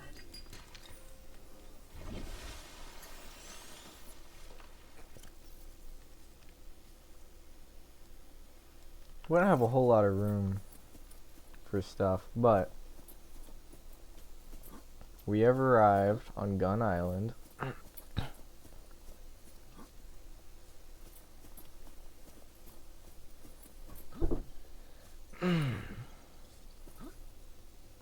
Did I? There's no way. Did I not? First of all, let me scan this. See what that's all about.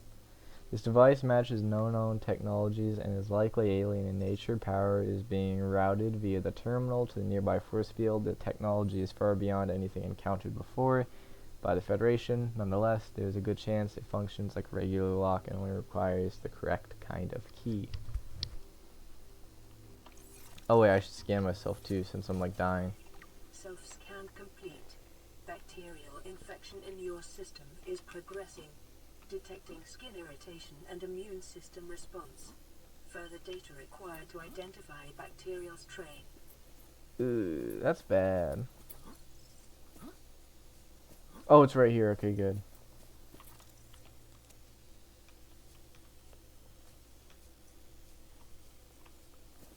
mysterious purple tablet. Ah! My legs. Okay. In you go.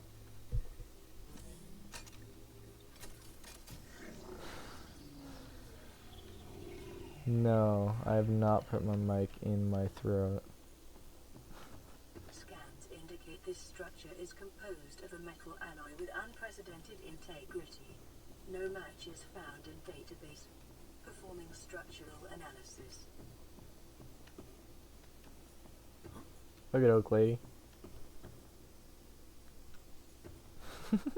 Why is that something you could be skeptical of? Find the enforcement platform. Okay. Unknown language. Attempting translation.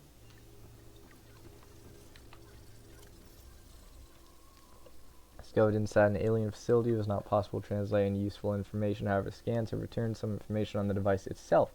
It is likely a solid-state computer, although there is no clear way to interface with it. On approach, it began producing a low-frequency radio wave containing complex but recognizable data patterns. It is likely the alien species which designed this technology evolved or genetically selected sensory apparatus to hear and understand the information being broadcast by the device and to communicate back. The mental processing power required to perform this kind of telepathy would imply the designers were considerably more psychologically developed than the common human. Assessment further research required. Interesting. Okay. Looks like a door, but it's not. Ooh. Scan it.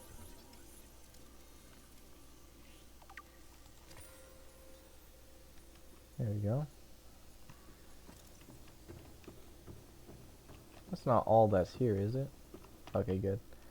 What is that thing? Analysis of the patterns on the walls cannot ascertain whether their purpose is aesthetic or functional. Further data required. Okay, so you just told me that you don't know what that's about. Alright.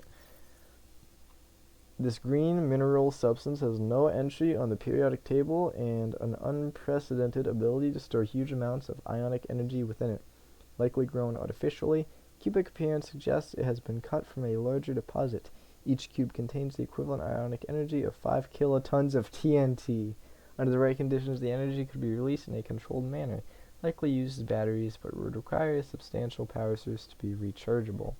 Valuable energy source. 2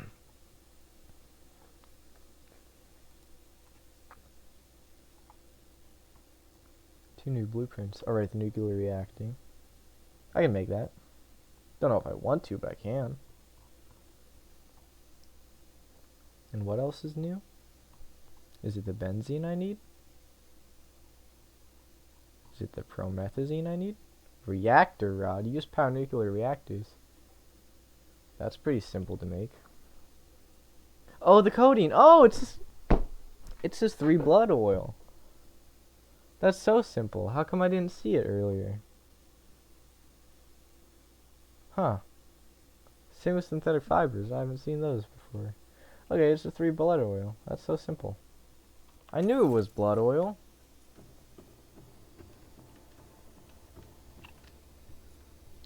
Anywho. Oh, another one. 360.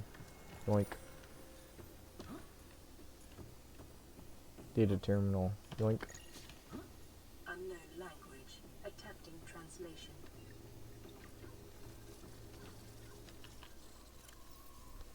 Enforcement platform schematic. Your best probability of interfacing with this facility is achieved by accessing the control room in the lower section.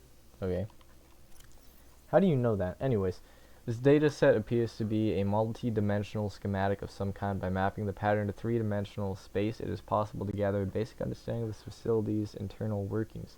Construction material. The facility's unknown construction material is identified as an ultra-hard, non-reactive metal amalgam synthesized from off-world materials. There is no indication that it can be damaged or destroyed by available means.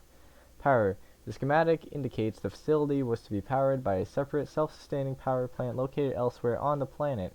The location is not listed, but there is evidence the design is intended to harness the planet's natural thermal energy.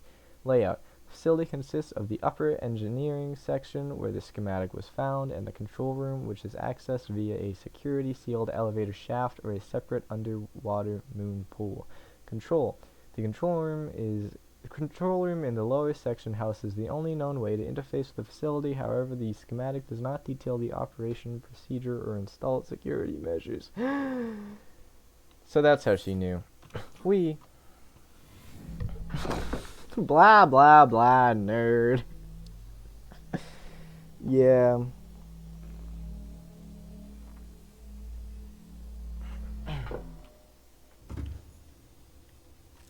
Oh. Oh. Moon pool area. Okay. I'll come back here later. In RuPaul. I'll come back here in RuPaul.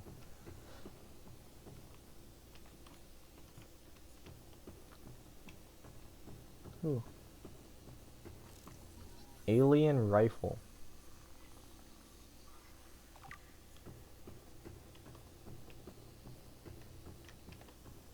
This is not where I came from. Okay. Well, yoink you. I'll go here before I go up.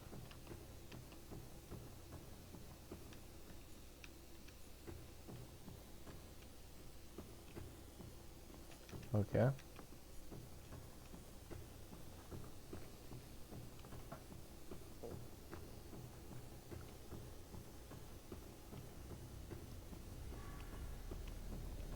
What's that sound?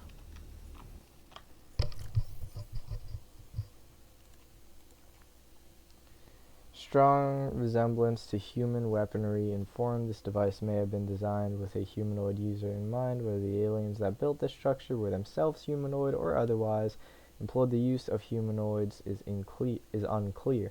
What is clear is that they considered defending this facility a necessary precaution. There was no obvious way to remove the rifle from the case.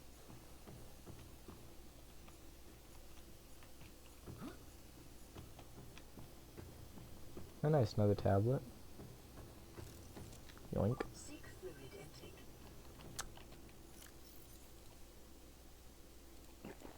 There. Vital signs stabilizing. Happy. Calorie intake recommended. Ah, it's always something with you. Seek fluid intake, seek calorie intake. No, I'm cool. I kill sea monsters, alright? I'm not a nerd. How dare you? Anyways, actually, Doomsday device. Scans indicate this device contains enough potential energy to destroy the entire planet, along with most of the solar system. Fortunately, has malfunctioned. For those of you who don't know, potential energy is energy that could be released in some way, shape, or form. However, it is not currently in it of itself an energy. Actually. Scans indicate the facility's control room lies beyond this doorway. Good thing I found this conveniently placed key that happens to open the doorway. Whee! Imagine I just got sliced into 15 bits. Bits and pieces. Anything back here? No.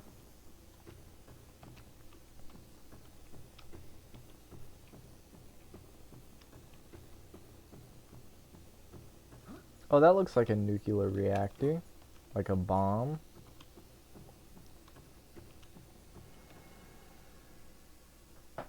That's not ominous. Neither is that. Anything back?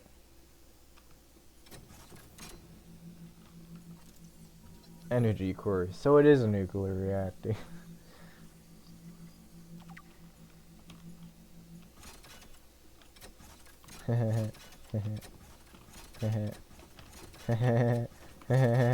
Peekaboo. Peekaboo. Peekaboo. Peekaboo. Die!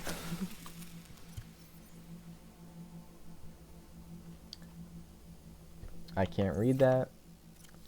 This device houses energy equivalent to 100 megaton nuclear detonation, which can be channeled through the facility and directed at vessels overhead or bent around the planet's gravitational pull to strike targets in orbit. Power is routed via the attached terminal, allowing for the device to be deactivated if necessary. It's currently operating without parameters, suggesting it will target any ship within range. I'm about to starve to death.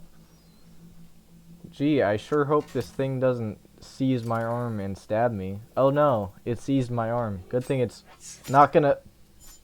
Ow! Why'd you do that, man? That hurt. Control panel is broadcasting a message. Translation reads, "Warning, infected individuals may not disable the weapon. This planet is under quarantine." So it's a gun, and we can't turn it off because I have space COVID. Yeah, yeah.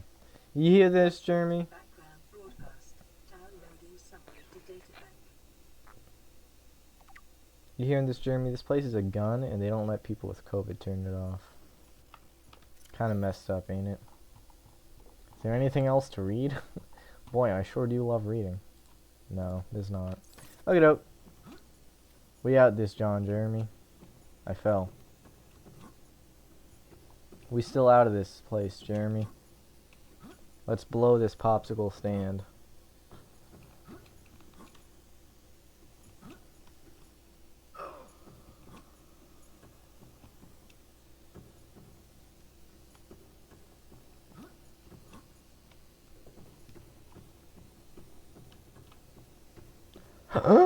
How dare you say such slander towards my boy Jeremy?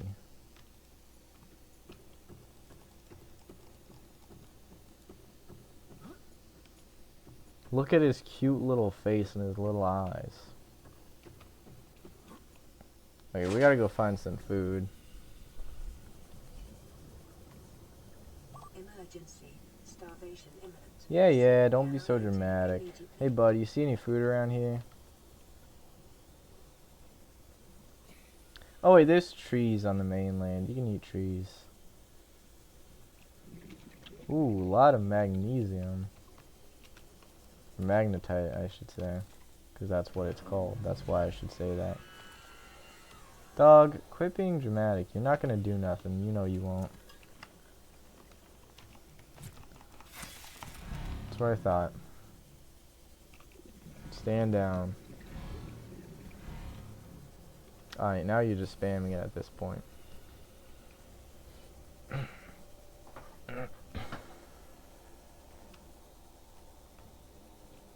These guys are kind of hard to catch, but they're good food. My inventory is full.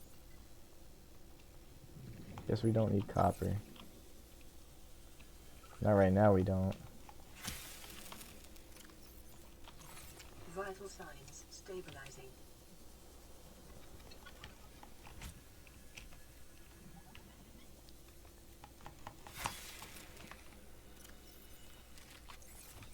Okie doke.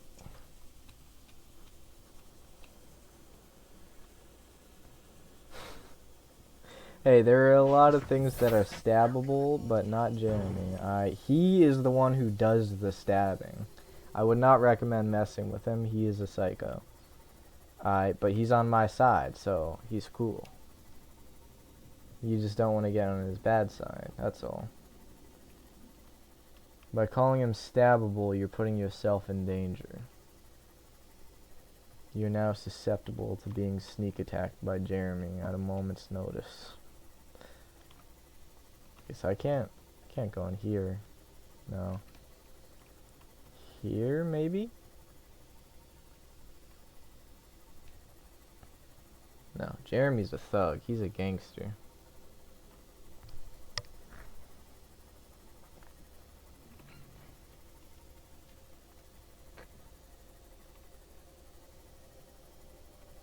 Is this the moon pool section? Or is that it? Oh, that's the moon pool section. So this is its own separate thing.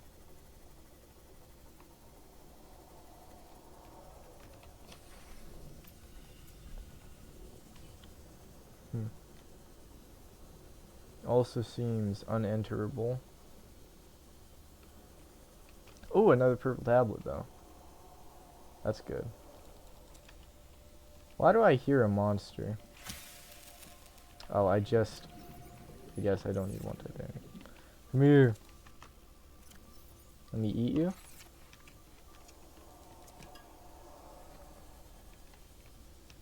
Why do I hear a scary creature? I'm fairly certain I killed all the scary creatures around here.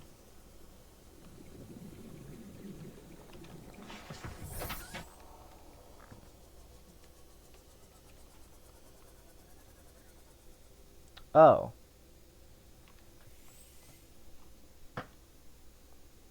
Can I mute you for 5 minutes? You mean time you out?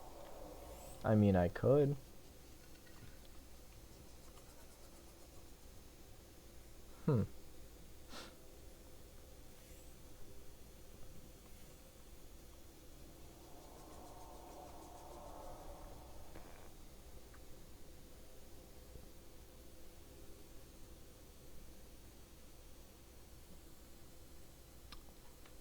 I shall ponder my options. I could kill him.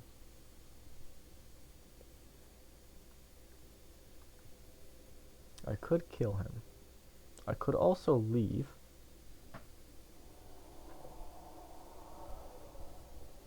I could also try to avoid him.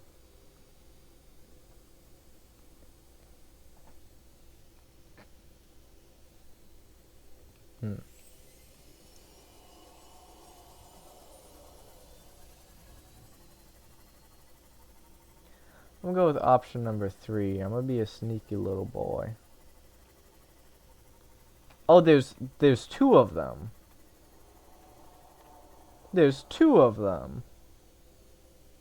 And a warper. Well, you see, in that case, I think I'd rather leave.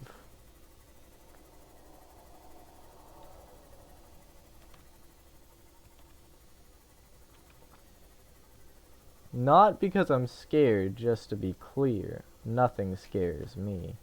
But because I'm actually worried if I kill them both, there's not going to be that many of them left in existence, and then I won't be able to kill them in any cool, fun, new, exciting ways, you see.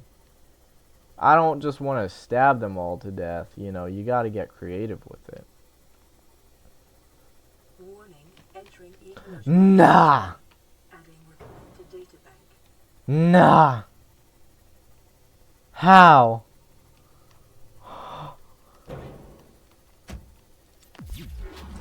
What am I doing? What am I doing? What am I doing? Okay, now that I will admit I'm scared of. But actually, how?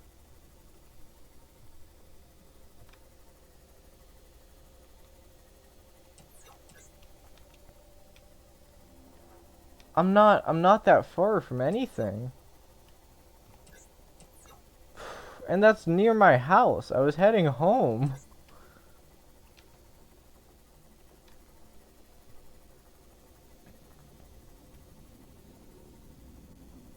Oh, brother.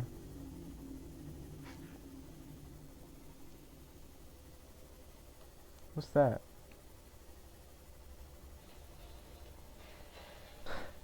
Now, I don't know if you know what the ecological dead zone is, but it's a big bad. Like those other guys we saw earlier, they're like a little bad, but that's a big bad. Yeah, that's where all the cutie patooties live, is in the ecological dead zone.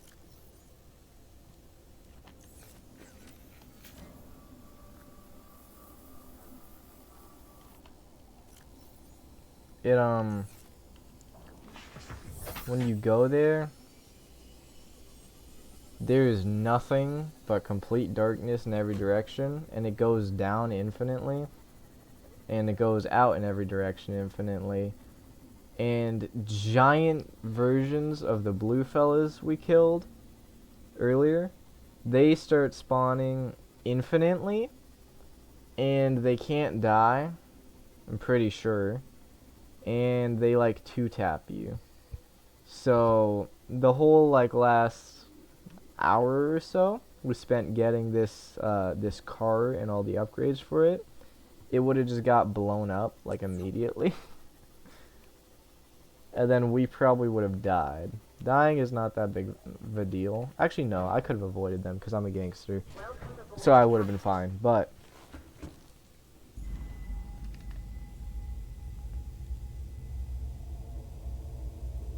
actually want the interior to be red. There we go. If you have a better name than RuPaul and a better theme, I'd like to hear it. But for now, RuPaul is the best I've got, so... anyways, what was I doing? I was making a storage upgrade.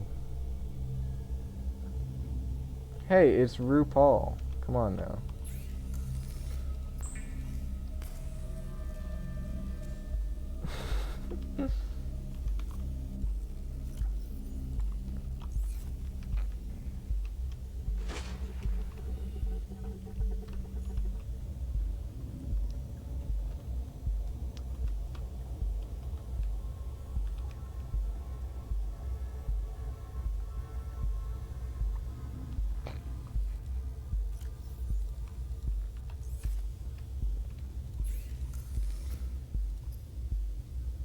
Reactor rod.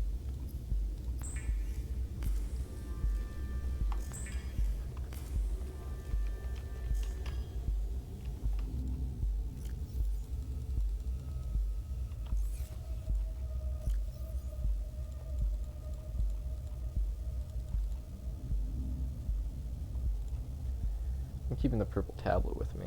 It's useful to have. Alright, you know what? It does look pretty ugly. I just kind of came up with it on the spot. So, let me get a reference picture real quick. I got a better thing for it. You're gonna like it. You're gonna like it. Base.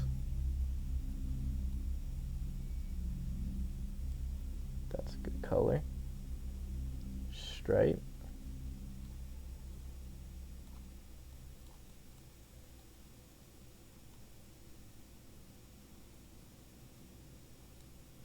Less. It needs to be like almost a white, like. Is that? That's not that far. And then the interior, it's got to be like. It's kind of hard to see the interior from here. Alright, can you guess what it is before I rename it?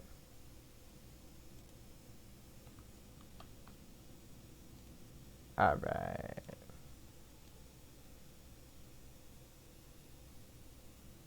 How do I? There you go.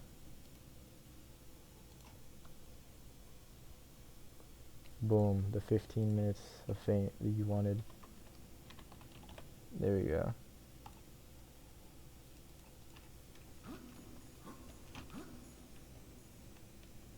It's him. It's the guy.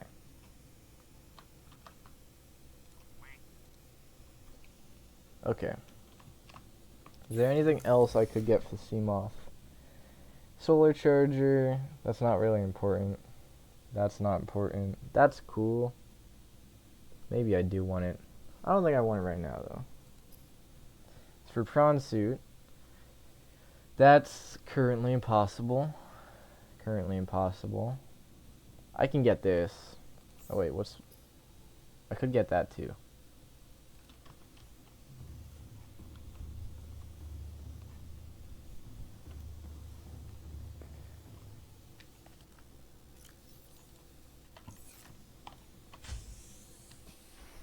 Nope.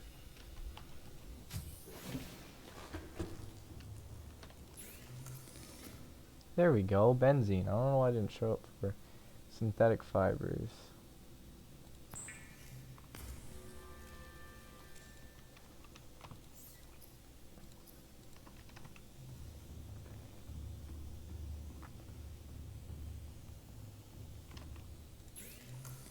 else do I need?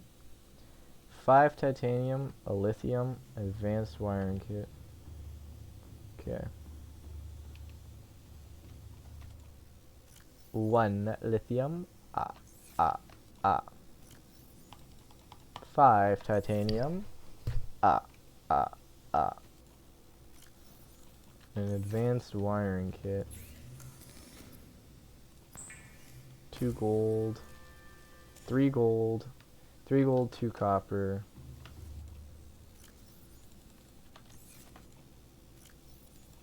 Two table coral. Do I really only have 1 table coral?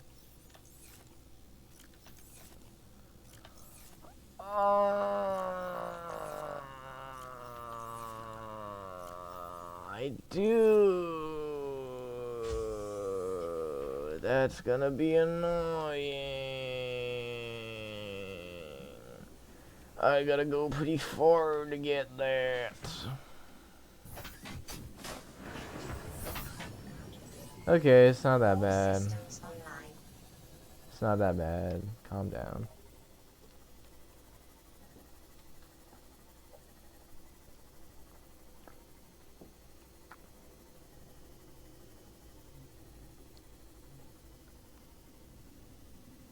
Ooh, what's down here?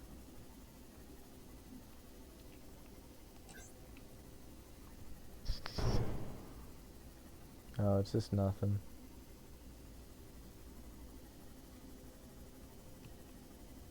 Just does a little dip. Oh, there's a thermal vent there. So it's not quite nothing. But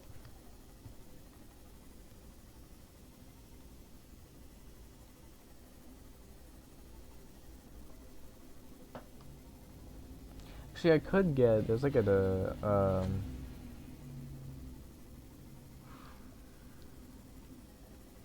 a module that makes like hitting things do less damage to you. That might be good. Because I do be hitting fish.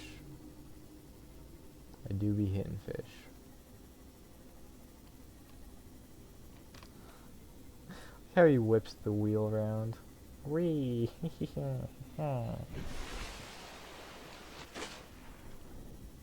Is there table coral here? That would save some time for war.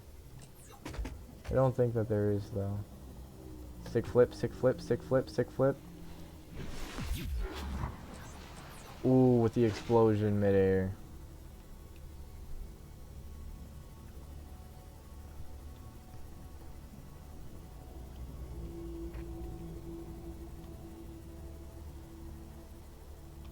Ooh, table coral.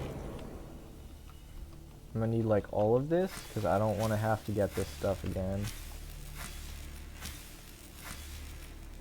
And I know I'm gonna need it. I'm gonna need a lot of it because it's very useful for basic crafting. You have anything I can like eat? No. I mean I could use, and why not? Where'd it go? It's right there. Ah, one bug. Okay, and away we go. We went 1,000 meters pretty quick.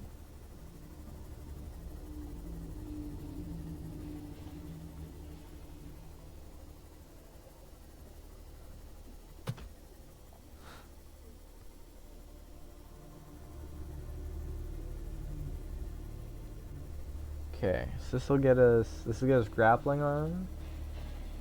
Right? And then we'll get I guess we'll get hull reinforcement, why not? And then where did we want to go? I guess we could go back to Gun Island. We could. I just don't think there's anything even down there that I need. Would still be nice to go there though. Just to see, you know.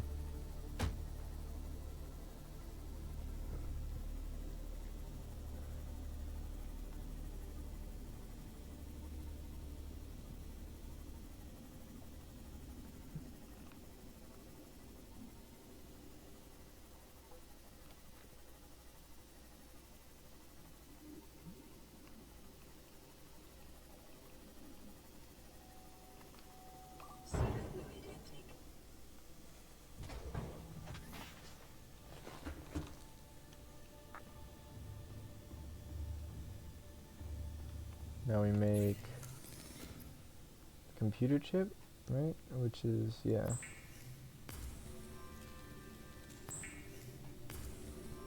Now we have the advanced wiring kit.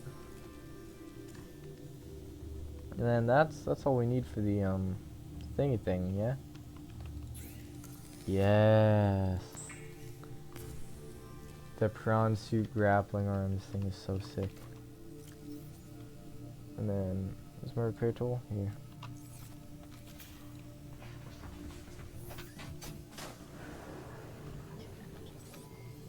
All systems online. Okay. And you.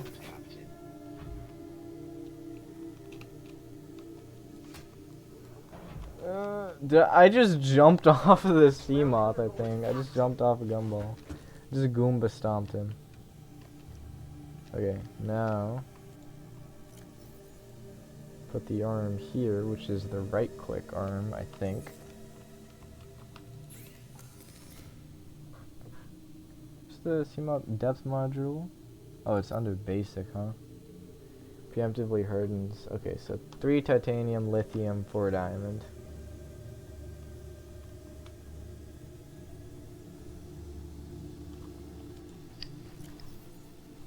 2, 3, 4 diamond, lithium. Throw all the table coral away. I don't know how much titanium I said, but I'll just take it all.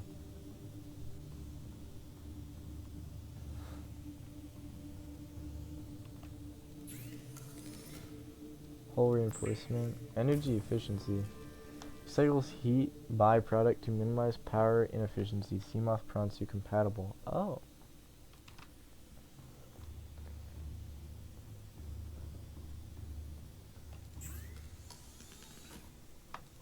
Is there a hull reinforcement like Mark II? Or no? I thought there was. Hull reinforcement. Well, I guess not. Cyclops depth module, prawn suit depth module, Seamoth depth module. Cyclops shield generator, energy efficiency, fire suppression. Okay, so I guess that is it.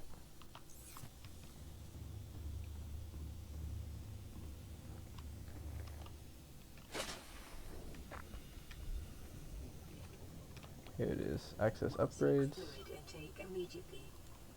Hull. Okay, nice. It's got it all now.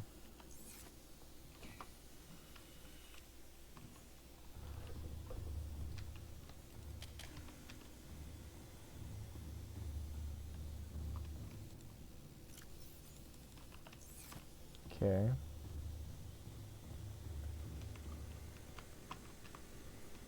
Come on, faster, more, I need more, girl. Alright, yoink you. Come back. See what we need for the 1 computer chip, 1 polyaniline.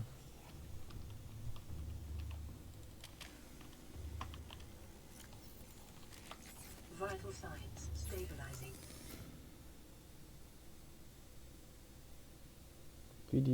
3 deep shrooms and a salt.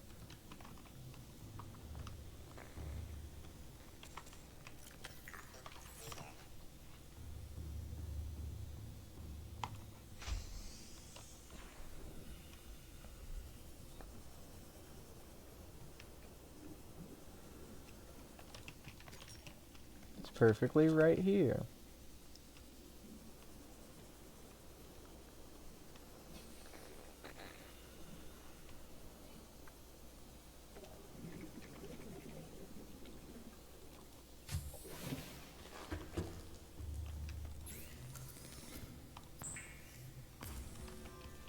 One gold. Boink. Bop. And it was a computer chip, I think. Right? Engine efficiency.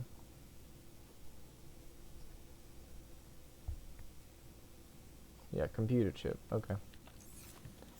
That is 2 table coal or gold, 2 copper. 2 copper, 2 table coral, a gold.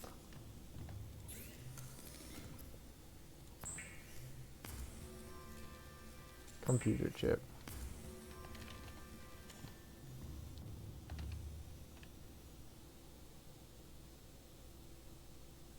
Oh, never mind. Thought I saw something odd.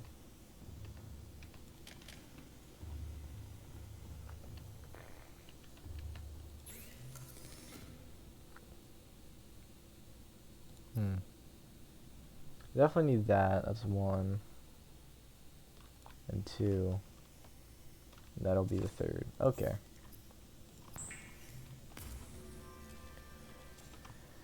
Energy efficiency module. In you go. Nice.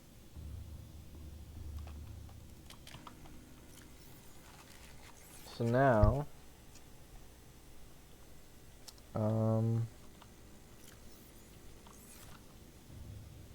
is it repaired? Yes, okay. And as is gumball? Yes. Okay, good.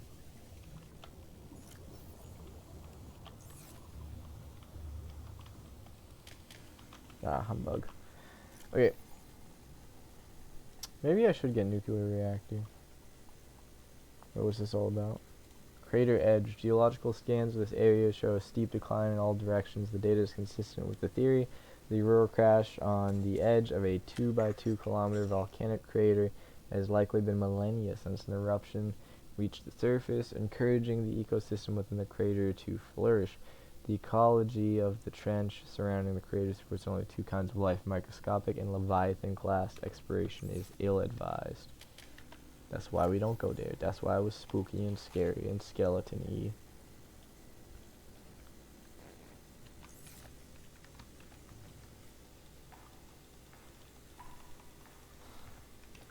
Okay. I need a new task. New task, new task. Pace, think, think, think. They call you the thinker for a reason. Do not let them down.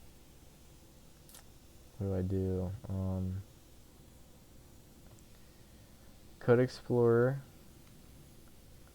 I could explore Gun Island again. That trench that I ran away from. I mean, tactically retreated from because I'm a manly man. Could go there. Could also go to Scary Hole Reaper. That's a possibility too. I could go to Tree Entrance Rev. That'd be nice. Choices, choices, decisions, decisions. You gotta be with it because they'll plot either way. I'll just do radio. Receiving pre-recorded distress call. Laying back. This is Lifepod 3. Updating our coordinates. We're plugging some holes in our emergency sea glide, so if we're late for the rendezvous, don't panic. Also, don't go home without us. Seriously. 3 out. Signal location uploaded to PDA. Oh. Lifepod 3 Shallow's crew reported their sea glide damage. Okay.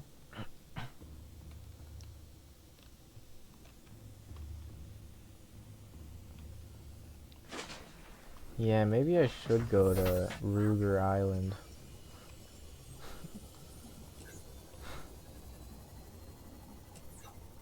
Go to Glock Island. Have I? I've been to Lifepod 3, have I not?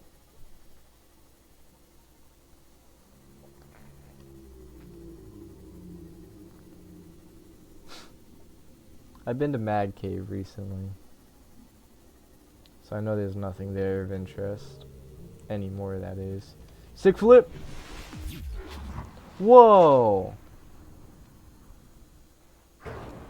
What in the double moon? I've never seen this. Will you leave me alone? I'm having a moment.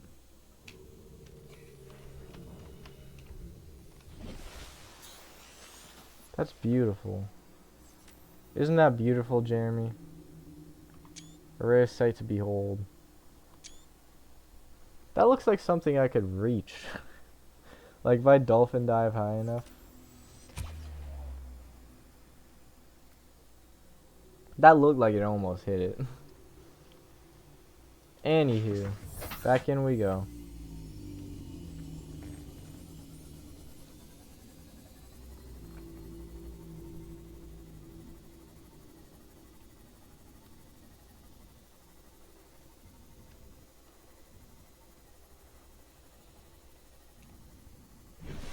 Why is there smoke?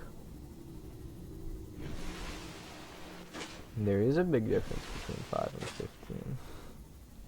I thought you said 15. I guess I was wrong. But oh well.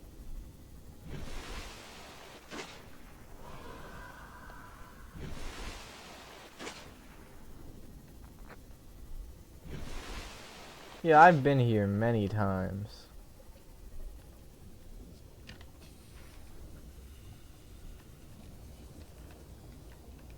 Haven't I? Yeah, I have. Many times.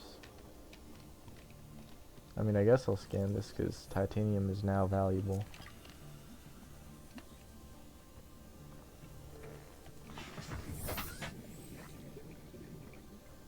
Okay, so I am once again tasked with a decision. Go get another radio message or go to Gun Island. The radio's closer.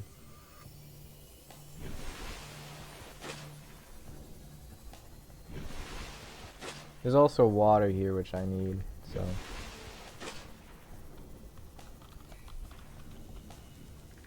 Hey man, I don't know who we is. I'm not doing any math, okay?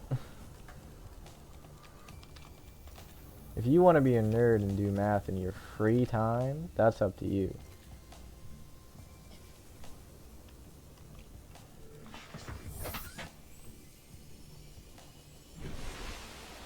Nine plus 20? You mean 9 plus 10? Because that's 21, 9 plus 10. However, 9 plus 20, that's 29.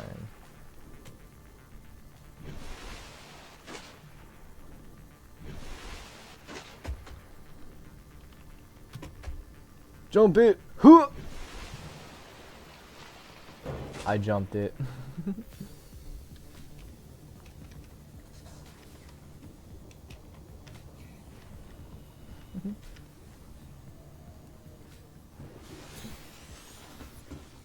9 plus 20 is in fact 29.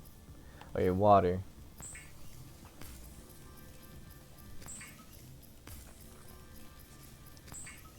Oh, and I'm the nerd for wanting to read about cool alien nuclear devices.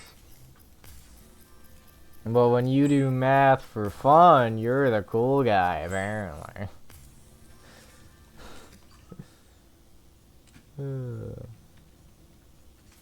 Alright, radio. There's no more? I have taken like no rate. Okay.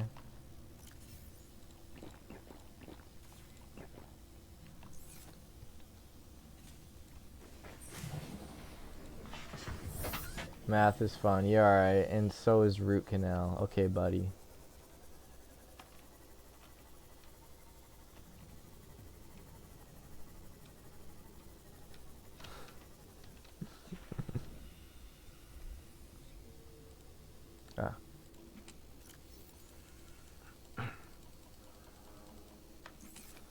Ah.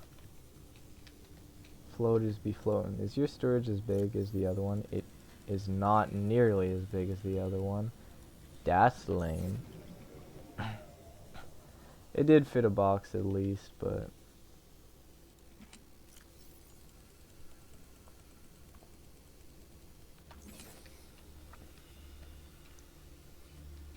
empty. This one has stuff in it.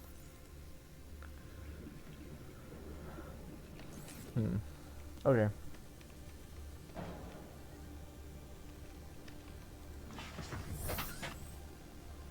I do gotta test something real quick, actually. I were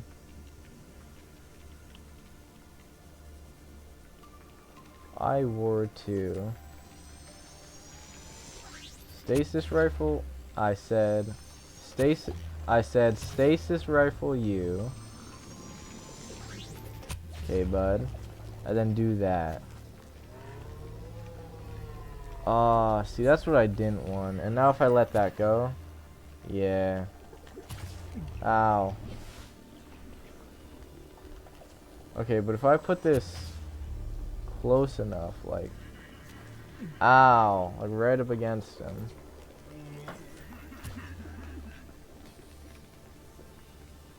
Is it on him now?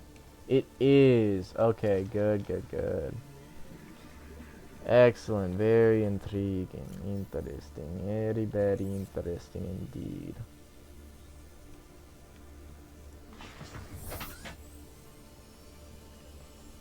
We. Because that's what I wanted.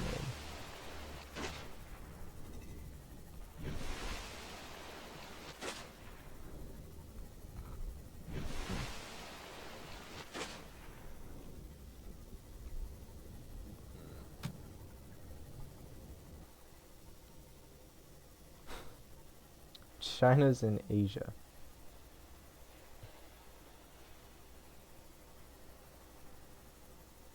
Bit of an odd question.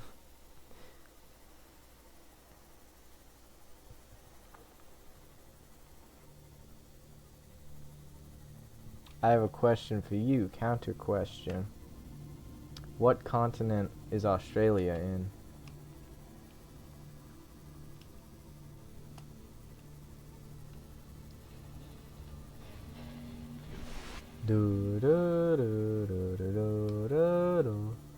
Exactly, you got it right. Australia is a continent. Cuba. I believe Cuba is South America. I might be thinking of Puerto Rico though. Or I might be thinking of neither.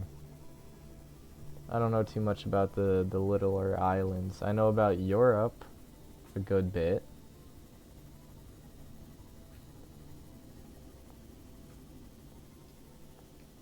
No, Venezuela is South America. Cuba. Oh, Cuba's North America. Oh. Huh.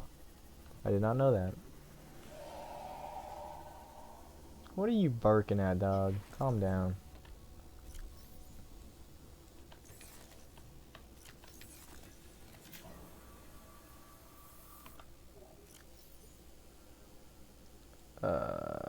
Stasis rifle, knife.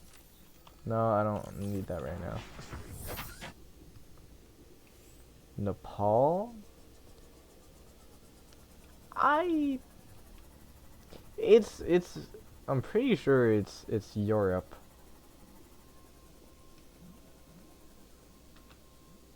Oh wait, Nepal is like Naples. That's near Italy. No, is it a part of Italy? I think it is. Nepal. It may be its own country, but it has something to do with Italy, I believe. You know what? I'm looking this up. Nepal. It's Asia. Ah, I knew it was either Asia or Europe, because I know they're close. Oh well. My collection grows. Oh, my propulsion cannon is in here.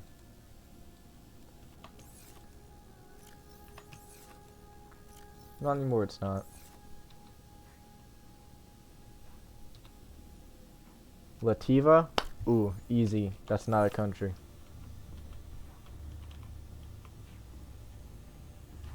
Am I right?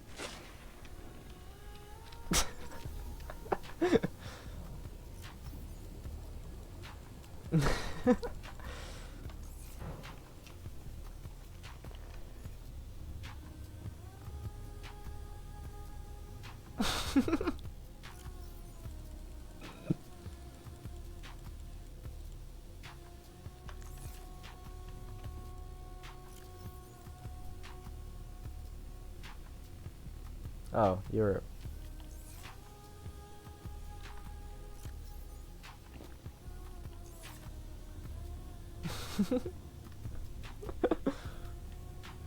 No, I have seriously never heard of Lativa though.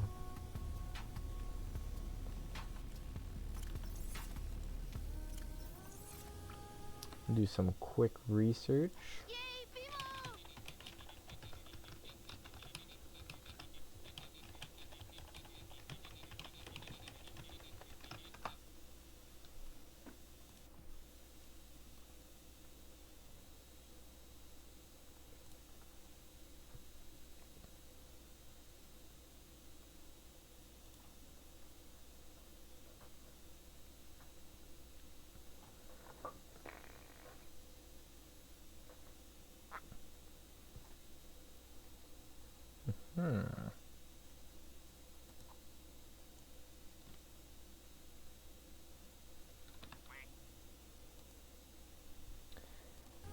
I'm looking up how to effectively commit homicide.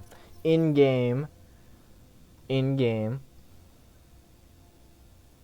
5, 10, 15, 20, 25, 30,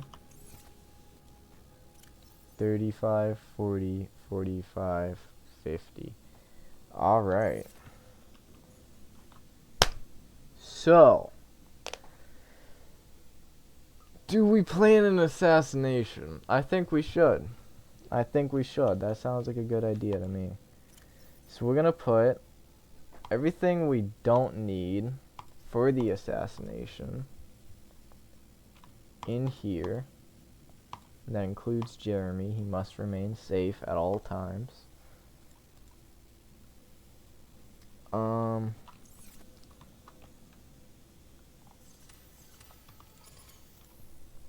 I should bring one spare battery, just in case things go south. Maybe two. I got some med kits.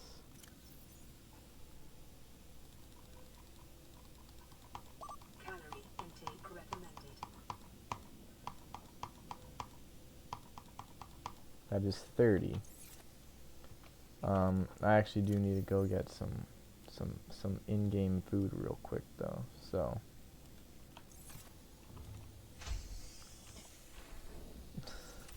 Oh, I'm used to, I don't have, oh well. I don't need a lot. I didn't bring my sea glide, so I'm slow, but it's fine. Actually, I could. That would help. 1, 2, 3, 4, 5, 6, 7, 8, 9, 10, 11, 12, 13, 14, 15, 16. Okay, so we have 16 additional. Now we can carry more stuff with us. Actually, I'll just do this for food real quick.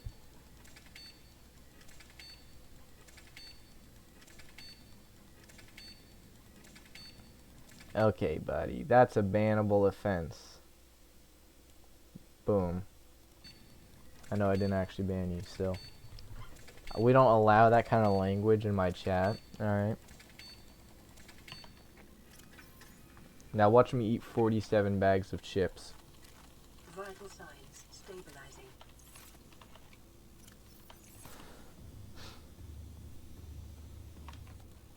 Okay. It might be important to have, okay, so we have 15 extra, and we have 1, 2, 3, 4, 5, 6, 7, 8, 9, 10, 11, 12, 13, 14. So that's 30. 30, 1, 2, 3, 4, 5. 1, 2, 3, 4, 40. 40, 1, 2, 3, 4, 5. 1, 2, 3, 4, 5. Oh wait, put the thermo blade away. If we put one battery away, or put one medkit away, or no, this takes up 6. So we'd have to put away I don't think that's worth it.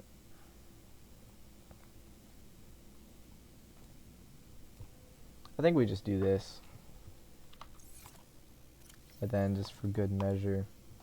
Okay. We are going to kill someone in a goofy fashion.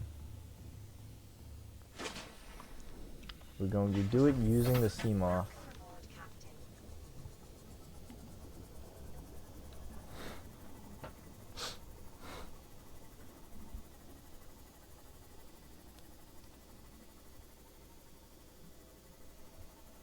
Okay, buddy, calm down now.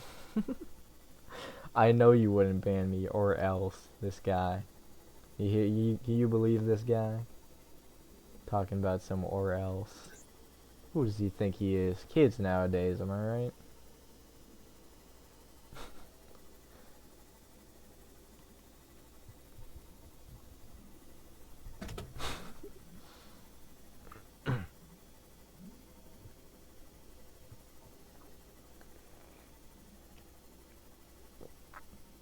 This is the dead zone, no? Oh, it isn't. It actually isn't. Buddy, slow your roll there. Calm down now. Buckaroo! Relax. I'm not here for you. You get to live today. Only because you're unkillable. That's who I'm here for. Big boy roaring off in the distance. Acting all majestical and stuff. There he is, there he is, there he is. That's my target. Okay. No, I need to get closer with this. I don't want him to grab it, though. I don't need to be that close. Okay. Come here. Come here, bud. There's a good chance that I will die. He keeps running away. You're not real. You need to stay away from me. And y'all. I didn't bring a knife. Dude. What? Is that your boyfriend or something? Why are you acting like this? Come on, man.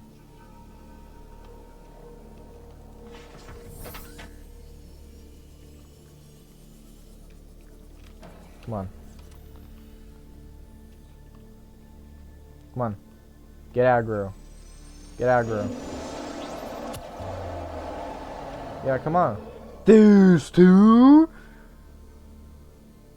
Come this way, please. Please. Please.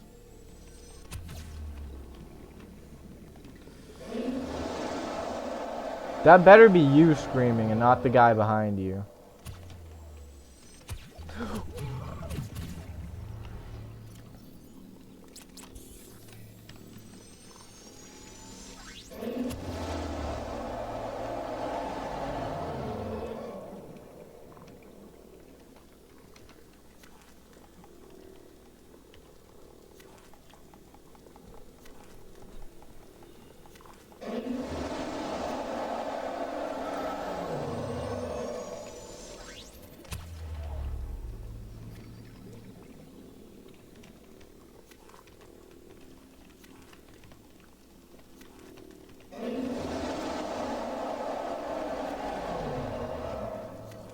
Ow.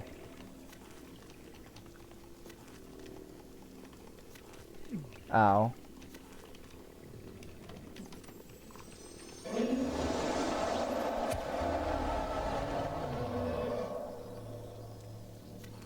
I can't be getting hit by them.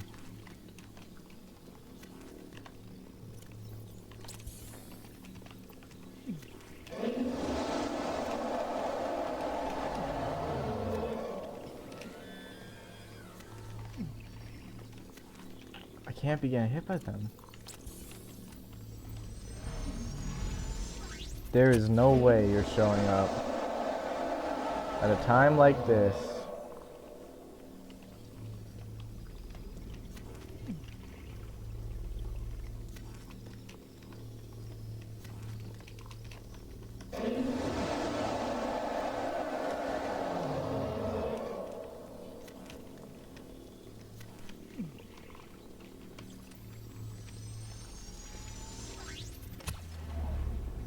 How many do I got? Not that many.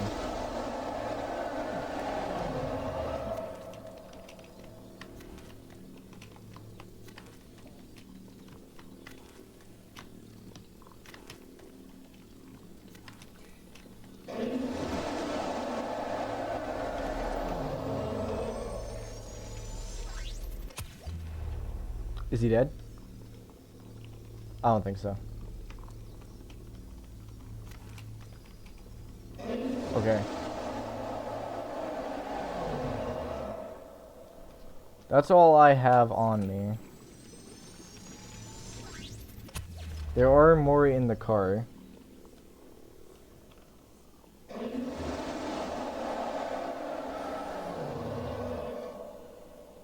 Car is over there. I can reach it. 30 seconds. Oh! There is no way.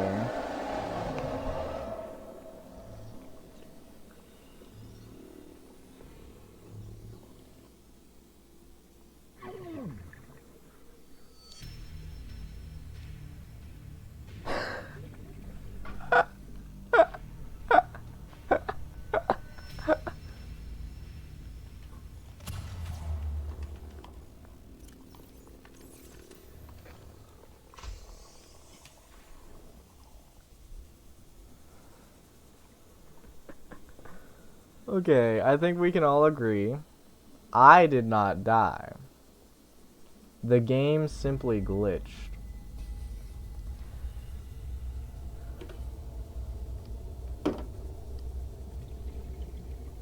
Because there's no way that a guy who's incapable of moving should be able to kill me.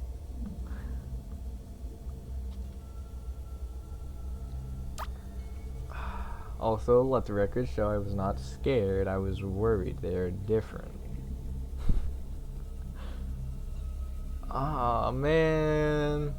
That's unfortunate. I didn't think he had range like that.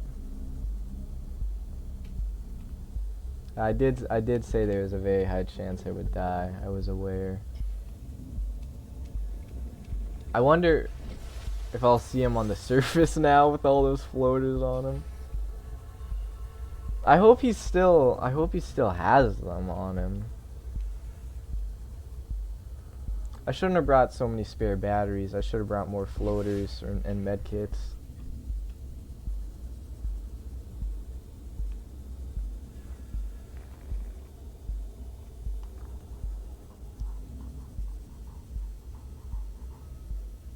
He was right near the sea moth before.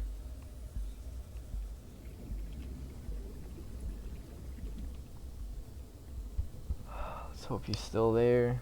Hope he's still injured. Hope he still has them.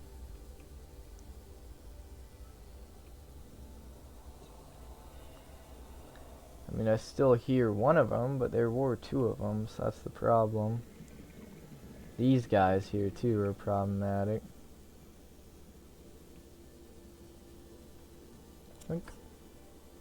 Is he? Dude! He's picking it up and thrashing it. No.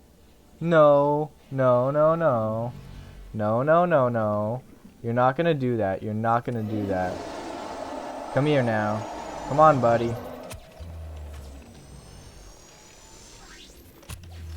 Yeah, we get it. You're very scary. Okay. He alley-ooped it towards his other friend. I don't have the repair tool on me. 18 health. We gotta go. That almost just broke it. There's no way. There's no way. There's no way. There's no way.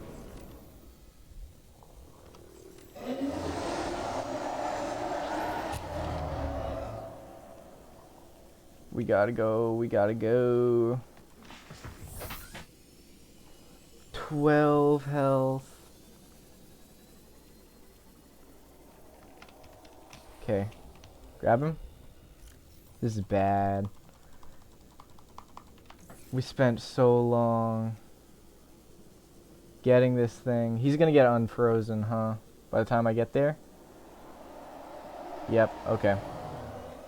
Okay, I'm right here though. The warper. Okay, come on, come on, come on, come on. He still has them. That is funny. Come on, I'm right here. I'm right here. Get aggro, get aggro. Not your friend though, just you. I ain't got time for your bestie, girl.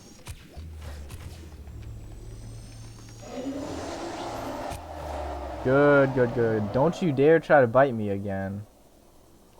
You cheater.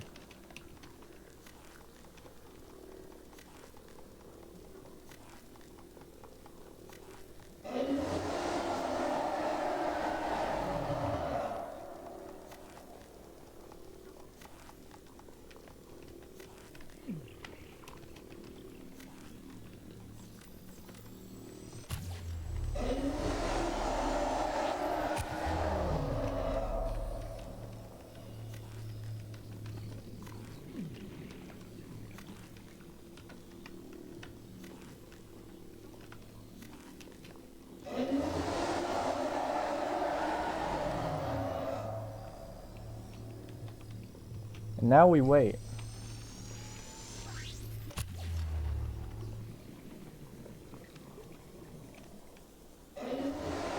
Okay, my sea moth is alive, that's good.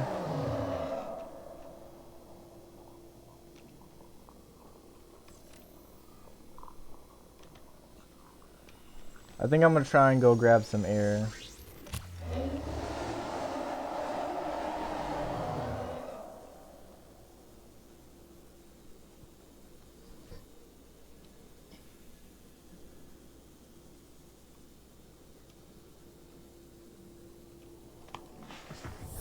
Welcome aboard, Captain.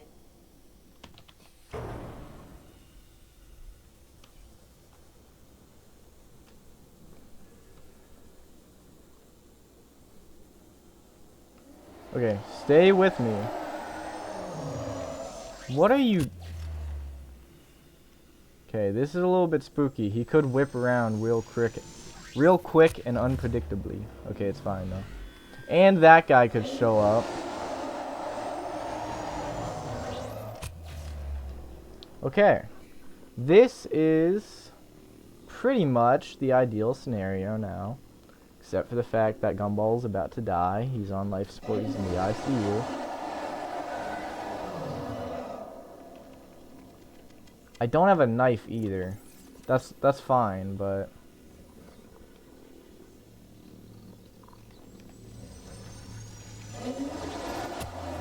I thought that this would be plenty of floaters. That's what I looked up earlier, by the way, when I was researching, typing away, clicking, clacking at my keyboard, was how many floaters it would take for this guy to die. That's why I said I was researching homicide, because that's precisely what I was doing. And the answer was inaccurate, because this should have been more than enough. All these he got on him should have been plenty.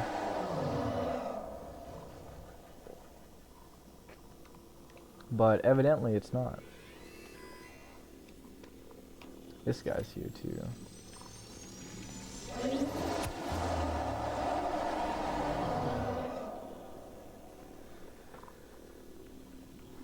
He chilling.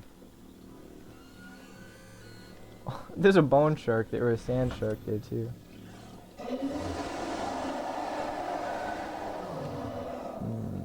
I do gotta grab some more air in a minute.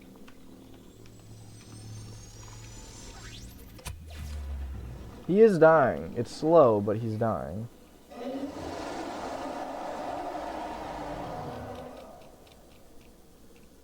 As long as no one assault and batters you, you're fine. There are plenty of people who could do that in the vicinity, though, so...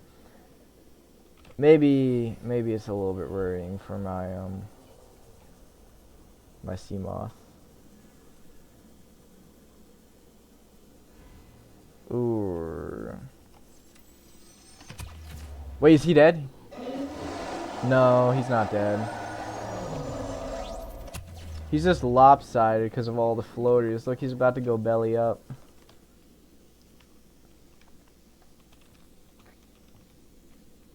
Are we near Gun Island?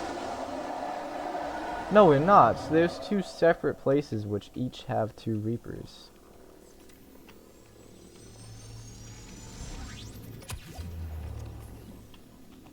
Swap out.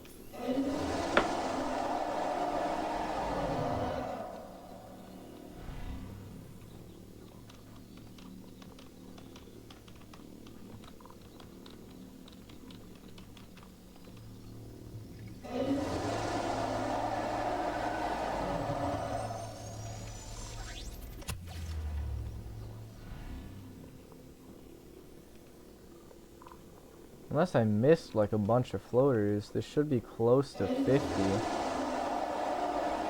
I mean, it doesn't look like 50. 1, 2, 3, 4, 5, 6, 7, 8, 9, 10, 11, 12, 13, 14, 15, 16, 17, 18, 19, 20, 21, 22. There's a lot.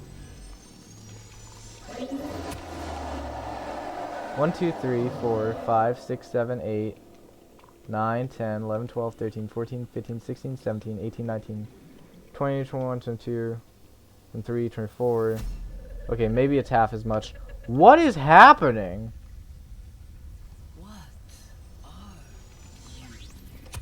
What are you? It's dead. No, it's not. So only about half of them hit, I think. I don't know what happened to the other half.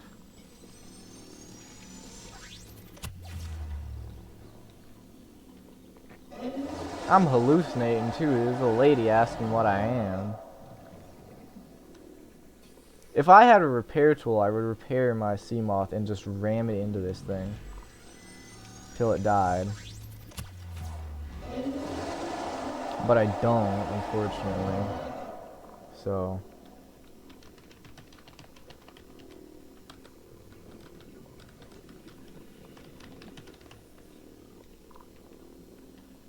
I'm about to drown again. Okay. Go. Go, go, go, go, go, go, go, go, go. Go, go, go, go, go, go, go, go, go, go, go. I should do it with more oxygen, that way I can get back quicker. That way it has a lower chance of escaping. Because this is cutting it close.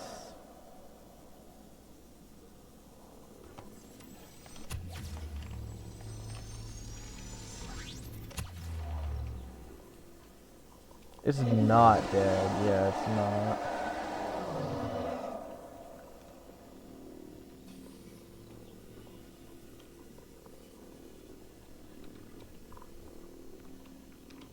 It should be dying. I know it takes a while. Don't you dare. I almost got warped.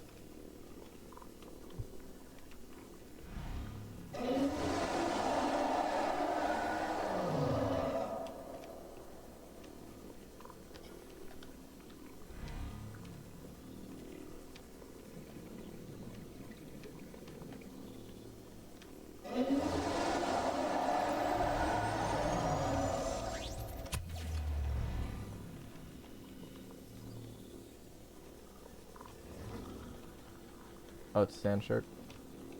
Sea moth still good? Sea moth still good? His tail is... You know this thing is based on a real fish, by the way?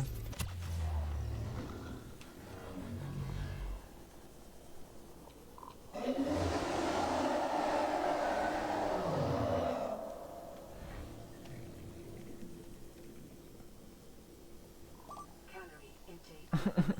Yeah, like I'm worried about eating at a time like this.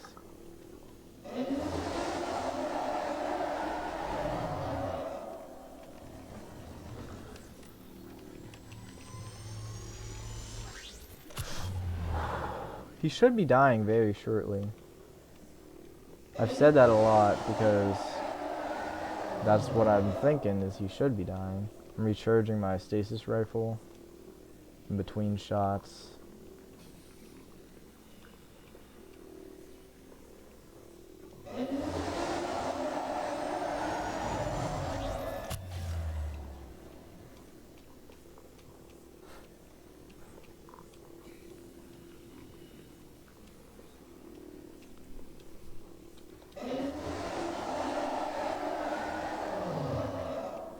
the fish that this guy is based off of is the same fish that actual sea monsters were based off of, and that is the oarfish. Oarfish. You suck. The oarfish. It is a very big fish, like this, that still exists. It's not prehistoric or anything, but people reported it as a sea monster back in the 1700s because they didn't know what it was, and they just knew it was big. Oh no. So they called it a sea monster, and they described it. And then, you know, much later on, we figured out, oh, it's just an oarfish, and it looked the same as they had described. I could take 2 trips to get oxygen. If he hits me, I'm dead. I'm within 1 tap range. Please don't get free.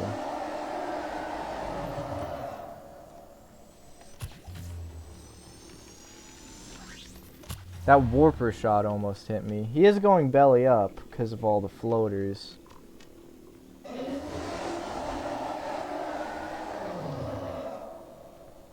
He's not dying though.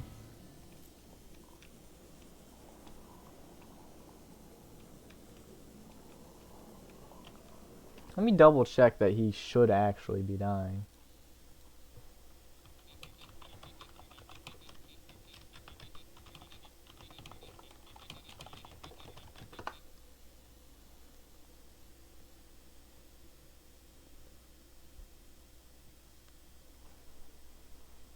I wanted to lift him to the surface,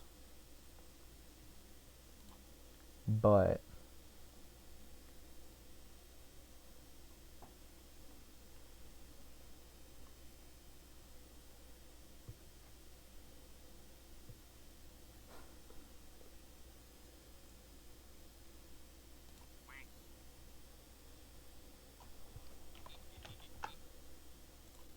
okay.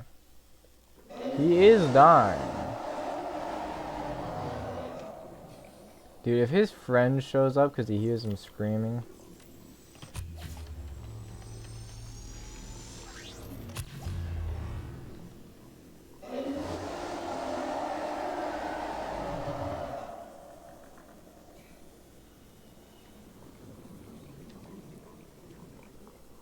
Yeah, it's just a slow process, I guess. That would actually be so funny if he starves me out.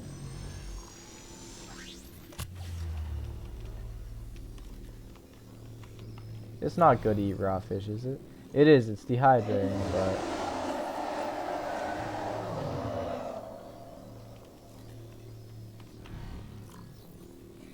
$12 and $7? I'll take it. Vital signs stabilizing.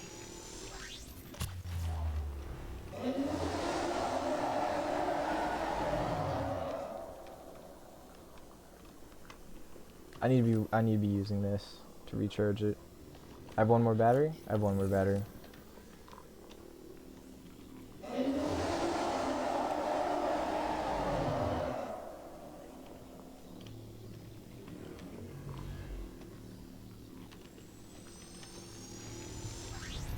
I'm going for oxygen. It's becoming nighttime. Yeah, I know, right? Like, just die already, man. If this sand shark taps, even grazes up against this sea moth, it's so dead.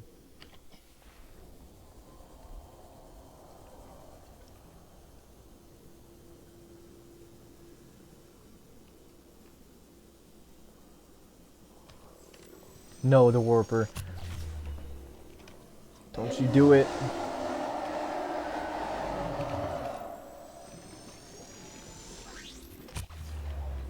Okay, good. I don't... Oh, he's there. Pretty sure warpers can still shoot when immobilized. Which means he can just kill me if he wanted. This is such an awkward angle, because he's upside down now.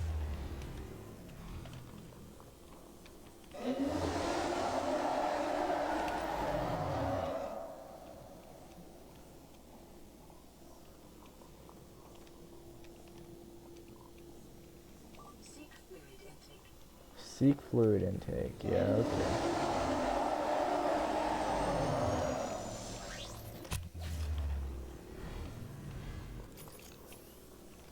No.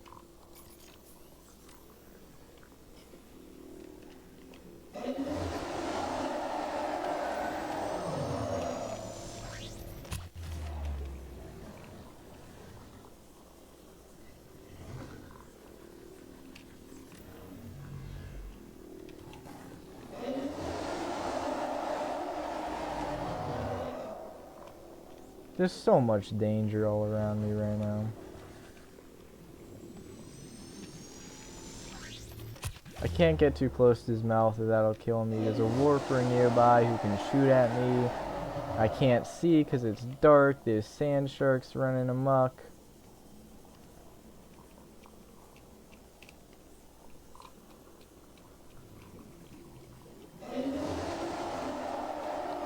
This dude's taking forever to die. I need to worry about my oxygen as well. I'm actually close to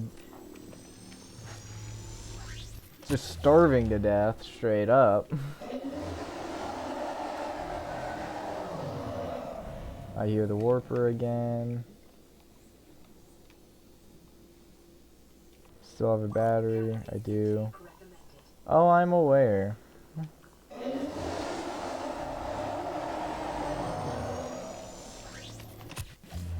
Seriously, die already. You've got about 45 leeches on your body.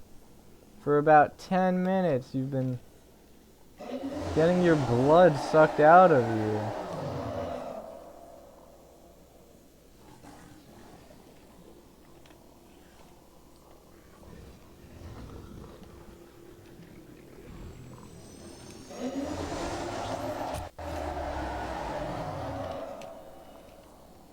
No! Sometimes my one key doesn't work. I tried to switch to the Sea Glide like 4 times and it just didn't work. I'm not gonna get all my oxygen. No, it did it again. Did it again. 28. There's no way it's actually been 28 minutes.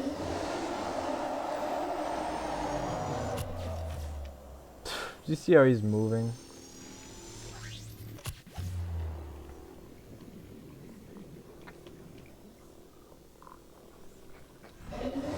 Wow. That's bad. He is getting hurt. I'm almost certain of that.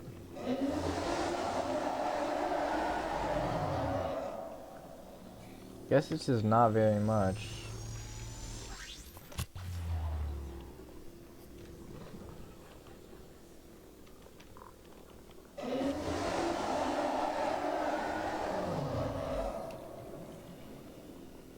Let me do a little bit more research.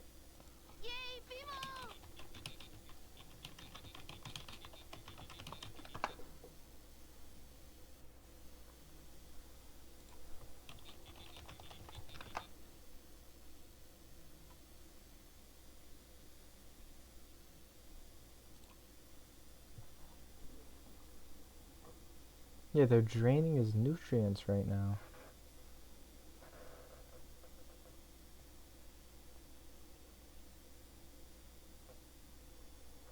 Oh!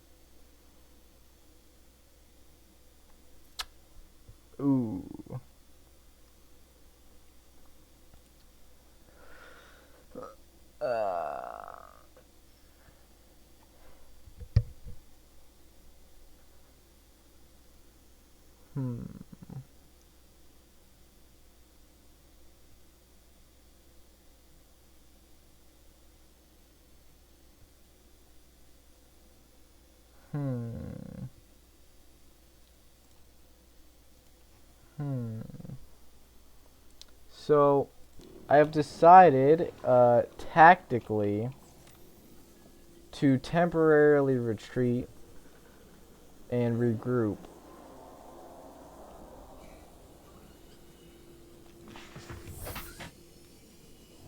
Where's my house? That way. So it turns out, this is so bad, I cannot see anything. If I bump into like a couple of fish, I'm dead.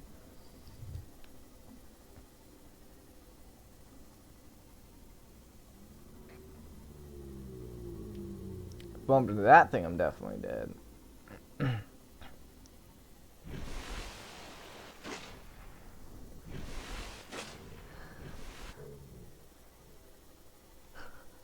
Turns out they do a lot less damage than I thought they did. The main reason I thought that they would be able to kill them easily is because when you attach about 40 to 50 of them, they float to the surface and suffocate. However, he does not have 40 to 50. I counted he has about 20 to 30. So he does not have enough to come to the surface and suffocate.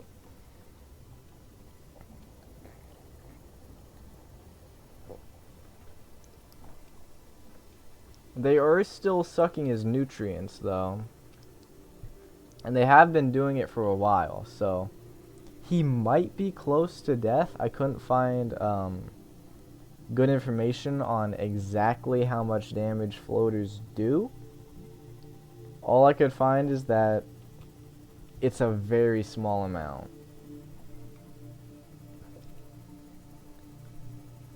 So we probably weren't that close.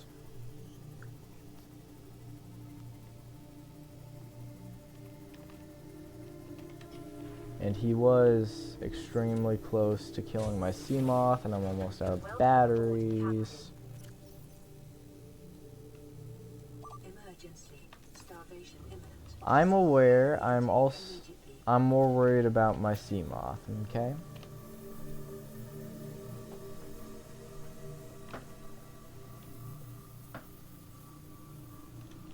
Okay. My one key is still not working. I'm working on it. Oh boy, this is bad.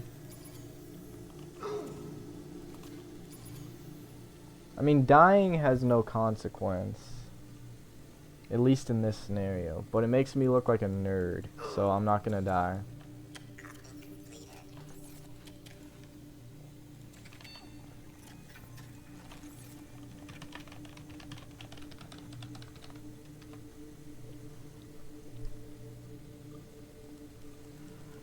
Ooh.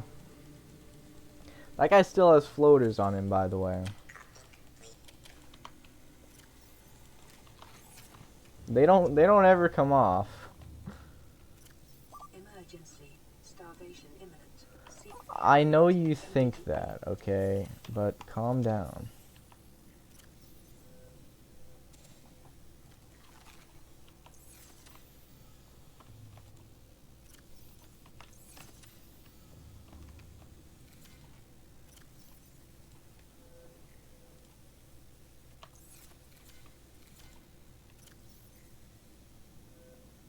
Wait, what am I doing?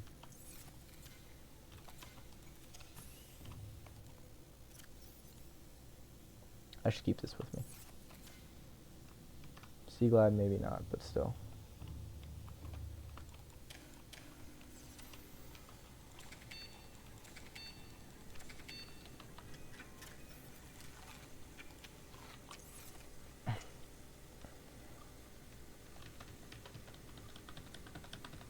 Come on.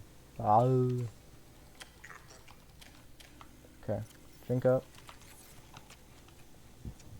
I'm gonna grab my knife. Grab the coffee. Come on. I want to see this guy die, so I'm kind of in a hurry. Because if I don't see it, there's no way to know if he died or just despawned. Which is a thing that they can do.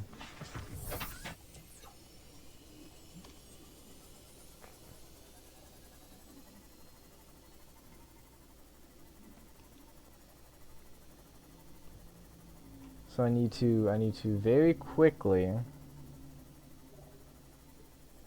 go grab more floaters, get myself fed.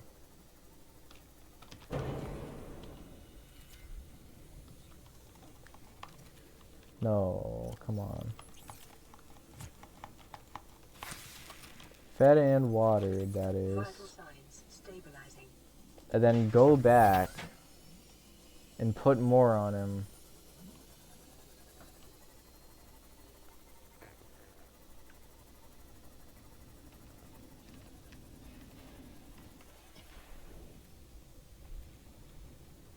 Why are they so fast?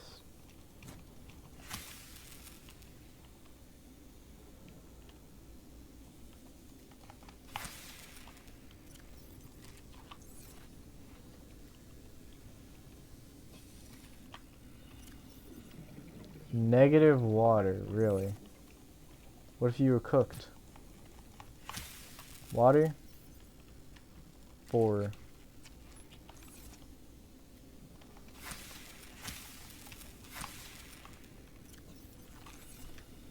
Come on.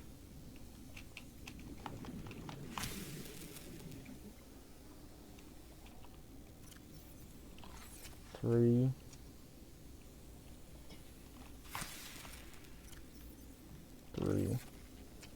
Okay, grab floaters.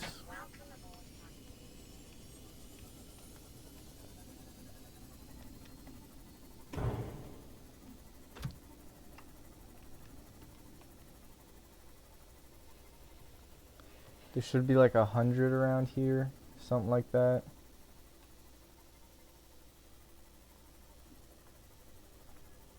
Yep.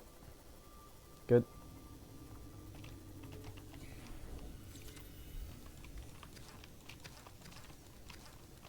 Each rock has 5 every time.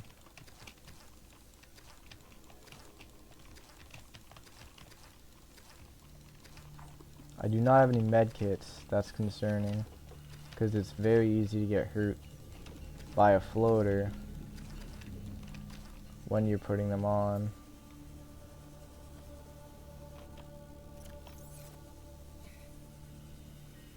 Or get hurt by the Reaper as well.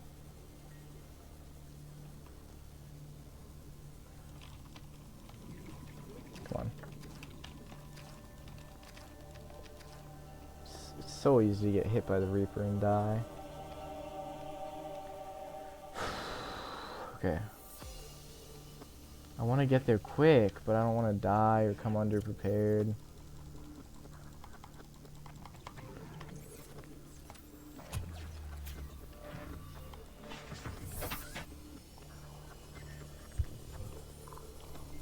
Okay.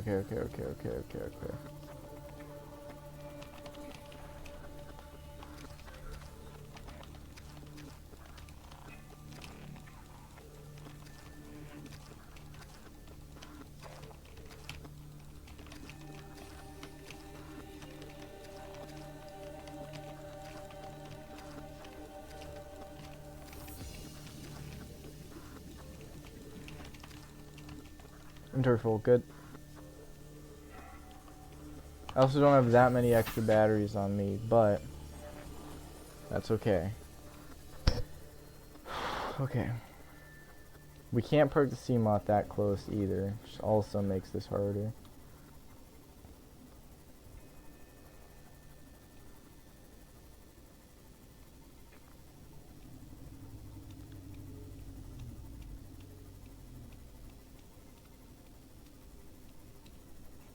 Okay, round two. We're not as prepared, but we have more ammo. What is that? It doesn't matter. Focus on the goal, the task at hand.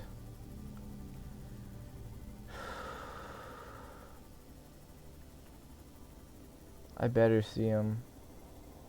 I hear him, unless it's the other one. Could be. Again, can't be too close.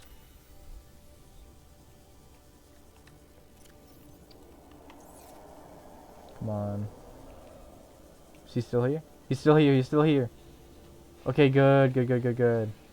Come here. He is zooming. I don't think he's usually anywhere close to that fast. I can only assume it's because of the floaters. That hit him. I want it to be more in the front. Okay.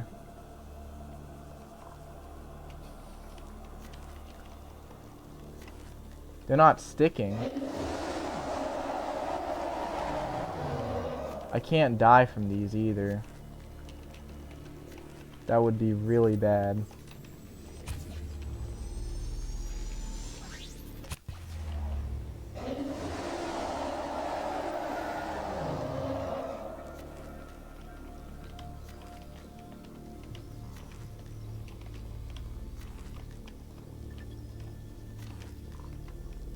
I can't get that close to his mouth.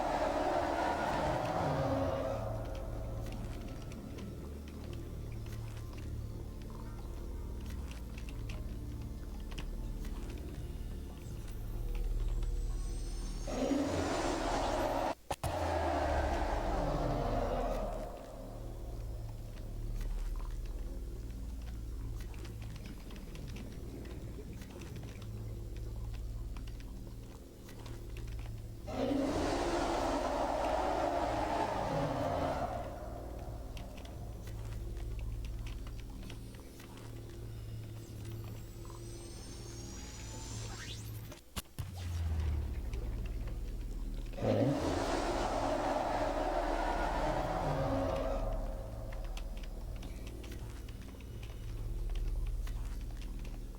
Each one of these doesn't do very much damage. Okay, I'm out of them.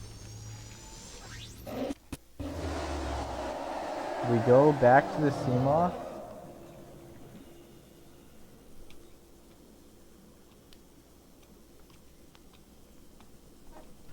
Seamoth is full health now, so I'm not that worried about it.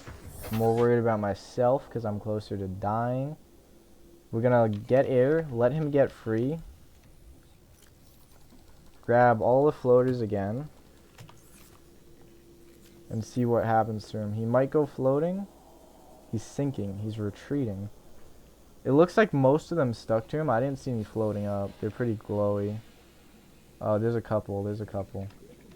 We can retrieve those again. Warper's here. That's very unfortunate.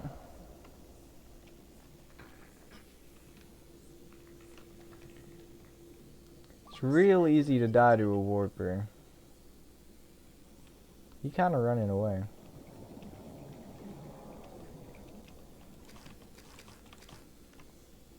Seek fluid intake. Not my biggest concern. That was a snipe.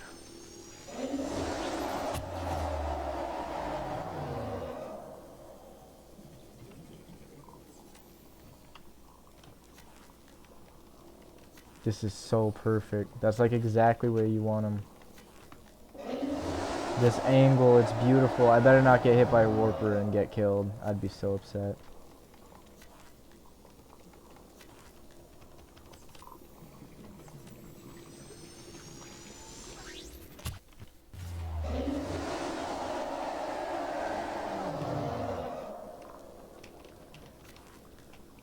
Aw, that's bad. Cause see, now they're getting stuck. No.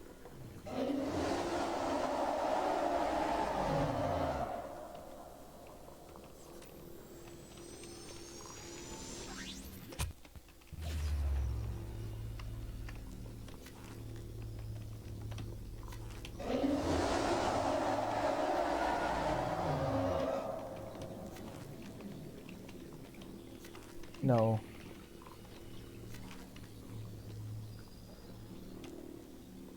This is so many attached string.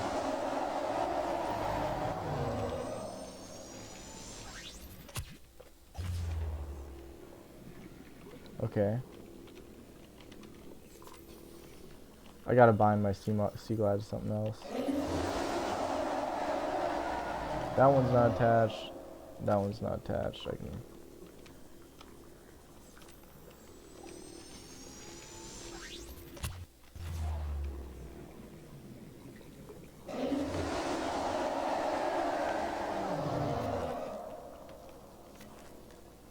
Good.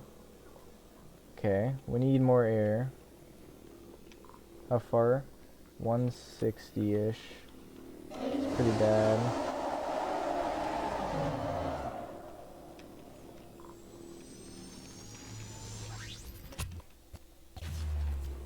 Go. I could move the sea moth a little bit closer.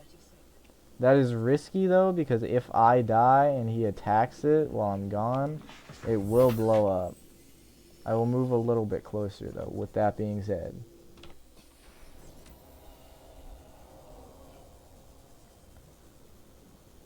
Seek fluid intake immediately. No, thank you.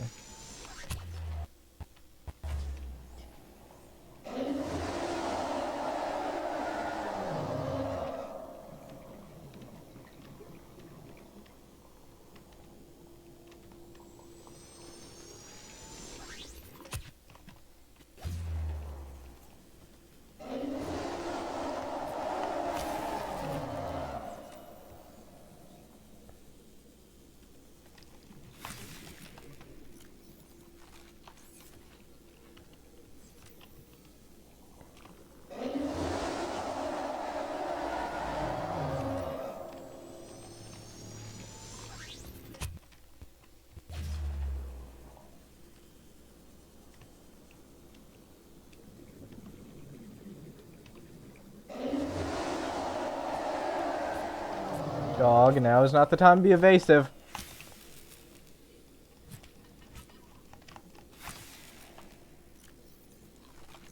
Vital signs stabilizing.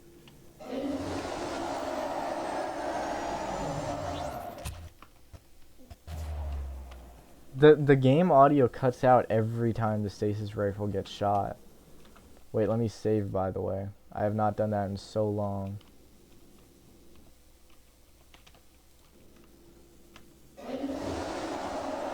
It'd be insane if the game crashed before I saved, because that it would have been 6 hours of progress.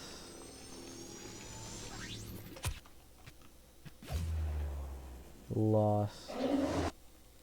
Save again.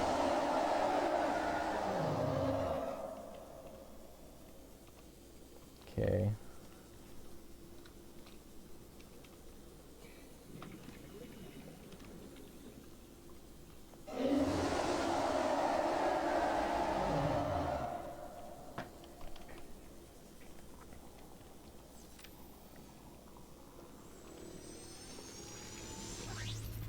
I got a lot on him now. I can't even say it's taking a long time because there's not that many. Because I mean, now I got a lot on him.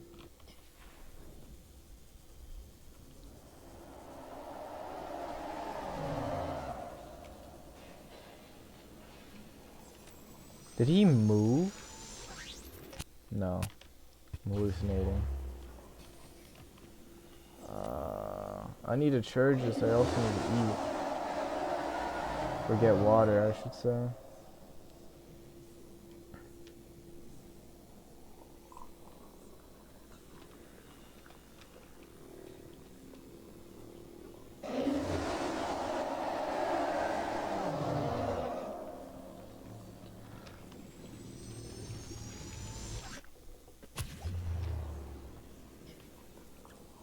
Any food around here? Keepers. Come on.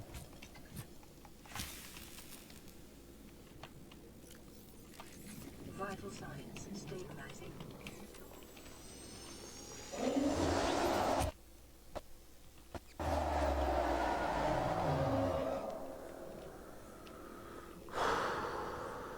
Okay, okay, okay, okay. Ah! Ah! Ah! Dude! I can't go that far. I can't go that far.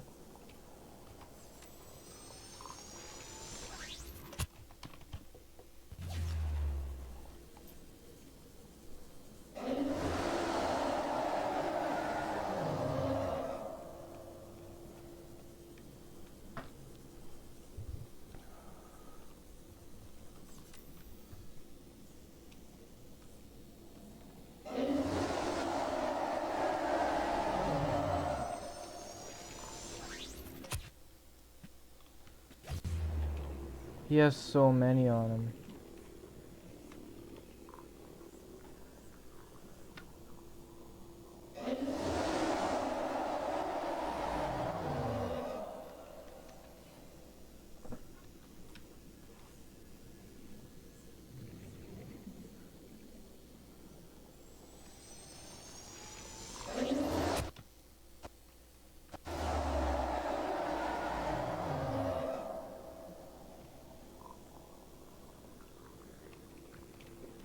Yeah, look at that.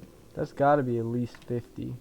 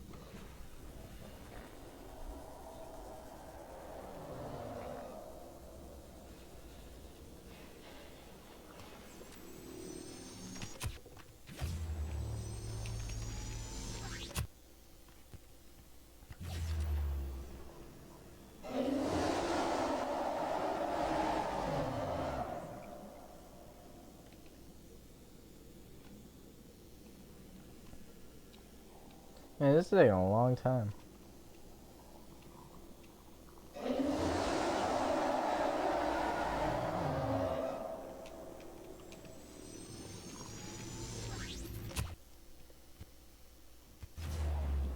The audio is getting worse and worse.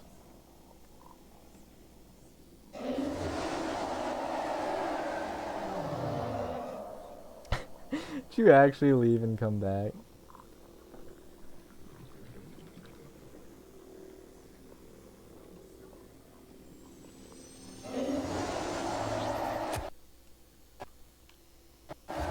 Fluid intake immediately.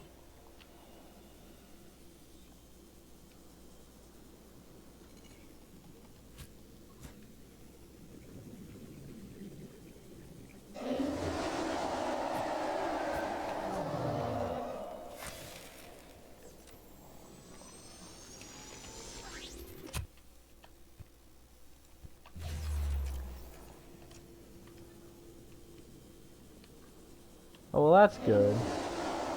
In that case, nothing happened at all. Nothing noteworthy that you should know about in the slightest.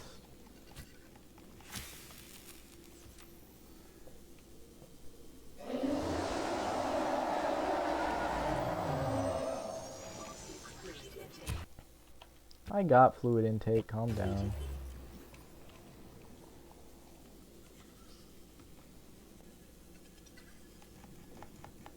Dude. No, we're not doing this.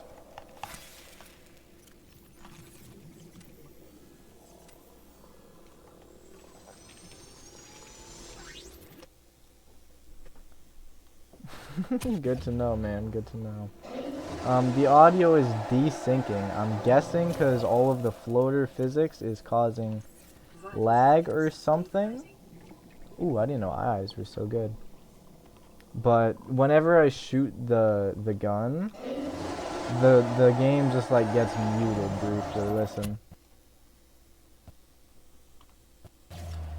and it's getting worse and worse.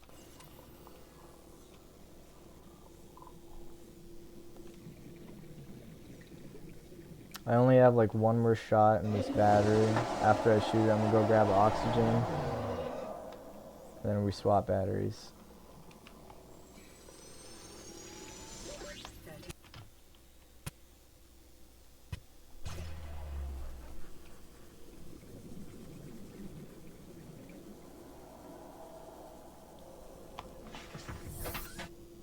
Get a little closer. We also almost died to a warper. But it wasn't that close.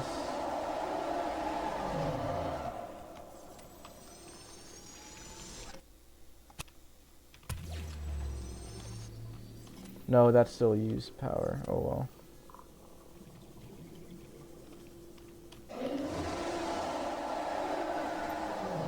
Oh, it's daytime now. That's good. Daytime is way less scary.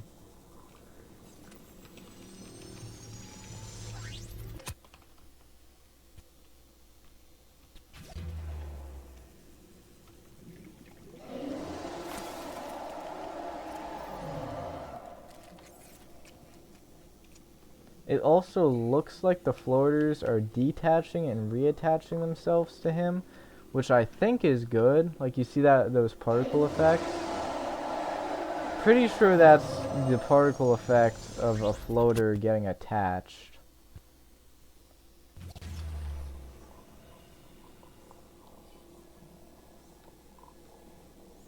Oh, you definitely misheard me.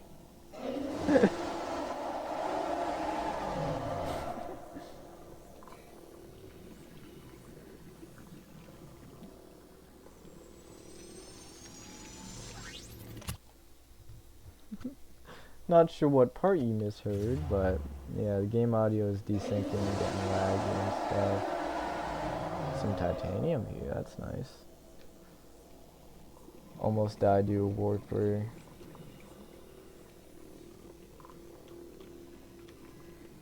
There's a ton of floaters on, like a ton of them. So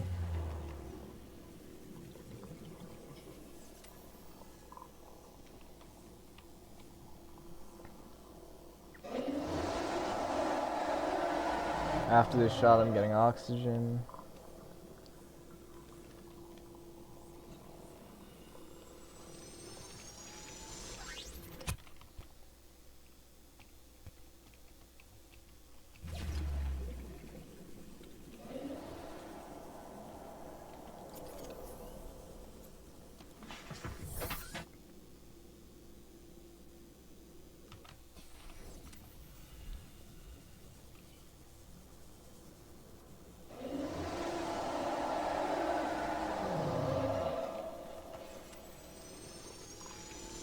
Them getting detached and retached might be a bad thing though, and that might not even be what's happening, but I think it's a good thing, and I think that's what's happening. Oh yeah, 6-hour stream. Nice. Oh, it's 2 a.m. Nice. I didn't even realize it was past midnight. Cool.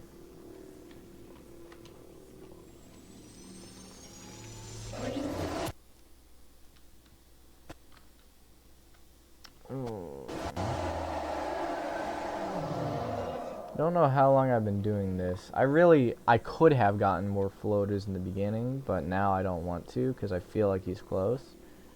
I have been saying that the whole time though.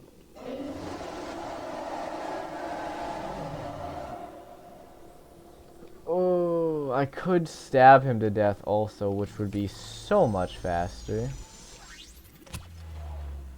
Right, bro. Come on, bud. Come here. I wasn't paying attention. It's okay though, he's still getting his nutrients drained. He's getting highway go-go'd. He's getting Yuya Fugami'd right now. Look at him Tokyo drifting. Come on. Whenever you feel like it. Sea fluid intake, alright. Not my biggest concern right now, believe it or not. I'm not too worried about drinking water. in the middle of the ocean with these two things on me. There's two of them. And you. Okay.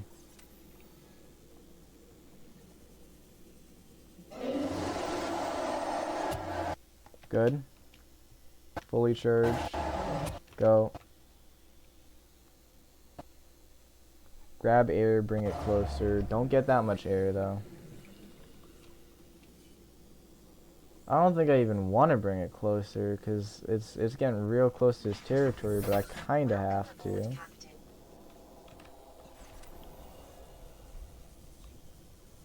I shouldn't have let him get farther away. It's not like I was purposefully trying to, but it didn't charge. He's swimming all kinds of goofy now. I want him to be closer to me and the ship. Okay, good. Hit him again. Good. I need some water. Good.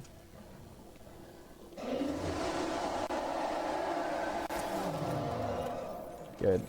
Vital signs stabilizing. The audio desync is getting worse, which is probably a good sign.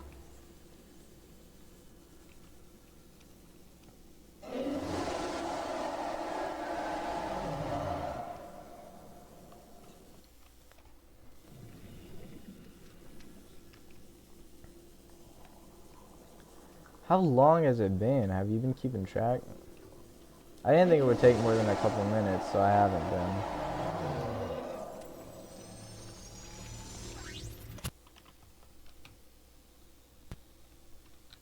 What game are you gonna play?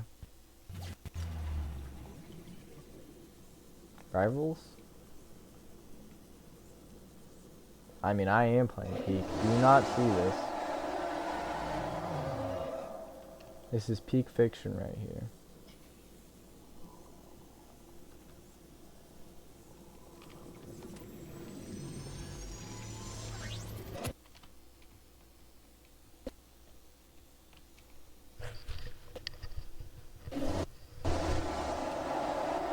Oh.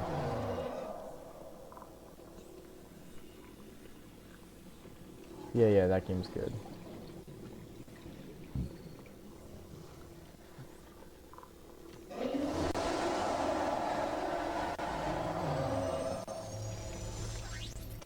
Thought that game was like no longer popular.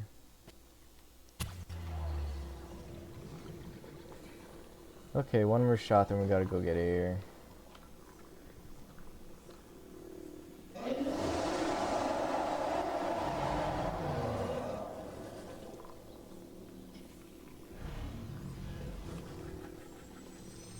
We could go get more floaters. I really don't want to though.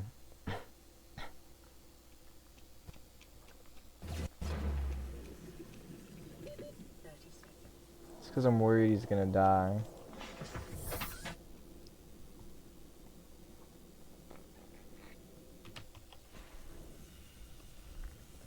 And I won't see it, you know.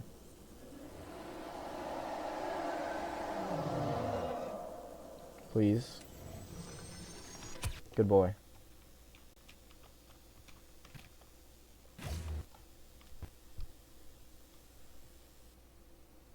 No. My game almost crashed because I shot 2 stasis rifle shots like in quick succession.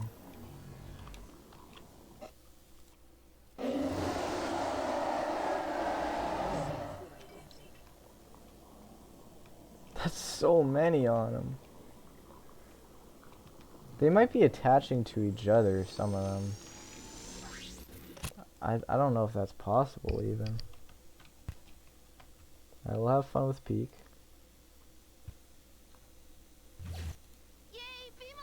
I'm gonna make sure this is how you do it.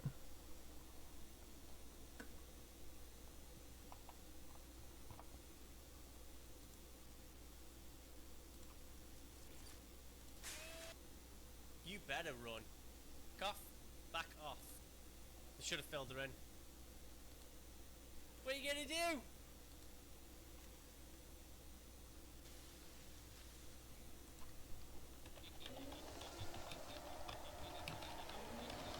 Oh.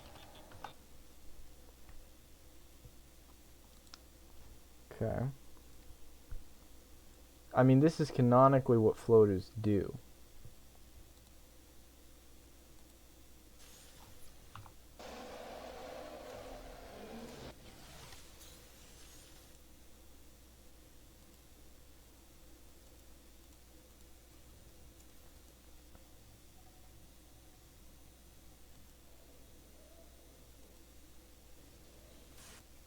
I'm trying to see if this is even...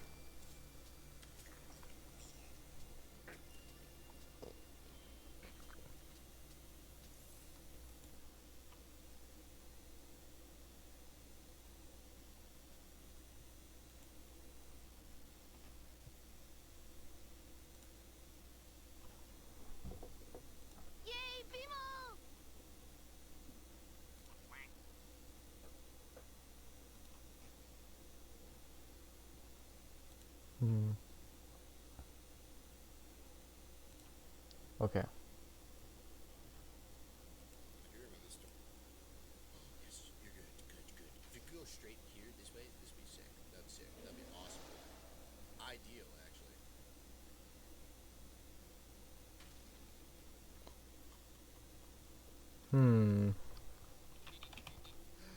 Yo, we did it. And he can't sink to the bottom either. Man, it's really unfortunate that this is taking so long.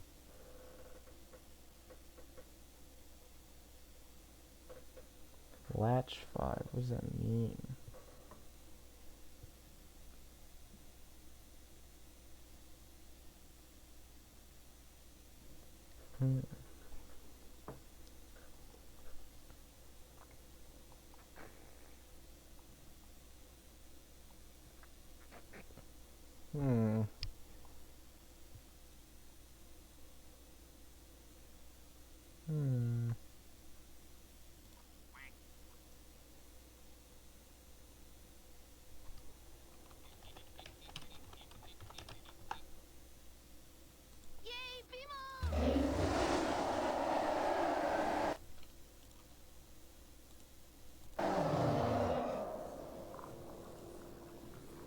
Yeah, I'm not sure why. Whoa. He's just not dying. I could reattach some of the floaters. That might be a good idea. Might be a bad idea, though.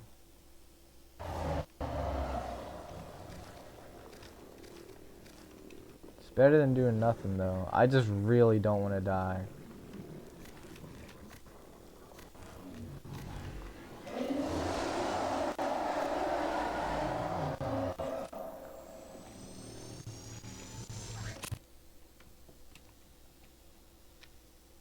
I mean, I saw his blood.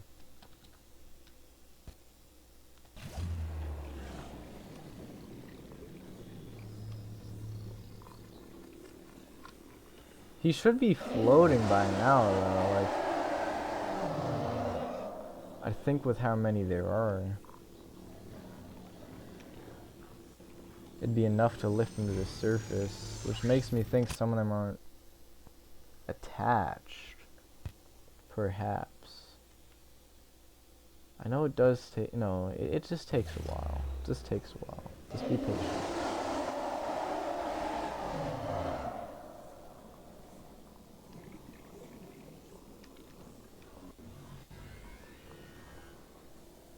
Better not.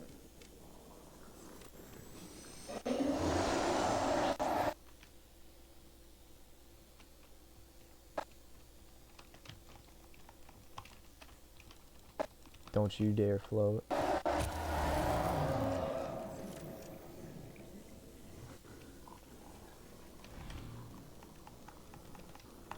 Die. Vital signs stable.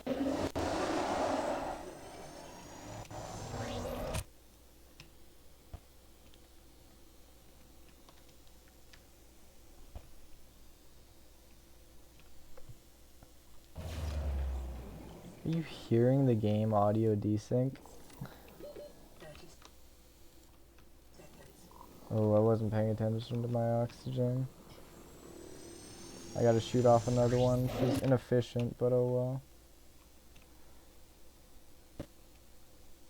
You will probably get free, because I'm doing it with so little oxygen. I really had to do it sooner.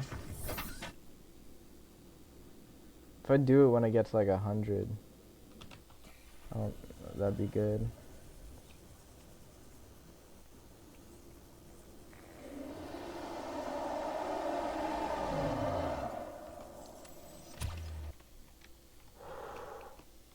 This might crash the game. Did not. Good.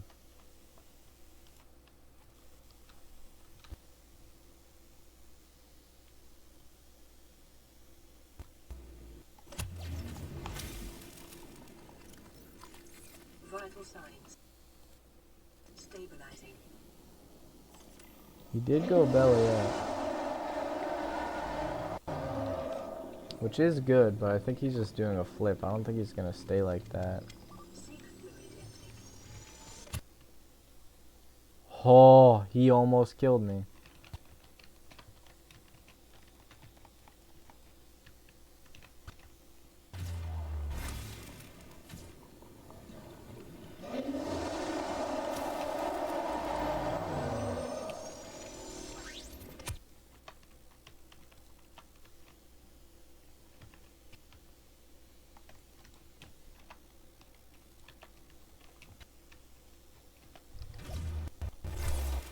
Vital signs stabilizing.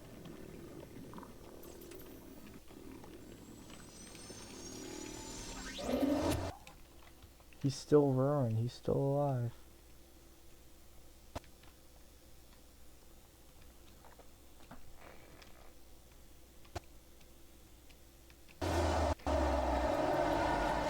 No. There's no way I'm gonna die to a biter. Dude. No. What is that?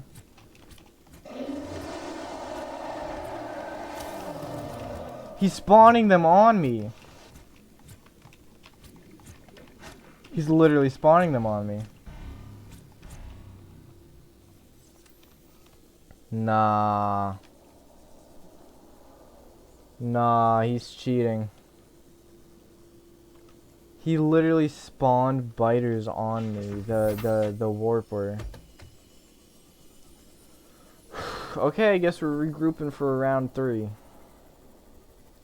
I hope it works out. Like, I hope he's not, I hope he's still there when I get back.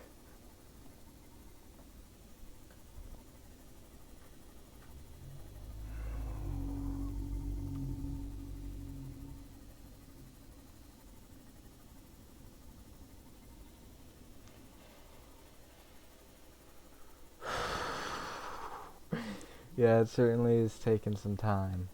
A whole lot more than I thought it would. Oh, okay. Oh, the audio desync is getting worse. I'm not even near him anymore and it just desynced when the music changed.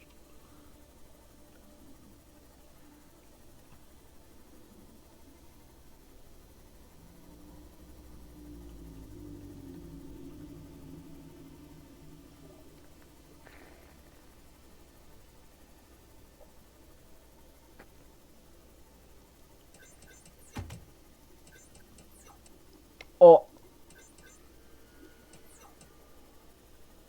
It's playing the sound effect twice.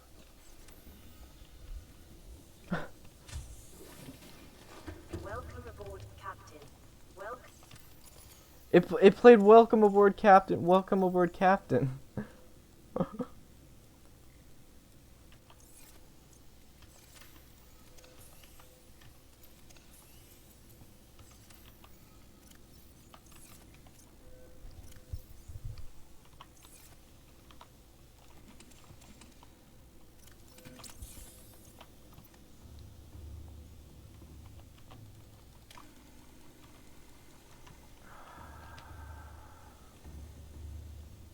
I think it's time to use my emergency fish. Assuming they give like a good amount of water.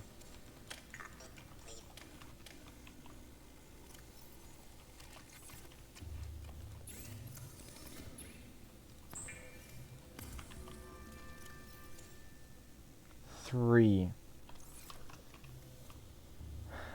Not time to use the emergency fish then, I guess. Except for the one that I already used, unfortunately.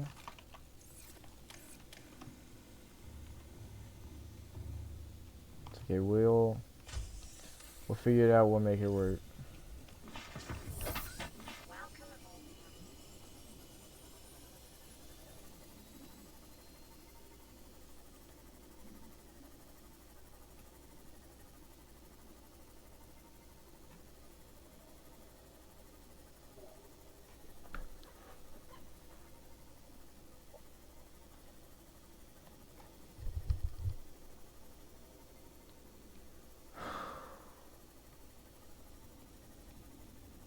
Okay.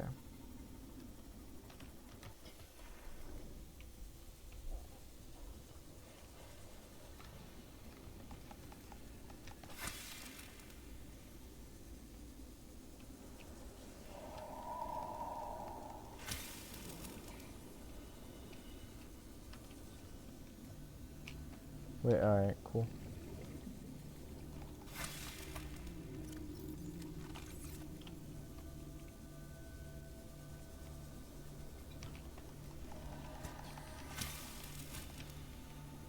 Come on.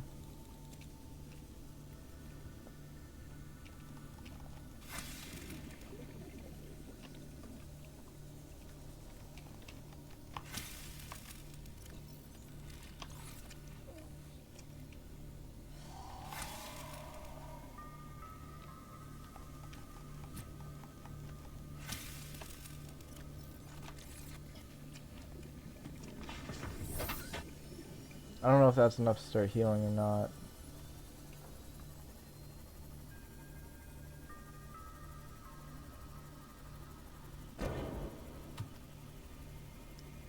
I don't think it is, which is unfortunate.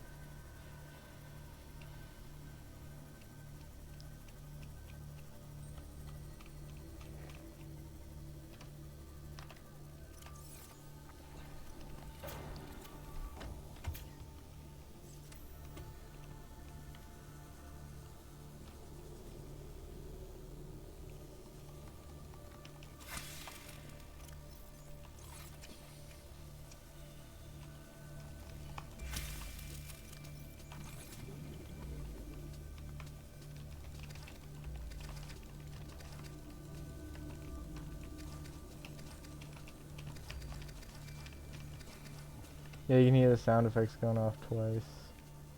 That's so bizarre.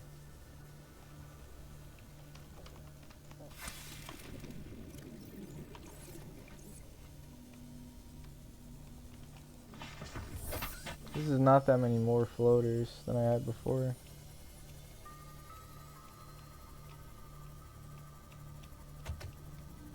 Oh, there's more here. Okay, good, good, good. Good, good, good, good, good.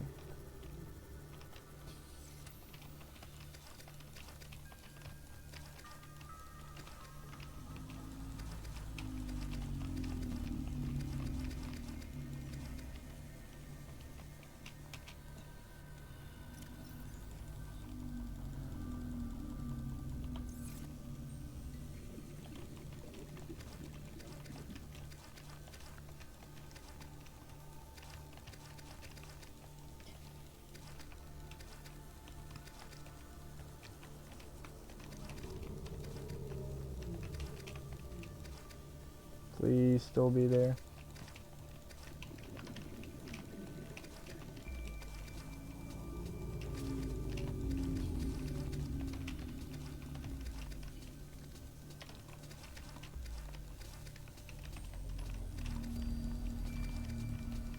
Inventory full, good. Where's my Seema? There it is.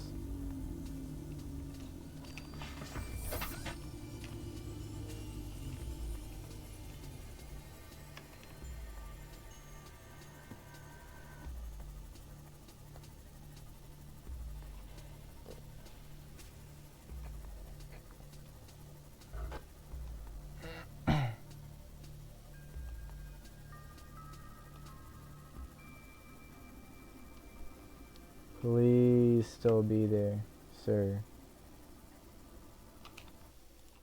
I'm begging, begging you. I wanted another med kit because I'm pretty sure I'm still within 1 tap range, which is also why I was eating so many fish earlier, because when you have enough hunger and water, you heal automatically. So I wanted to get past the threshold where I'm in 1 tap, so that if I need to, I can survive a hit, or that I'd at least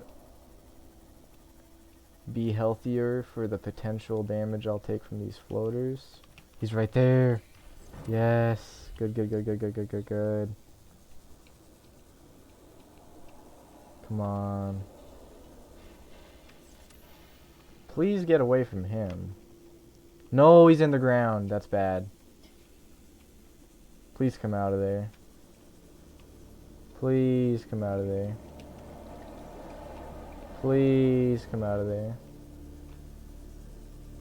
Please, I don't want him to die in the ground. Come on.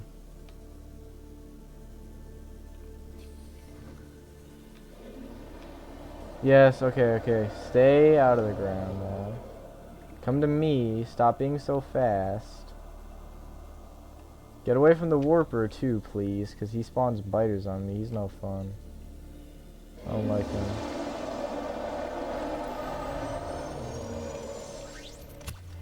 Good. My 1 key's not working again. Perfect.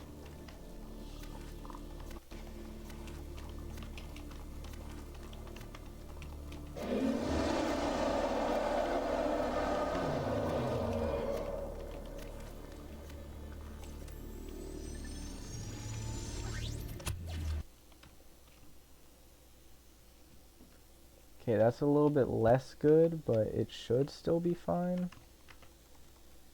Maybe. Boy, I hope. No, that's bad. Come on. Why do they do so much damage to me, but not that much to him, seemingly? He's taking damage. I see that.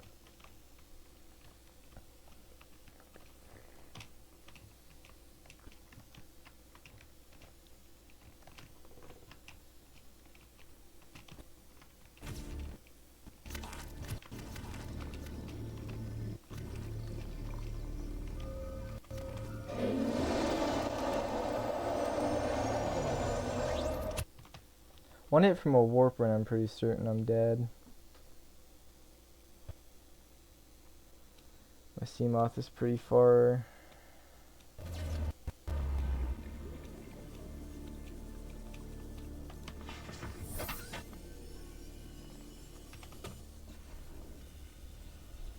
Obviously, I don't want the Seamoth being too close though.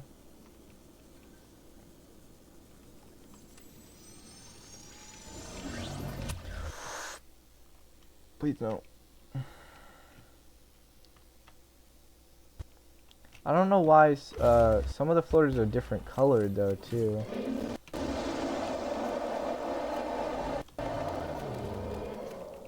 That's odd.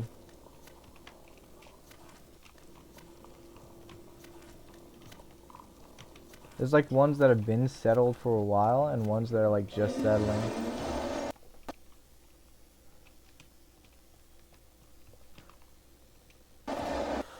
You better not.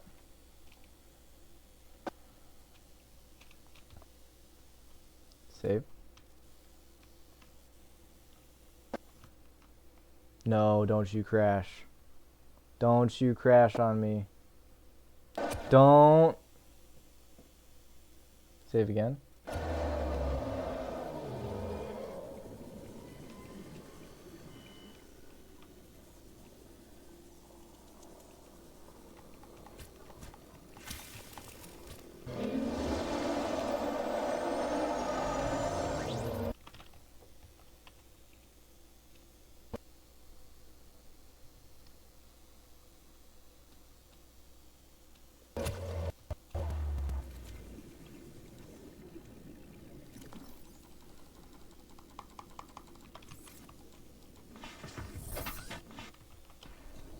go.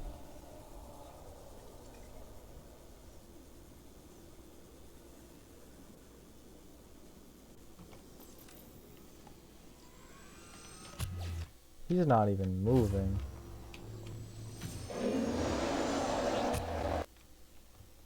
He doesn't even want to be here anymore. You should imagine how I feel, buddy. I thought this would be funny. Cool, fun, awesome, silly, you know, all of the above. But you're making it so much more, miserable than it has to be by just not dying. And now you got me worried my game's gonna be laggy permanently because all the shenanigans you're pulling.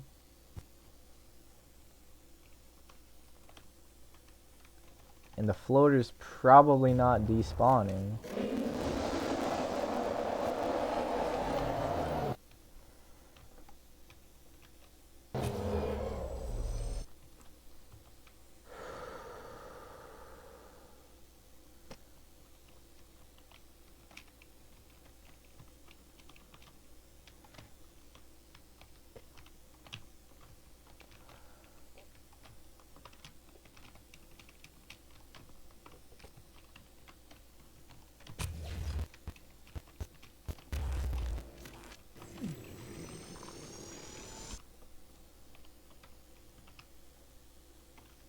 That's all of them. Oh, brother. 39 health, that's definitely one tap.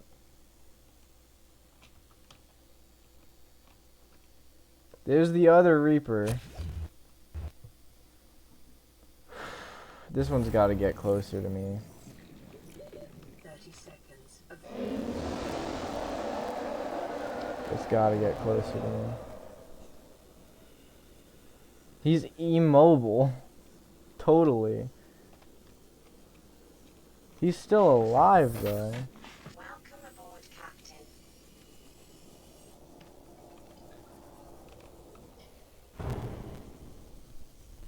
I don't know, man. I really don't want the other one coming over here.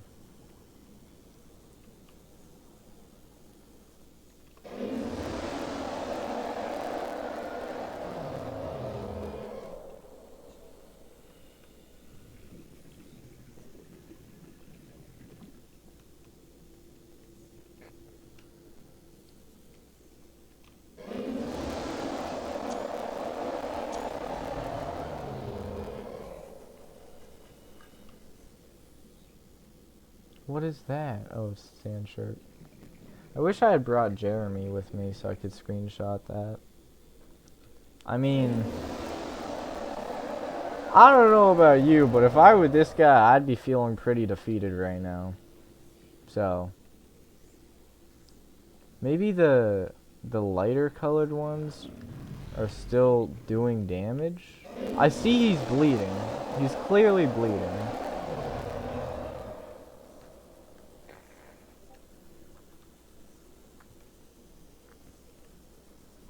I mean,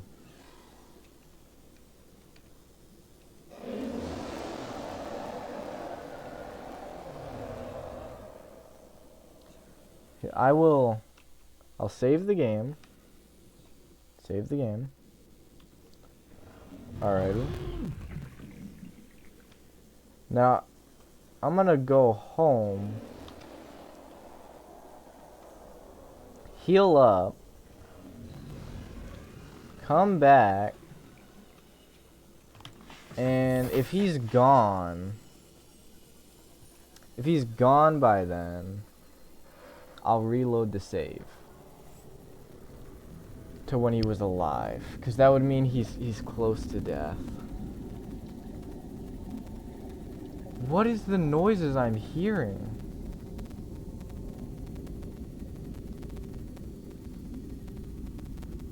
This is...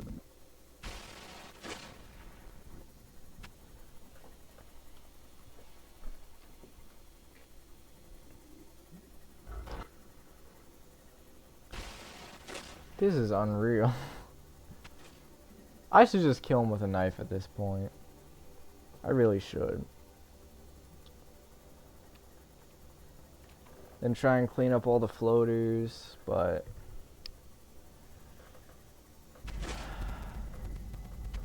it's just not the same, you know?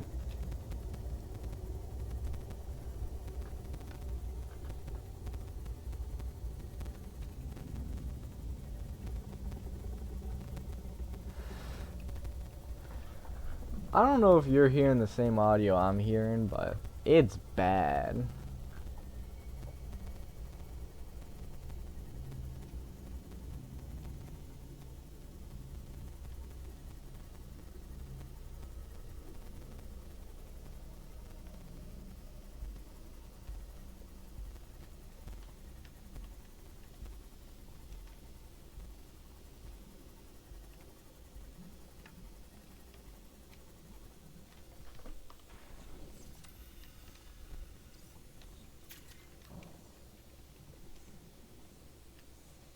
Welcome aboard, Captain. Welcome aboard, Captain. Well.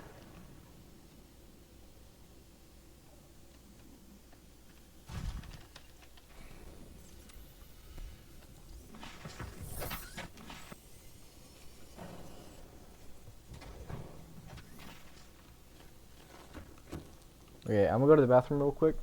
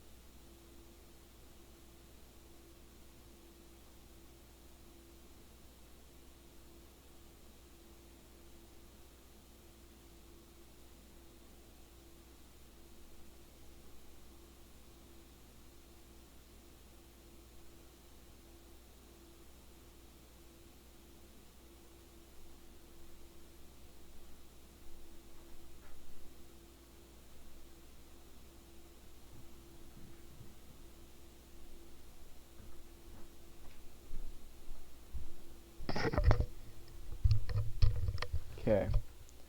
I am perplexed. Dude, I'm out of energy halfway. I'm out of energy in one of my... Okay, emergency fish. I'll get more. There's always more.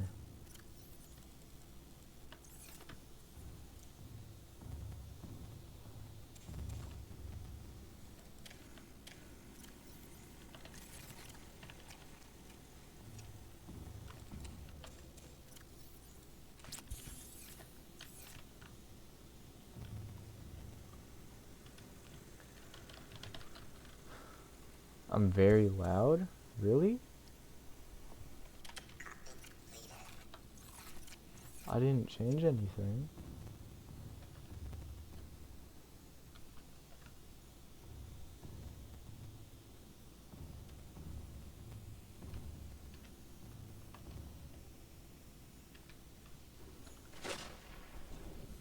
Am I still loud?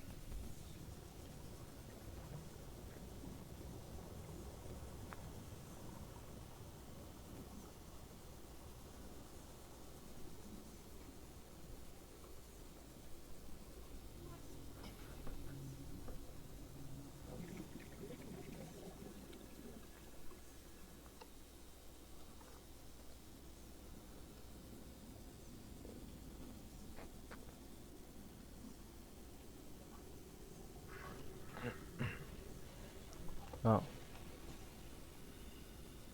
Ah, come on. What was that? This game's starting to be spooky again. 'Cause the audio.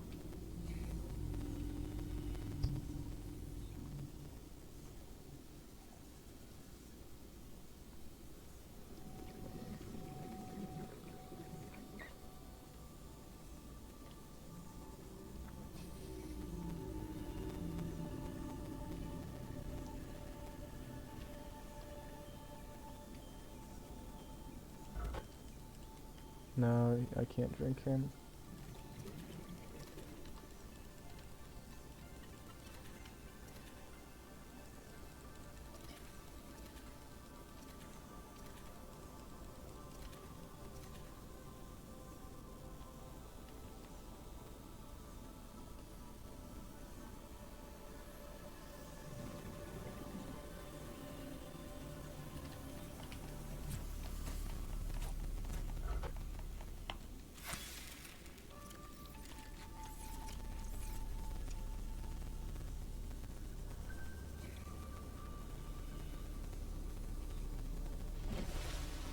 Oh! I've never seen one that high out of the water.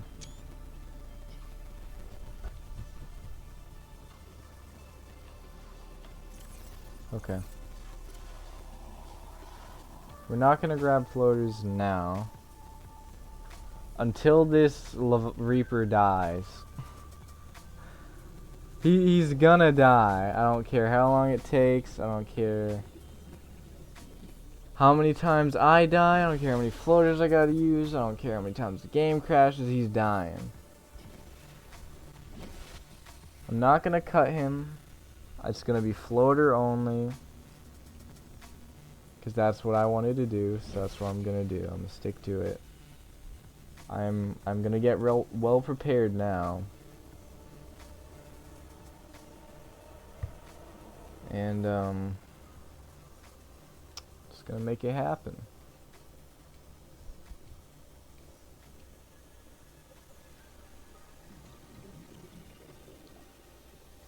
I'll grab these ones because they're on the way.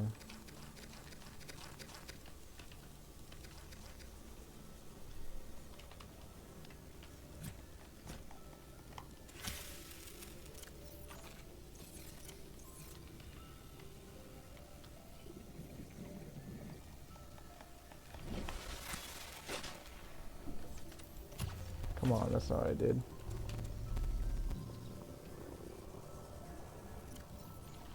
Okay. Really? I don't even know what hit me, but...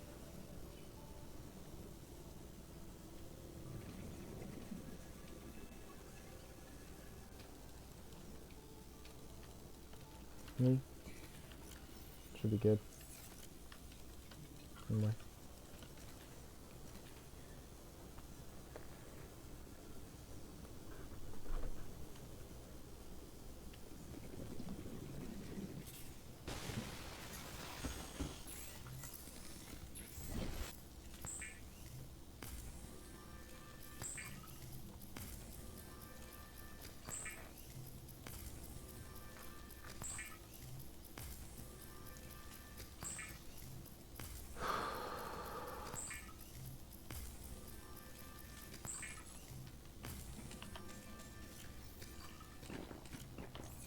Okay.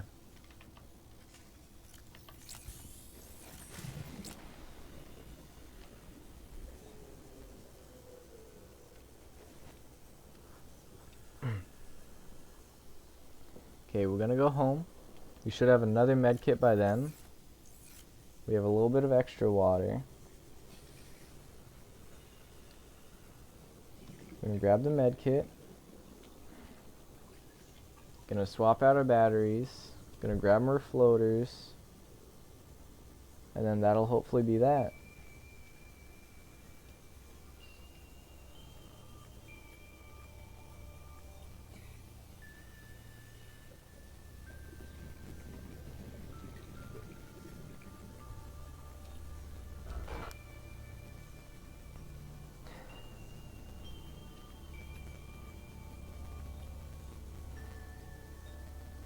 We're gonna grab Jeremy too, that's important. We need Jeremy for the screenshot.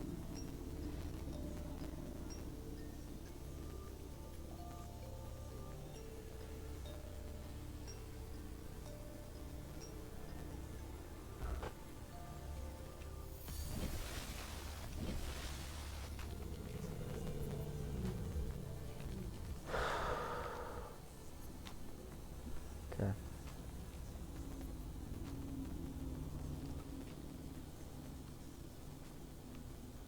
So there should be medkit ready in here. CMOS should be charged. I'm gonna go grab the floaters, go back. Hopefully it's still there, or it's dead.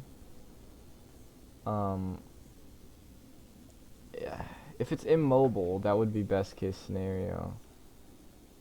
I don't think it is though. And I just really hope that I'm gonna be able to fix the audio. Cause that's gonna be really bad. There's still a lot of this game that I have not played. I have done very little in terms of progression. If I have to go through the rest of the game with crappy audio, it's gonna suck. And potential crashes.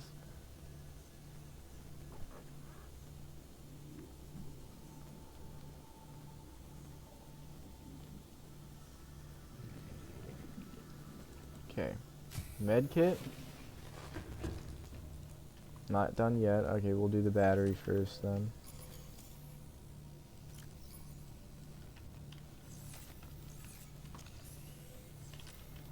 We will grab Jeremy.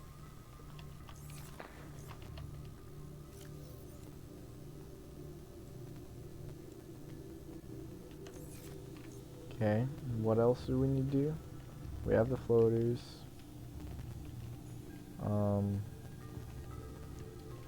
I want a med kit. I don't need a med kit. Are you charged? If you're not charged, I'll wait for the med kit. It's charged. Okay. No waiting. All systems online.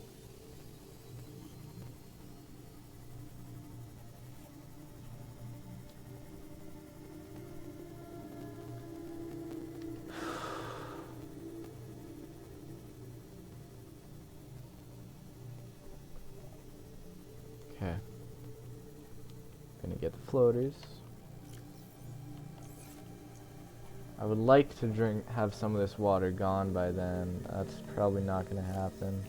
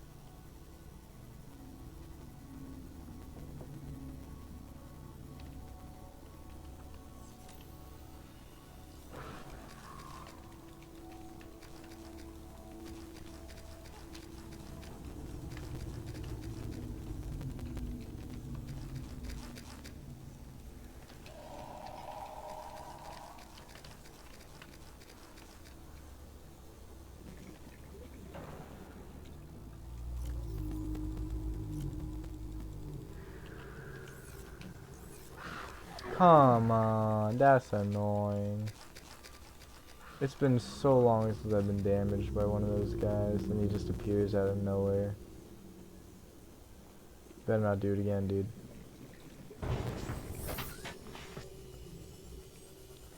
Why is it injured?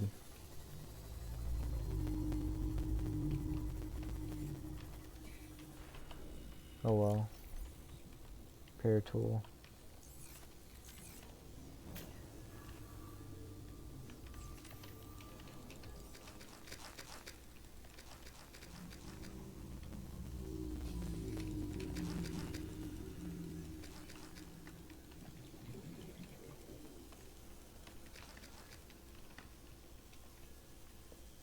Any more? I don't think so. Massimo. There.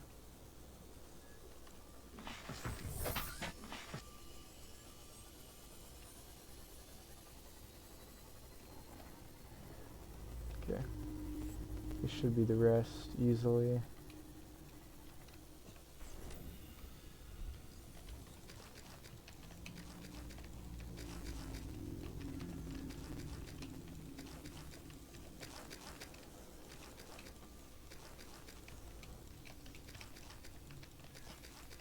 Good.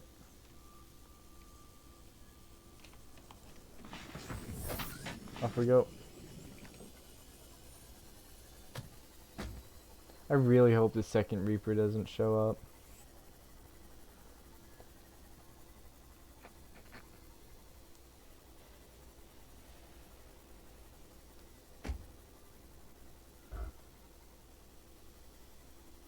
I haven't explored that, I don't think.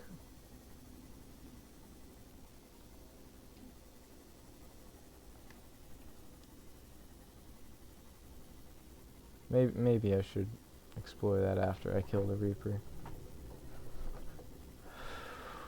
I do want to go to bed though. I got church tomorrow. Oh well, I could be tired. It's fine. I forgot today was Saturday. Please still be there. I hear at least one, that's a good sign. I see him.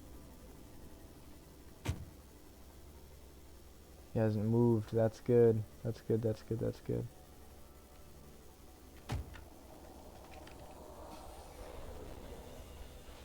Okay. First things first. You need a backup. We need the Jeremy screenshot. Okay, good, good, good, good.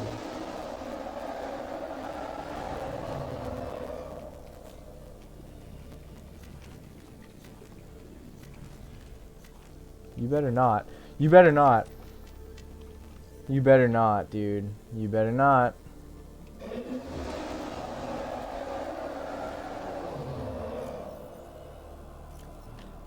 I will cut you. I'll cut you.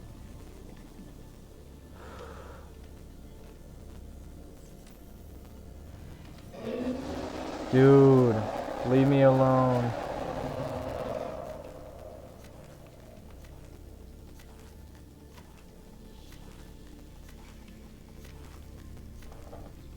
No.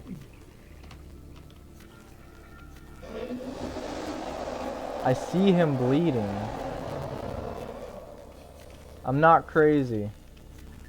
He does bleed.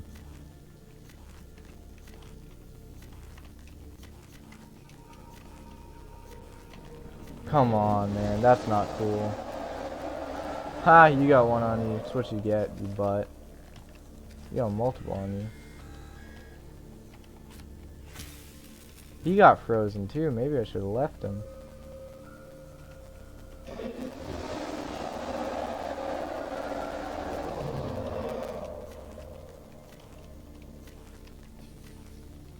It's got a big hitbox.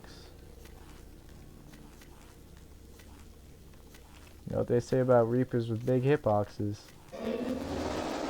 They like to die to floaters.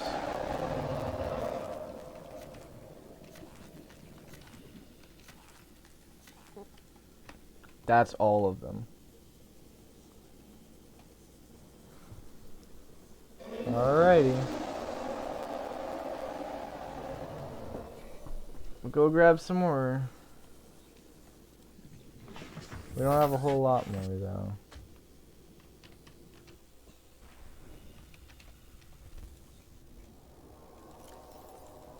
That's the other Reaper right here, I think. No, it's this one. He just sounds further than he is.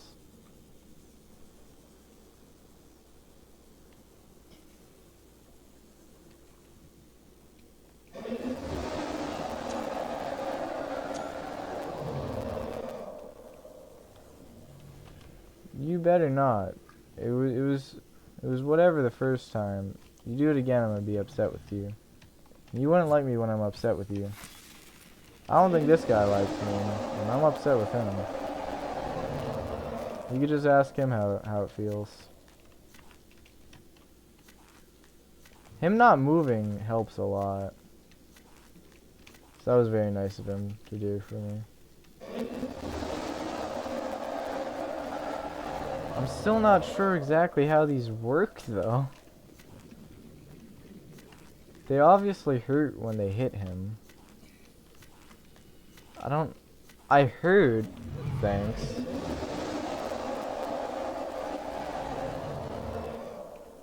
He teleported the floaters, too, that were near me.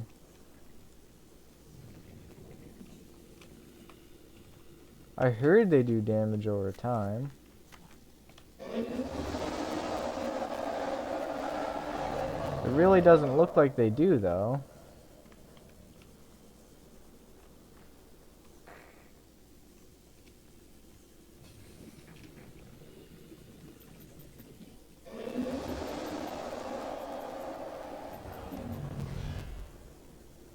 He teleported the sand shark onto me. No, I don't want to move past that. I'm gonna wait in my car for a minute.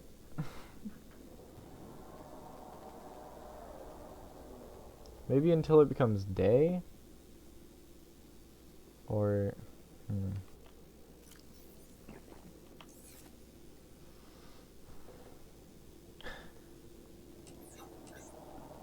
I don't know. I don't know what to do. I could just keep getting more and more. This guy has 5,000 health, though. If they do 1 damage each, which it's kind of seeming like they do, I'm gonna need a lot more than I have.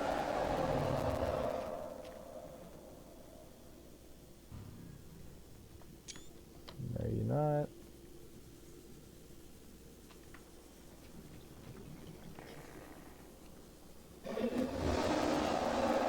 I did actually hear the other one just now. And like I'm certain that it was the other one. Wait, let me save.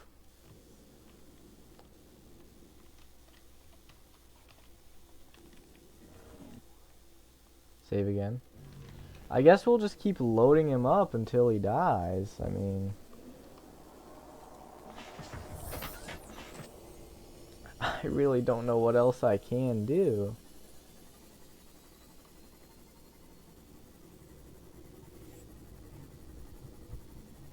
Like...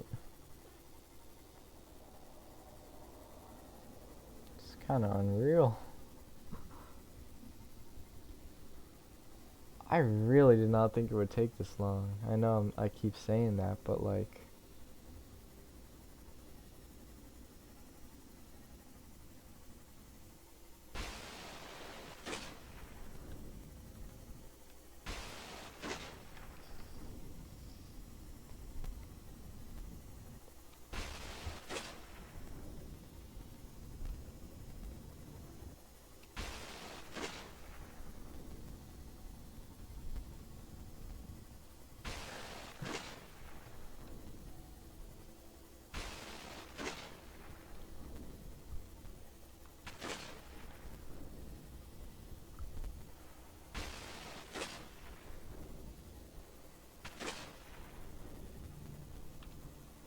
Hang on.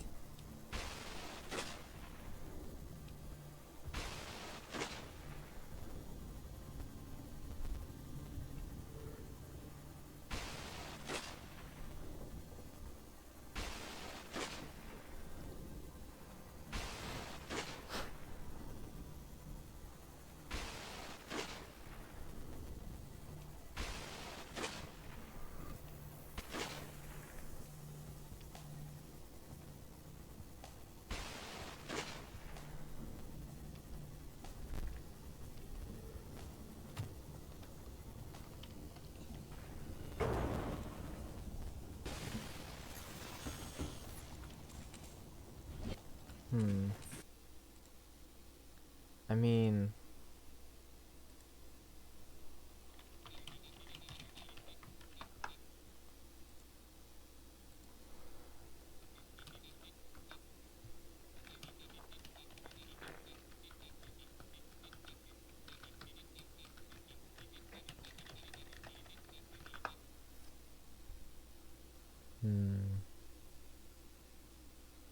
over time, for as long as they remain attached to a player, vehicle, or creature.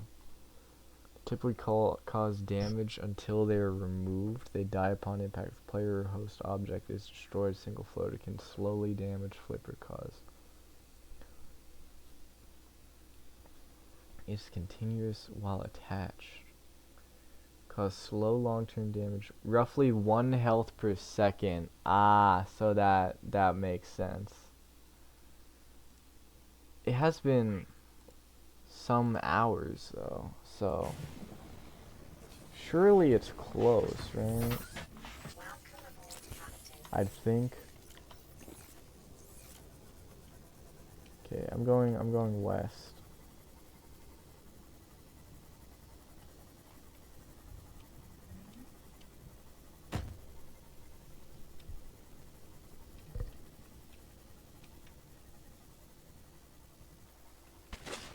I feel like some of them may be getting detached, but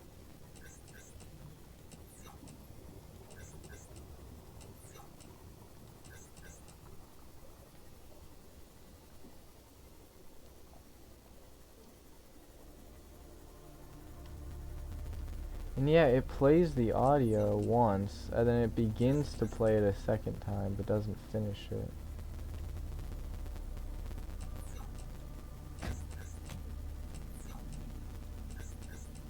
I'm not sure I explored this rack either. I think I did though. Plenty more ammo.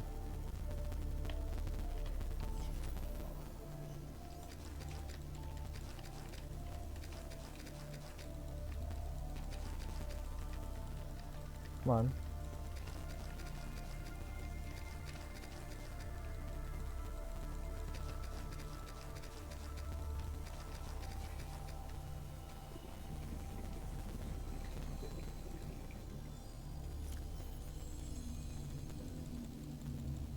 I don't need these batteries actually either. If I'm not stasis rifling.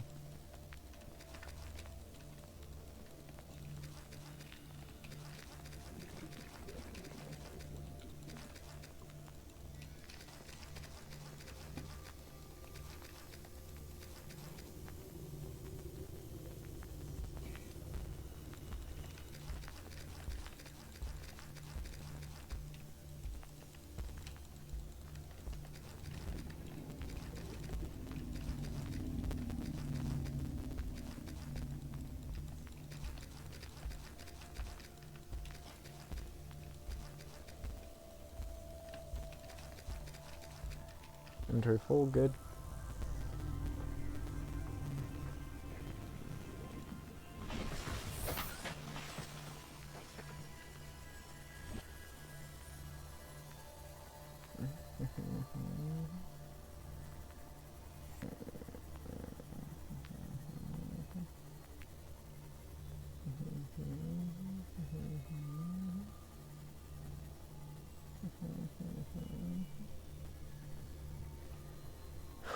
Man, this is starting to get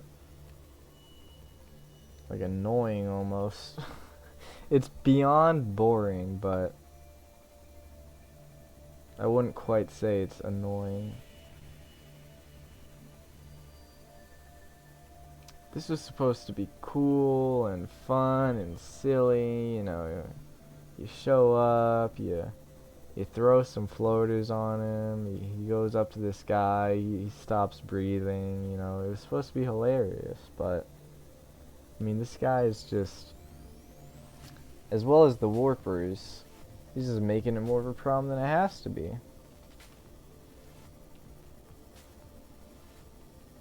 I mean, at least he stopped moving, but I'm quite concerned about the game audio and the lagginess.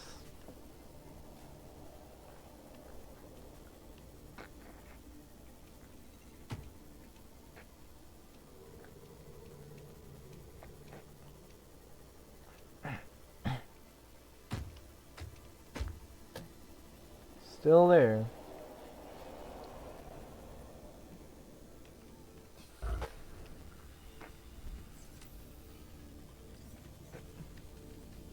Sir.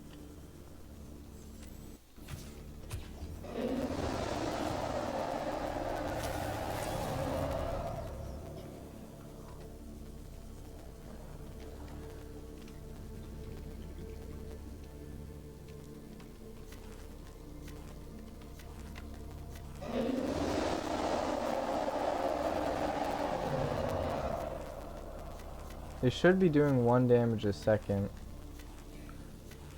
There's probably close to 100 of them. So that should be 100 damage a second. So 10 seconds is 1,000. Yes, I'm not focusing too much on math. I'm worried about that warper. But if they're doing 100 in a second, then yeah, 100 seconds should be 1,000. So it should only take 500 seconds. 2 minutes is 120 seconds. So it should take like 10 minutes.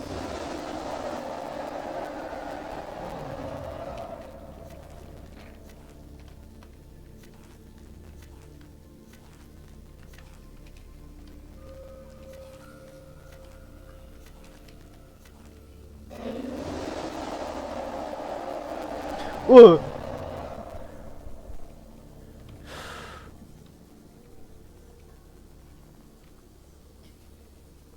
No, don't you try that. You're not slick.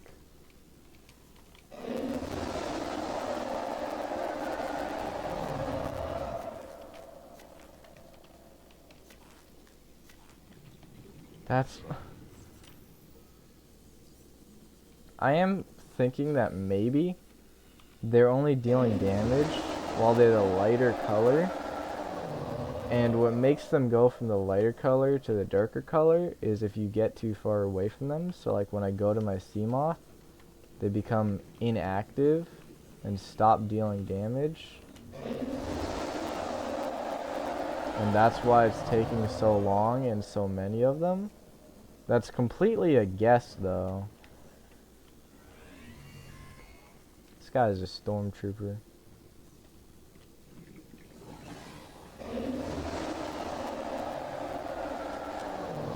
Don't make me do it to you. Ow. They hurt a lot. But even now, if only these ones are doing damage, I'm doing 1 damage a second, guys.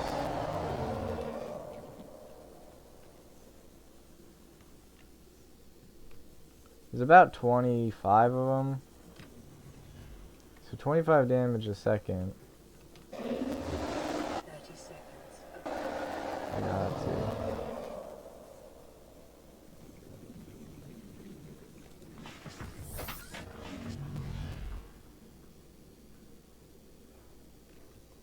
Come on now.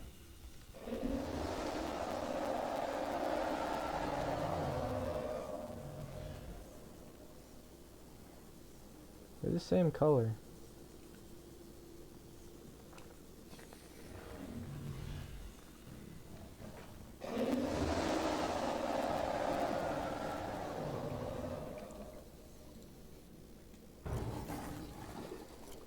I don't know what that was, but I don't like it.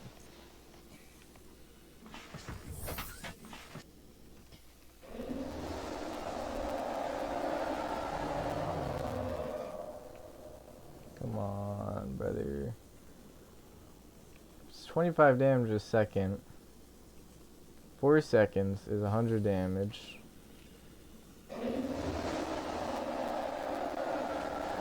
Times 10.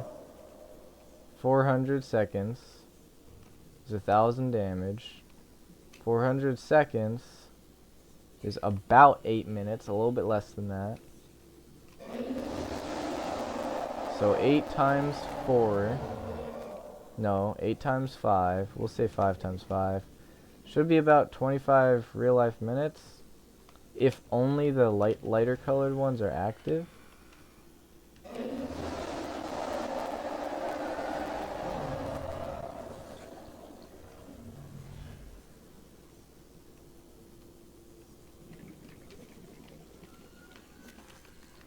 Dude.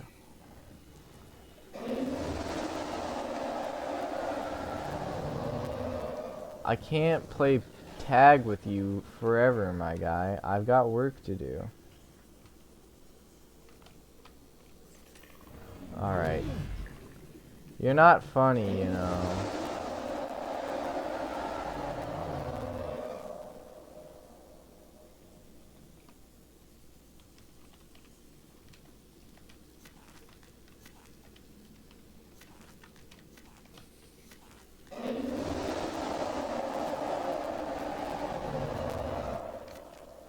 Yeah, you stay over there, where you belong.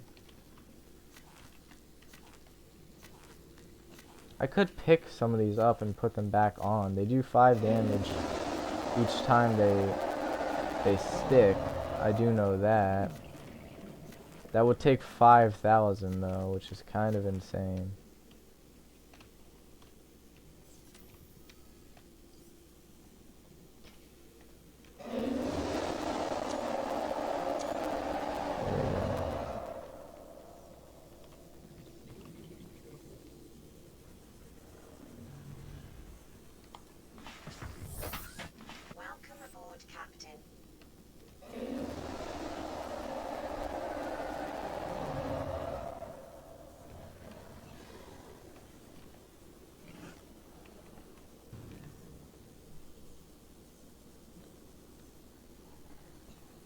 Your comment would be deleted.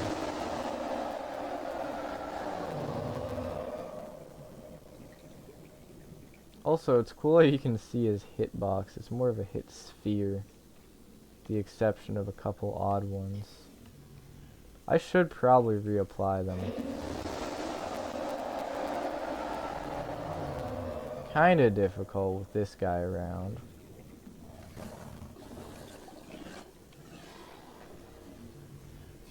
And these guys, who he's spawning in. This guy's literally in creative mode of Minecraft. He got their spawn eggs.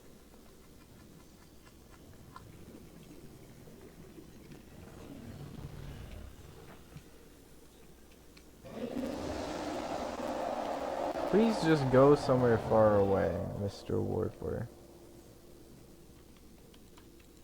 He should be doing 1 damage a second. Which again would kill him in only a couple of minutes. And if only the lighter colored ones are active, which is my theory, then it'll be about 25 minutes. So...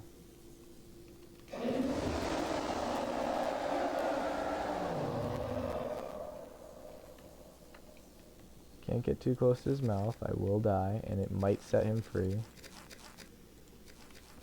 No! It was one that was holding it in place? Dude. That's evil.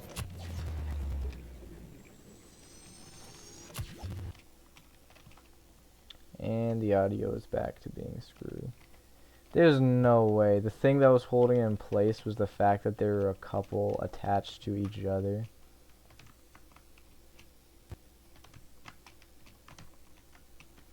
Alrighty.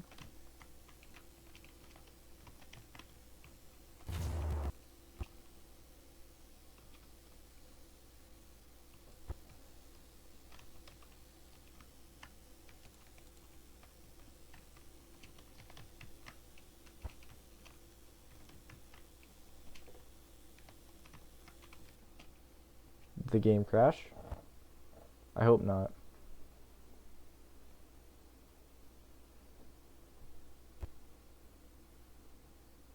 Please let me save at least.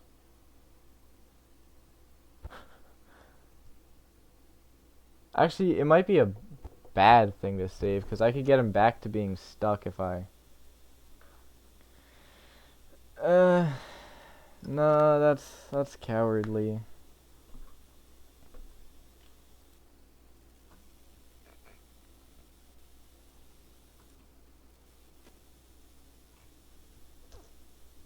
Okay.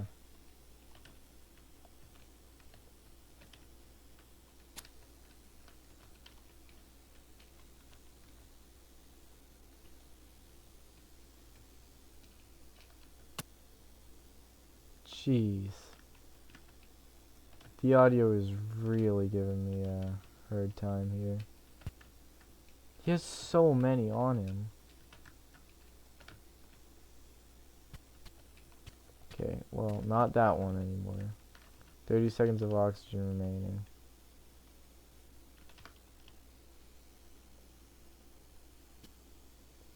This sea moth is very close now, which I don't like.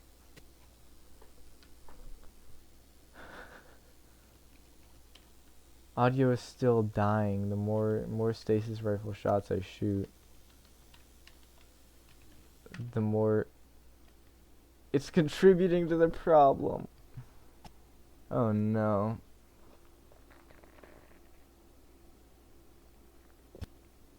I need to let the audio get time to catch up. If I do that though, he's gonna get unstuck. If he gets unstuck, he could die off screen. This is quite the predicament. If he were to get stuck again, that'd be ideal, but I really don't think that's gonna be replicatable or replicable. You know what I mean? I don't think I'm gonna just be able to do that.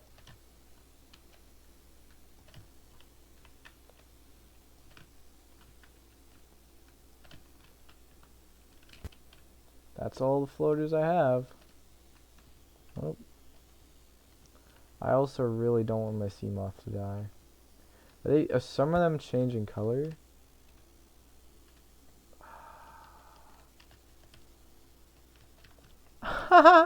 Is he doing it? Can he swim down? He can. That's not good for me. It looked like he was getting levitated though. Definitely, I'm pretty certain that these ones are like inactive. I'm thinking more and more that I'm right, because he wasn't floating like at all at first. Then I applied some of the lighter colored ones here, and then he started floating more.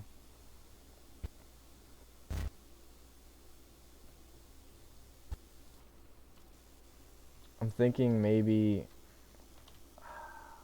See, that damaged him. It didn't stick to him though.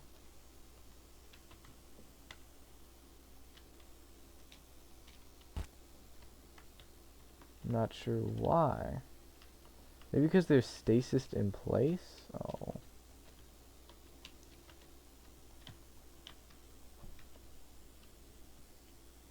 He should certainly be dead by now if they were all damaging him with even 1 damage per second. It's been multiple hours. He only has 5,000 health.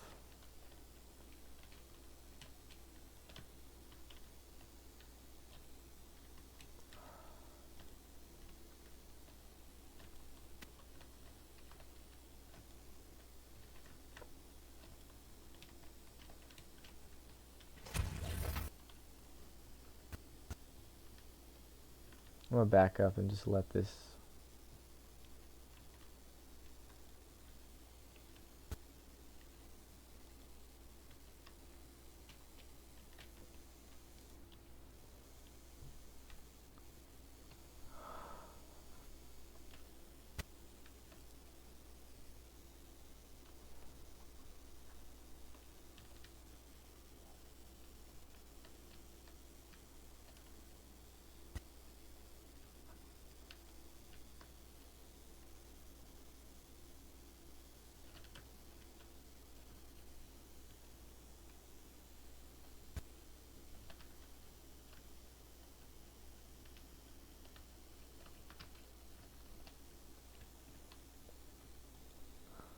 Yeah.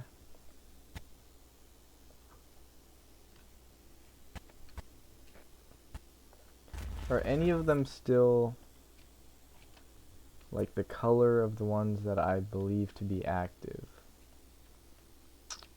It's hard to tell, but it doesn't look like it. And yeah, they're all like popping, like they're letting off that particle effect there. Don't get teleported.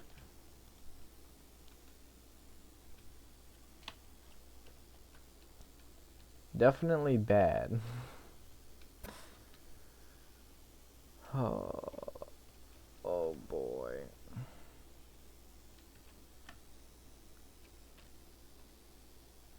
It's hard to tell if he's taking damage. Okay, yeah, some of them are different. Some of them are the color. Dog.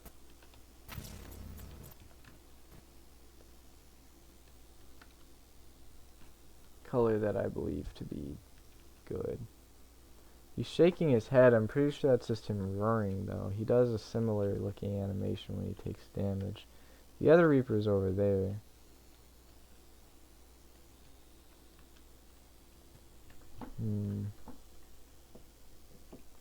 There's a chance the other Reaper despawned, which would be nice.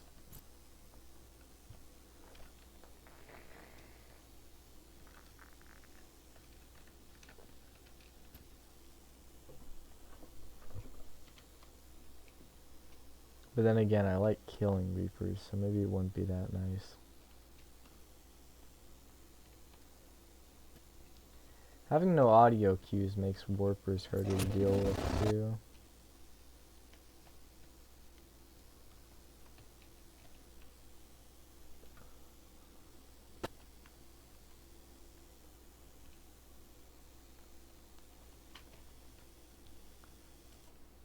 I mean, this is gonna take like 20 minutes if we're lucky.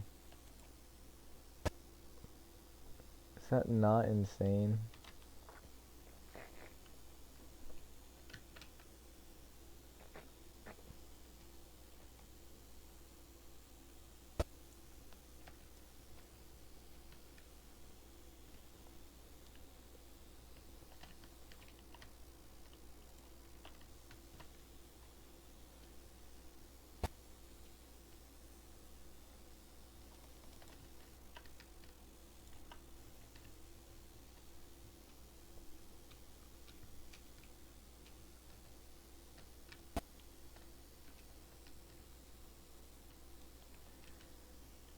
Oh, he spawned on me. You know what else is insane? Is that floaters are this wildly inefficient when they canonically do this. Like, I'm not crazy for trying this. It literally says in the PDA. Oh wow, this. Oh no, he warped a shark in. It says in the PDA that they be doing this. They attach themselves to stuff, and then they suck the nutrients, they bring them up to the surface, and they make them suffocate.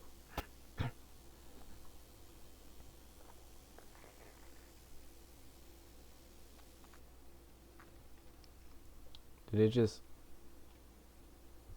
It doesn't say specifically Reapers, but...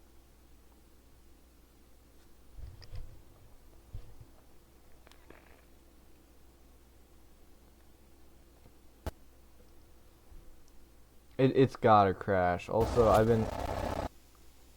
been streaming for 7.5 hours. Surely my PC's overheating. Hang on, let me check. You should only be able to hear my voice.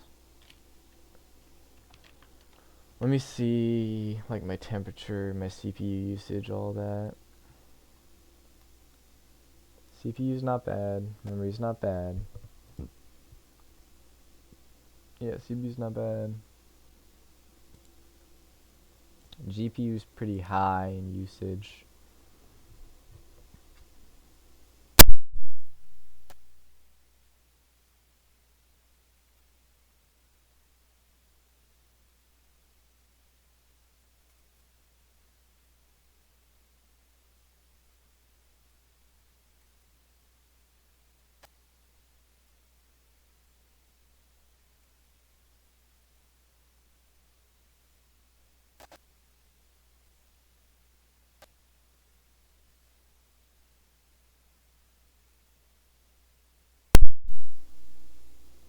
Ooh, so it is very hot.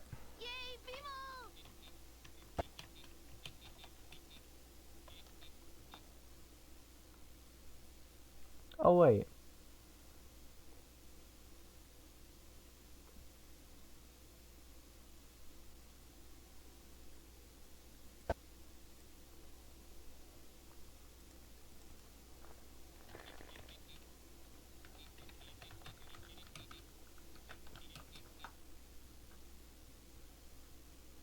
It's actually not that bad.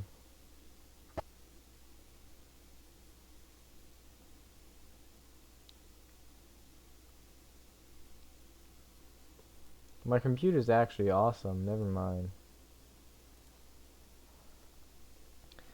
I really don't know what to do. I mean, my PC is inevitably gonna crash. Or, I'm sorry, the game is gonna crash if I keep this up. It's getting worse and worse. There's almost no audio now. It froze when I didn't even do anything a second ago. I mean, he's flying, but, like, he can come back down.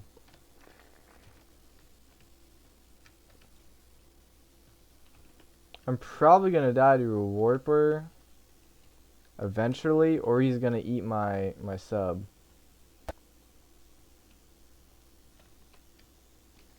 Hang on, save the game. I think I just gotta keep going.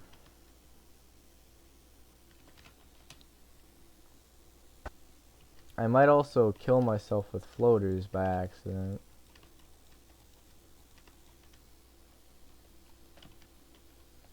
There's... If I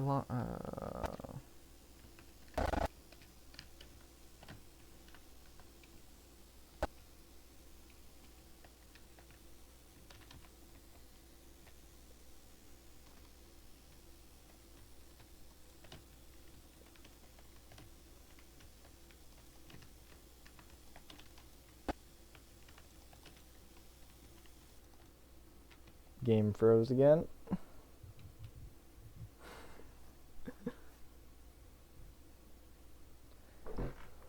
Oh, brother. This is bad. My computer's fine, the game is not.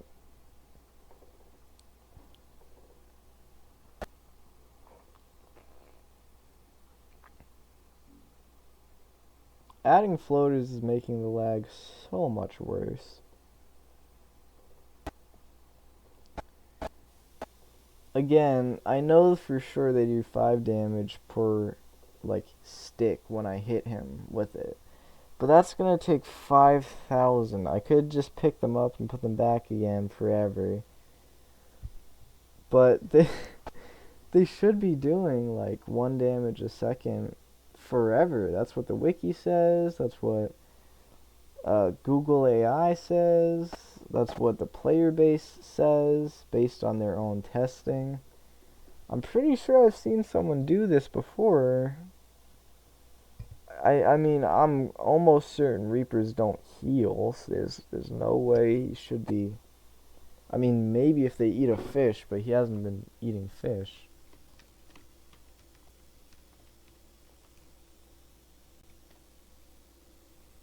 That's his hurt animation that he's doing right now. So that's good. I do gotta move my sea moth a little bit. I don't know where it is though. Where is it? No, where's... Oh, it's that close. Okay, yeah, definitely gotta move my sea moth a lot then.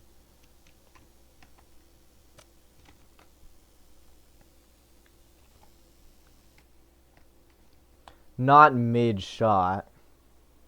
Why am I even doing this? I thought it would be funny, okay? I thought it would be a quick little fun thing we could do, you know. I thought it would take a couple minutes. Maybe like 10 at most. I want to kill a Reaper in like every way imaginable as well. That's like my main goal. Besides to blow up, if you know that meme. But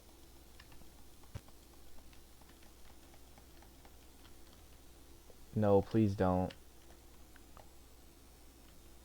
Don't you dare crash either. I know you might, because I just shot 2 in a row and now I'm saving.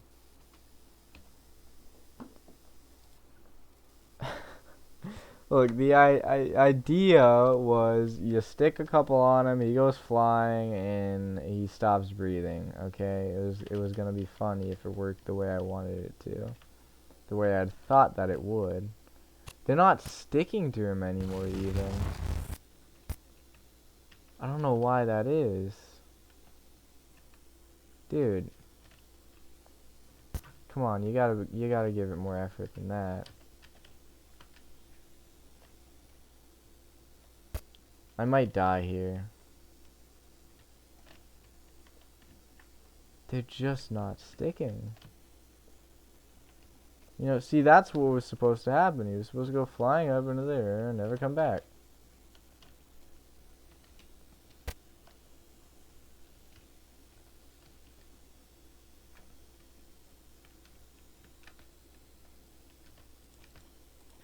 I'm thinking maybe the game is like freaking out. So these, instead of actually being attached to him, are just like saying, hey, don't move anymore. Because see, when I place them, but they're not attached to anything, they're the darker, less vibrant color, which is what the majority of them are. But a couple of them are this more vibrant color, which I'm guessing are the ones that are actually stuck to him. And the ones that are not the vibrant color are ones that the game, again, is just saying like, uh-oh, lot of physics, stop doing that. So it's just rendering them as like standing in place, you know, or immobile objects. Just basically telling them to stop doing what they're supposed to be doing because it's causing problems.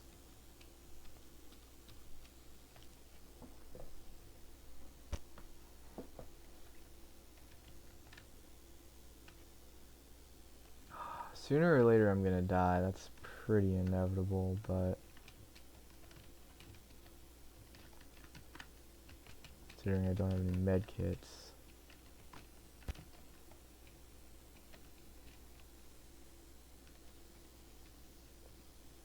And there are still warpers. I wish you were still stuck. That'd be nice. But I just...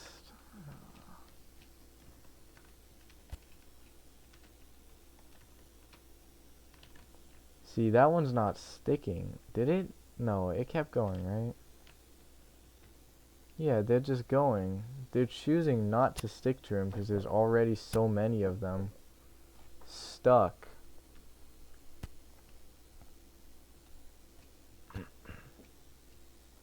Which sort of confirms my theory that, yeah, the dark ones are ones that are told to just remain in place because they're freaking out. Or because the game's freaking out, I should say.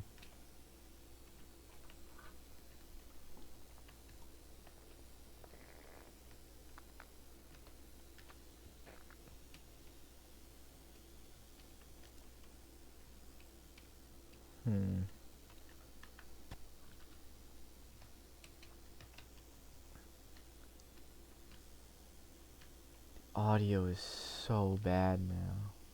He's gotta be close. Right?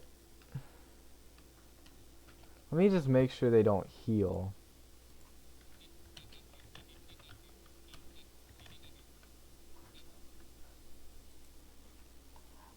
Yeah, they do not heal or regenerate health. Damage dealt to them is permanent.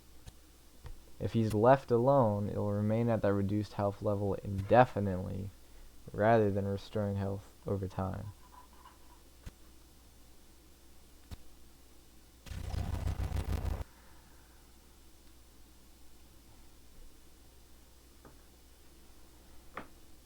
And they don't respawn either.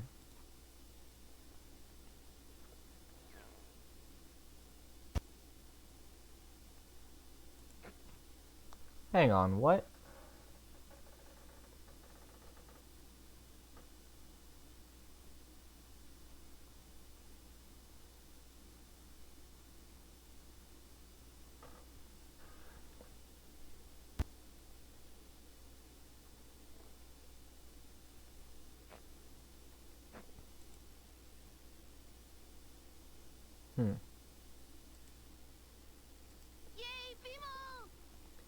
It says they don't heal, but they might.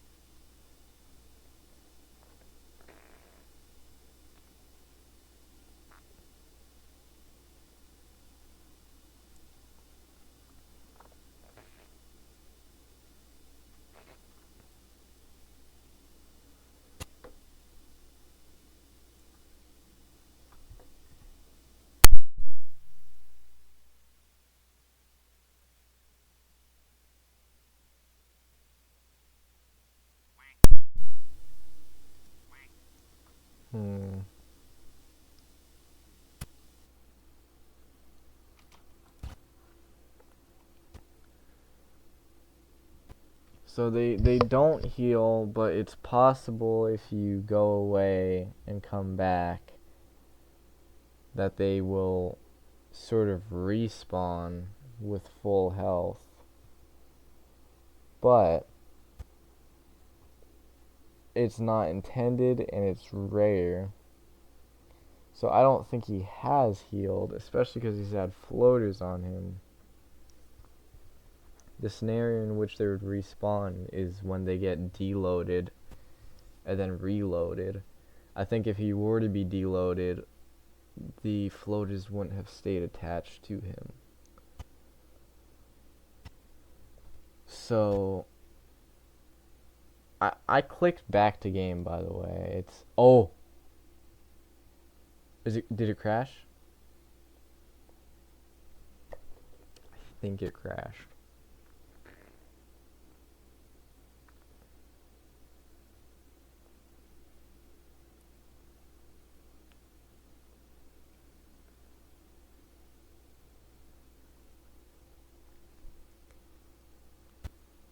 Pretty sure it crashed.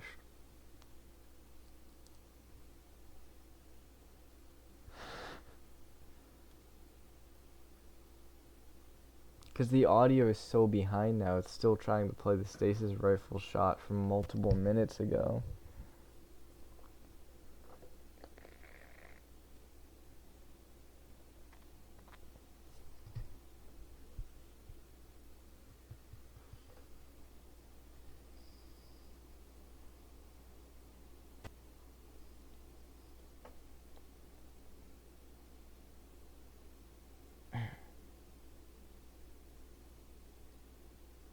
I'm also quite sure that if you quit and come back, the Reapers heal.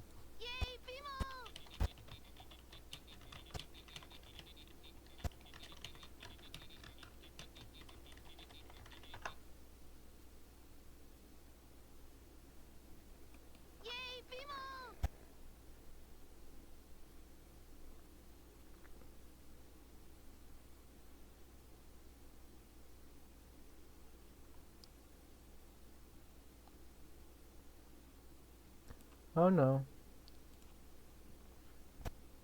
It is permanent.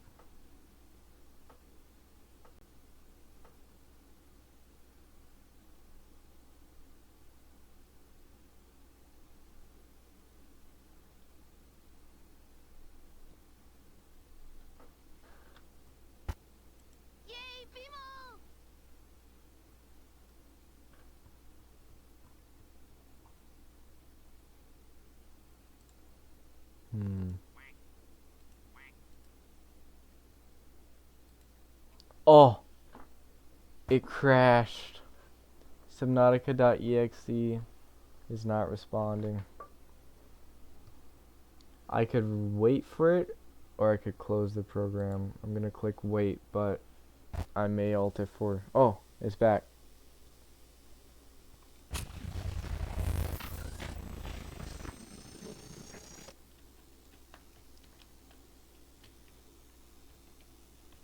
Okay, if I just take... I can't even pick them up. Oh wait, no, I can. I can't pick these ones up, though. Some odd reason.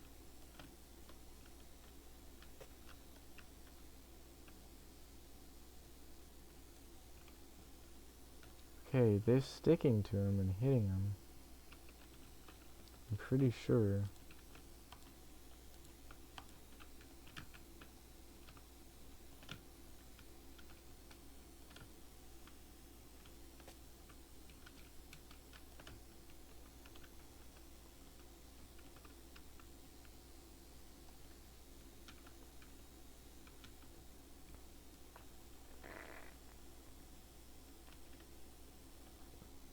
Okay, these ones are still yet to stick.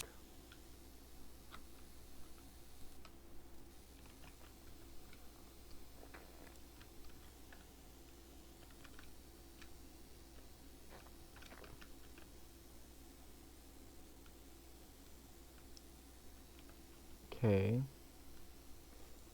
They splattered and they've stuck. I want to know how many floaters are on the surface, but I really don't want to miss him dying, assuming he will die.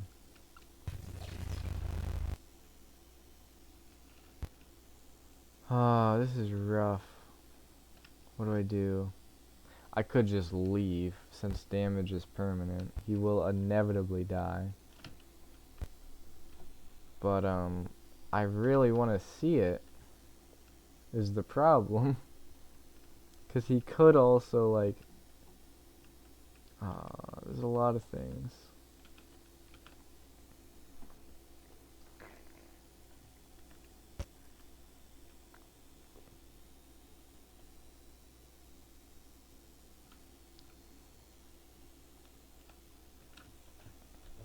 Look at that shadow.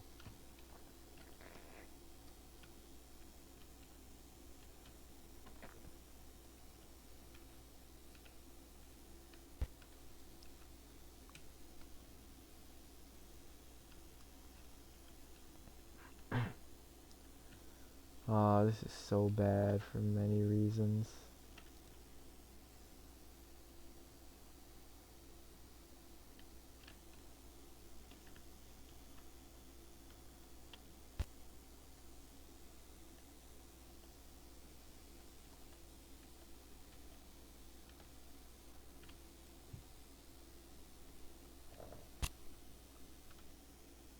There might be some weird interaction with the floaters being stasis. Like they're attached to him, but they're stasis outside of like his hitbox. So they're not hitting him, but they're still on him. So they can't leave his side, but they're stasis away from him, so they're not hitting him, you know. I don't think that that's a thing though.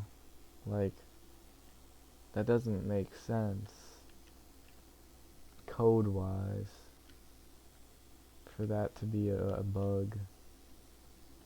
I would think it's either attached to him or it's not.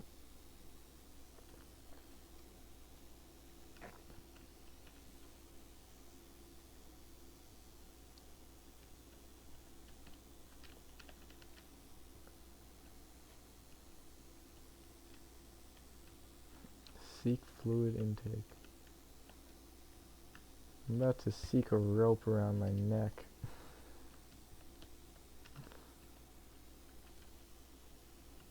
Jeez Louise, it's taking a while. Oh, another freeze. Is it gonna be another crash? Perhaps.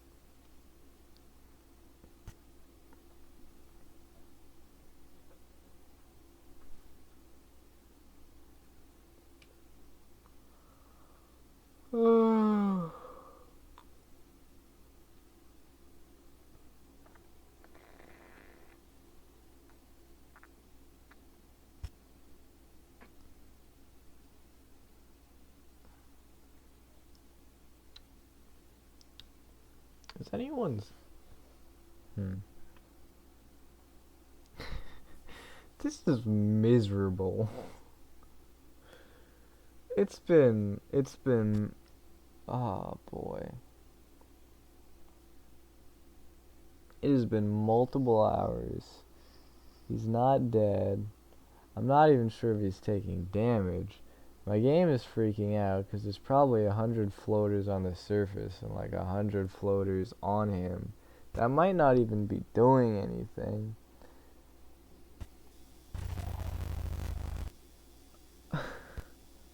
The audio is having a seizure. It's taking like multiple minutes between freezes.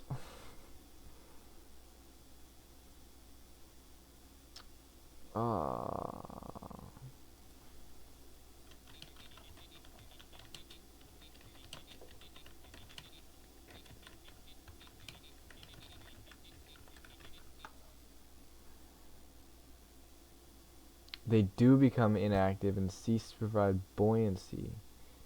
floaters will attach to items and create buoyancy. They can detach or fail to act upon certain objects. If you remove it from an object, it becomes complete passive and in it. Oh no, no, no, no. They can be destroyed. Occasionally they may become stuck or disappear.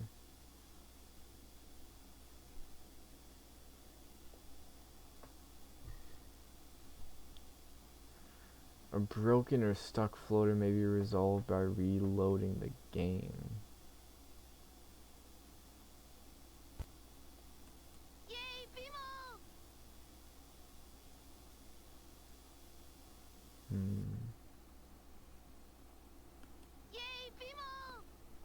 I don't know if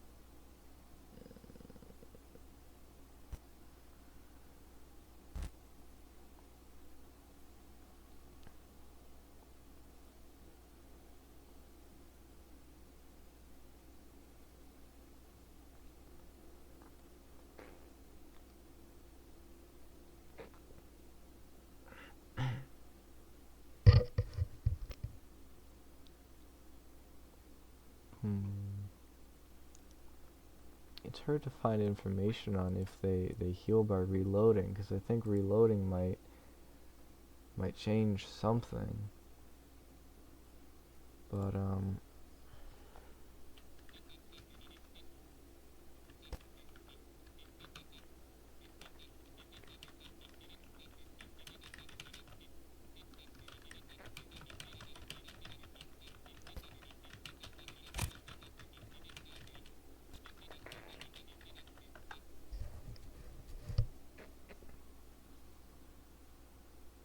it does not.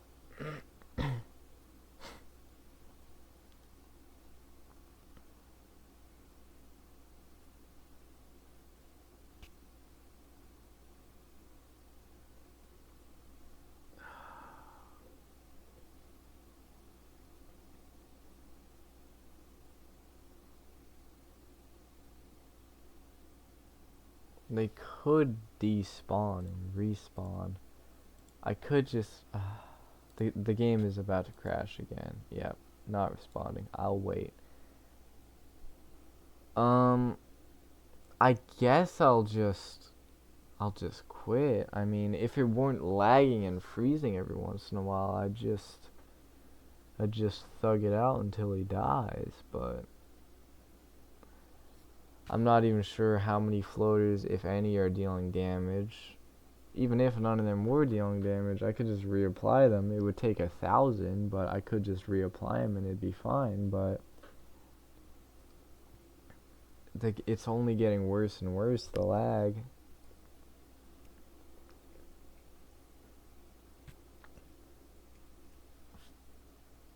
It's also almost 4 a.m. and I've been streaming for about 8 hours and I have church in the morning. But that's a me problem.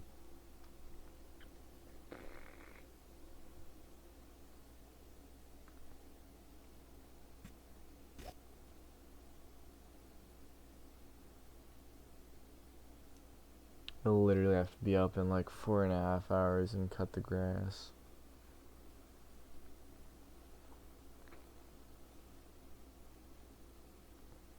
And it's gonna rain tomorrow, I think.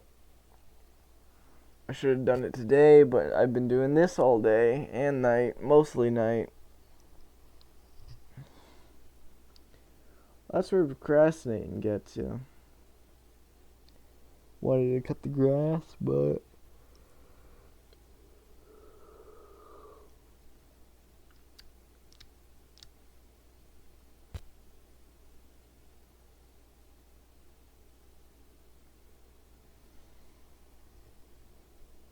oh, y'all can't see it, but it's doing the thing where it's like it's whited out and my mouse is the blue loading symbol, you know.